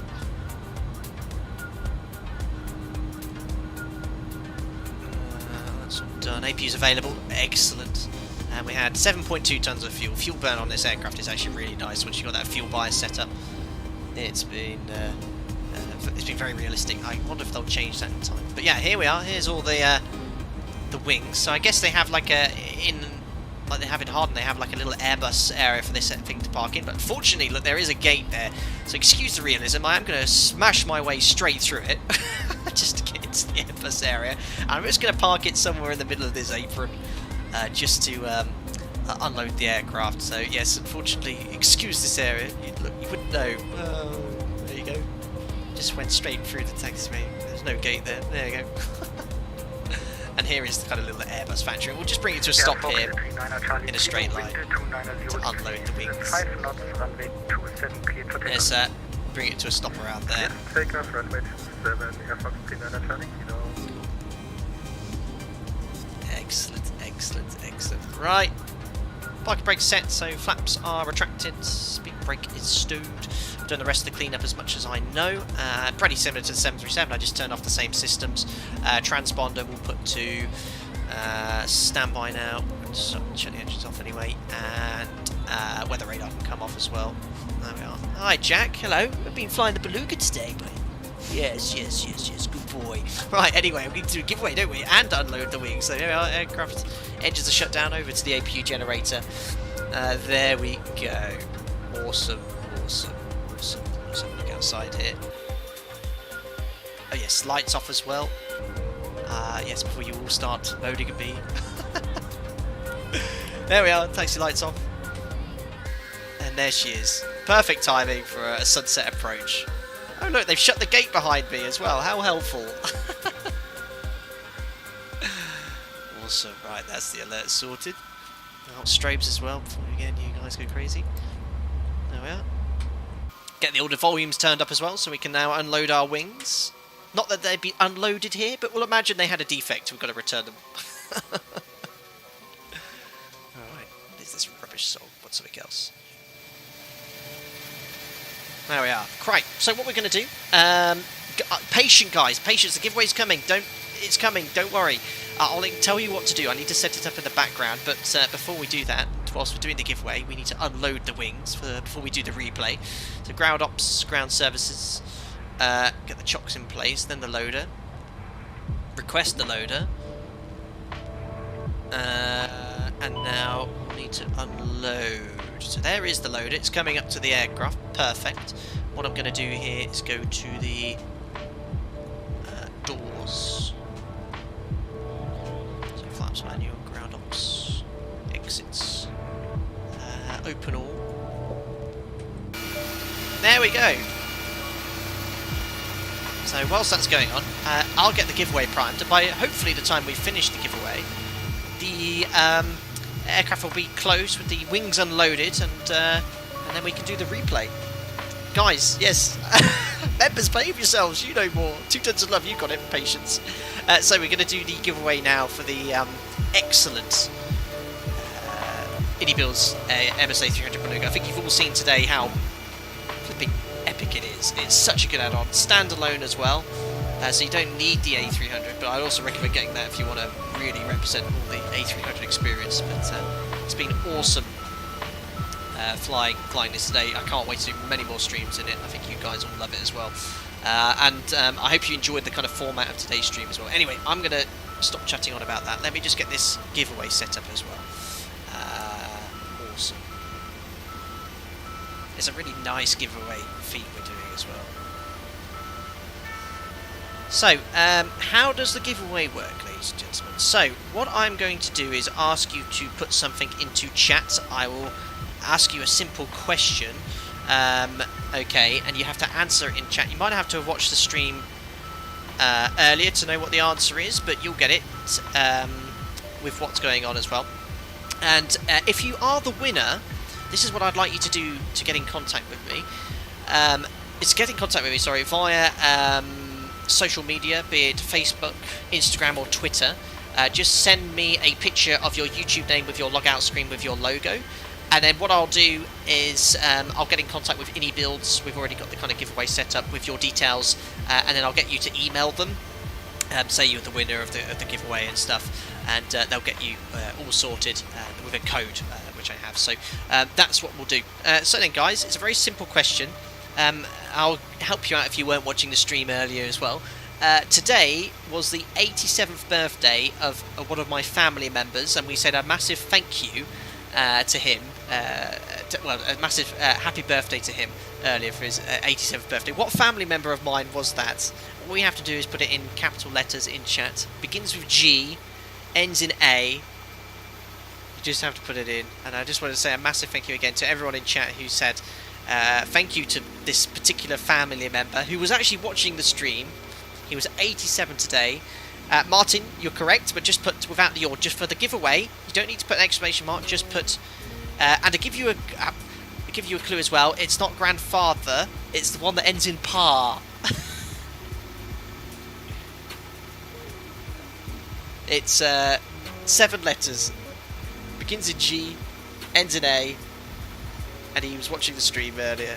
I thought it was really nice. That was actually Mariana's idea to do that. Oh yeah, Mariana's idea. So he's not watching now. He's having his food. But it was so cool that he was watching the stream. You guys all wished him happy birthday on his 87th birthday. We spoke to him in the intermission of the stream, and he was so touched. He really was. He didn't fully understand what this was, and he said, "How many people said happy birthday?" I said, "About 900." And he was like, "What?" He said, "How do I say thank you?" Yeah, my grandpa. I don't know as well now. My grandpa actually said, "How can they see me?" Because we FaceTimed him. And he was like, "How can they see me?" And I was like, "No, they can't see you." But thank you very much to everyone that wished him a happy birthday. Whilst that's going on, I think that's all ready to be unloaded. So I'm going to go here to ground services loader, unload. There we are. Select. So yes, these defective wings have to be returned to Bremen. There we are. Awesome. Amazing. Guys, you are absolutely correct with the giveaway answer. The family member of mine who is 78 today, who is actually watching the stream, is in fact my grandpa. Happy 78th birthday, Grandpa. How cool was that? And that is now entered you into the giveaway for today's stream. 50, Steve Mayer, thank you 40, so much 30, for the £5 donation. 20, One of the moderators and long-term members of this channel. Thank you very much. Very kind, sir. Excellent and informative stream, boss. Thank you. Have a great evening. Thank you so much. It's been an awesome stream. Everything has worked from start to finish. It's been absolutely epic. Thank you so much, Steve Mayer, for the donation there. Awesome, man. Right, how many people have eligible? 614. Right. Well, if you're one of these lucky people, here we go. We're going to roll it. 3, 2, 1. The winner of the giveaway is Robin Fay. Robin. Sorry. Rigged. He's not rigged. He's not a member. He's a regular subscriber. It's not rigged. You didn't win. Robin Fay, who has a profile picture of a man with a big moustache saying, "She's what?" Robin Fay, congratulations. If you're still here, please let yourself known in chat as well, because I can see all the messages come up in Nightbot if that's the case. if you could do a massive favour, Robin Fay, is drop me a message. Yes, he's here. He says, yes, thank you, Robin Fay. Congratulations. You are the winner. What a fantastic feeling. What was the chances of that? 1 in 800? But there you are. Your luck was with you today. Please make contact with me, Robin Fay, via Facebook, Instagram, Twitter, email. All I want to see is your YouTube page with your logout screen with that profile picture, and I'll get in contact with you how you can actually get your copy of the iniBuilds Beluga. Absolutely awesome stuff. He says, thank you. You're most welcome. You're most welcome. Rigged. Yes, rigged. Brilliant. Amazing. Oh dear, oh dear. Well then, guys, we're going to be a little bit patient because we just have to wait for the wings to disappear as well. And we'll be on our way. Oh, Mariana says, what? Not long now, your pizza is on its way. Oh, the timing's been perfect. Got the takeaway pizza on the way. Giveaways, good lord. It's been super. Amazing. How rigged can it be? Unbelievable. Congratulations, but still rigged. Brilliant, brilliant. Yeah, excellent. Unload. Is that good? I think it just takes a little bit of time just to lower and stuff, if I remember rightly. I'll give it another 30 seconds, otherwise I might just quick remove the unloader here, because I really want to watch the replay. I'm so sorry I couldn't actually do a replay on the first sector, but I did do it on the test sector yesterday, and it had all the doors open and cargo equipment attached. There it goes, look, and the door's closing. Excellent. As soon as the doors close, we'll jump into the replay and call it a day. I'm still on Vatson here, so I'll just disconnect. What an awesome aircraft. Oh, doors here. The doors here. The pizza's here. Yeah, better. The timing's just amazing. John Padfield, I feel some funky music coming on. It's sure on the way here. Farron, remove the loader. Yes, we sure will. Surely that's just Mariana's alternate account rigged. It shouldn't be. 140 seconds later, it's closing. Slowly but surely. Paul Shoesmith, are you racing this evening? No, I'm not this evening. I've not had any time, Paul, I've not fired since 2 weeks ago or anything, so sorry I'm not taking part again, guys. I really am, but I've been so busy this week with the sim, getting current and then planning this stream for the last few days. John Christie, great stream. See everyone next time. Thank you so much for turning up. I've got pizza here as well. Oh, okay. There's Mariana's done the classic. Who here has had a takeaway? And you know when they say, what is it you said again? You know when you say you too as well. The takeaway guy just said, I hope you enjoy your pizza. Mariana just went you too. You know what you do at the door when you say goodbye to people. I've done that many times. Greg Jones, keep up the amazing work. Thank you so much, buddy. Your streams are always the best. Thanks, man. Will the chocks be in the replay? I'm going to get them all removed, Abby, and the doors closed, just to make sure it all works correctly. Paul Shoesmith, you've eaten your pizza. Jealous. Pizza with Beluga topping. Andy, great stream, boss. Just bought the Beluga. Fantastic. You won't regret it, Andy. I'm sure you've seen how epic it is. I mean, you know, I have to say a massive thank you, and I will at the end, to iniBuilds as well for giving me an early copy. And I hope I've, you know, really given the aircraft the credit it deserves. I'm not an A300 pilot, but I did spend the time to research it and provide you some tidbits and information. There might be some facts I got wrong, or perhaps slightly incorrect. If that was the case, I do apologise, but I hope my experience as a 737 skipper shines through. We got it 2 sectors done safely from A to B, so I'm pretty happy. Cool, so I am going to reset that now. It would shortly be leaving anyway, and we're going to go to the exits, close all the doors. In fact, you know what, just for the sake of realism, I'll imagine that we're all done. We're leaving the flight deck. It's completely cold and dark. Do bear because I know I've not fully shut it down, but that's for the replay. This door should open now because the aircraft is depressurized. We've collected all our belongings. We'll open the door. Down we go. Should go on it until the steps are down. And there we go, look, under the aircraft. How cool is that? I think I can close it as well from here. I just grab the lever. There we are.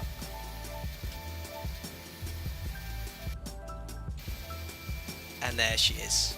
We left it with the engineers, the AP running. Oh yeah, remove the chocks. Back in the flight deck again. Damn it. Chocks would stay in place, obviously, but just for the sake of the replay, let's just remove them. There we are. Cool. Guys, that's it. Amazing. Let's turn the music down here and cue the funky replay music. Where are you? So I don't have my stream webs open. There we are! Excellent. Well done, X-Plane 11. Not a single crash or any problem at all, running smoothly throughout the entire day.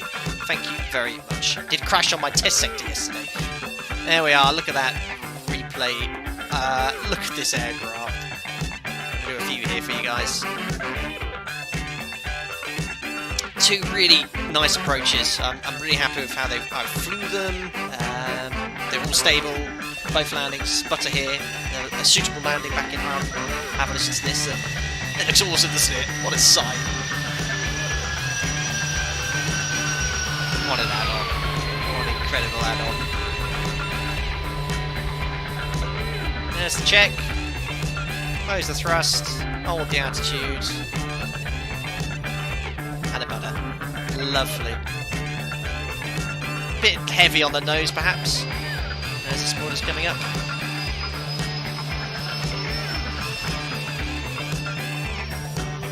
Let's do one from around the touchdown zone. I love it. Absolutely love it.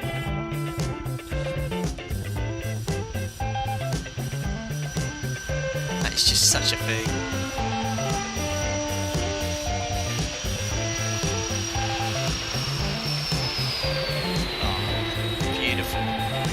There comes the reverses. Epic. It's just such a funny looking thing. It's just completely out of proportion. It's not ugly, it's beautiful.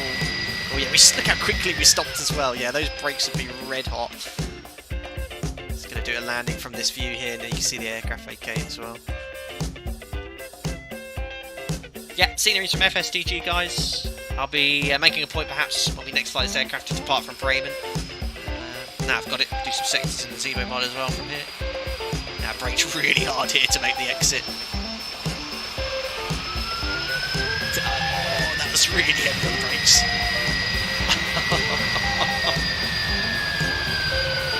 Wow, if you want to stop you can.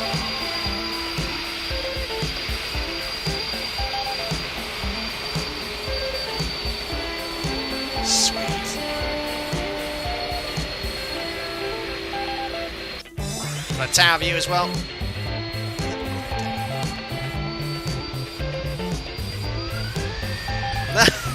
So funny when it goes backwards. Oh, nice. Nice tower view as well with the windows.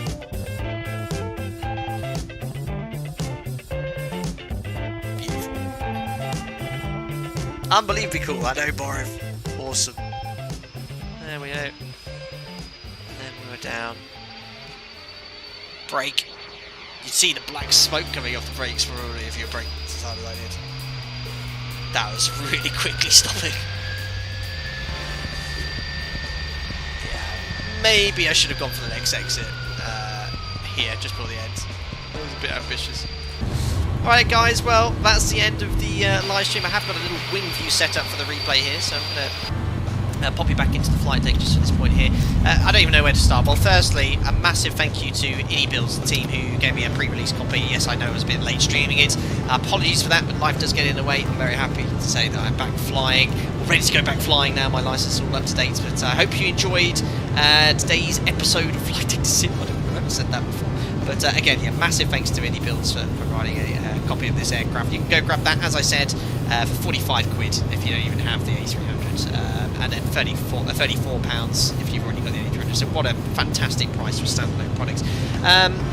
Again, to everyone that donated, thank you very much for your generosity. And David Page as well for £100. That was absolutely off this planet. But thank you so much for your generosity. To all the members and the new ones that signed on today, thank you for the support as members. I'll catch you later on Discord. And as ever, to all the regular viewers and subscribers, thank you so much for tuning in. If you are new to the channel, don't forget to subscribe to stay up to date with the content. And don't forget to like this video as well. Incredible, over 1,000 likes from live stream. That's epic. Guys, as ever, stay safe. And I'll see you all again for another Flight Deck Sim live stream very soon.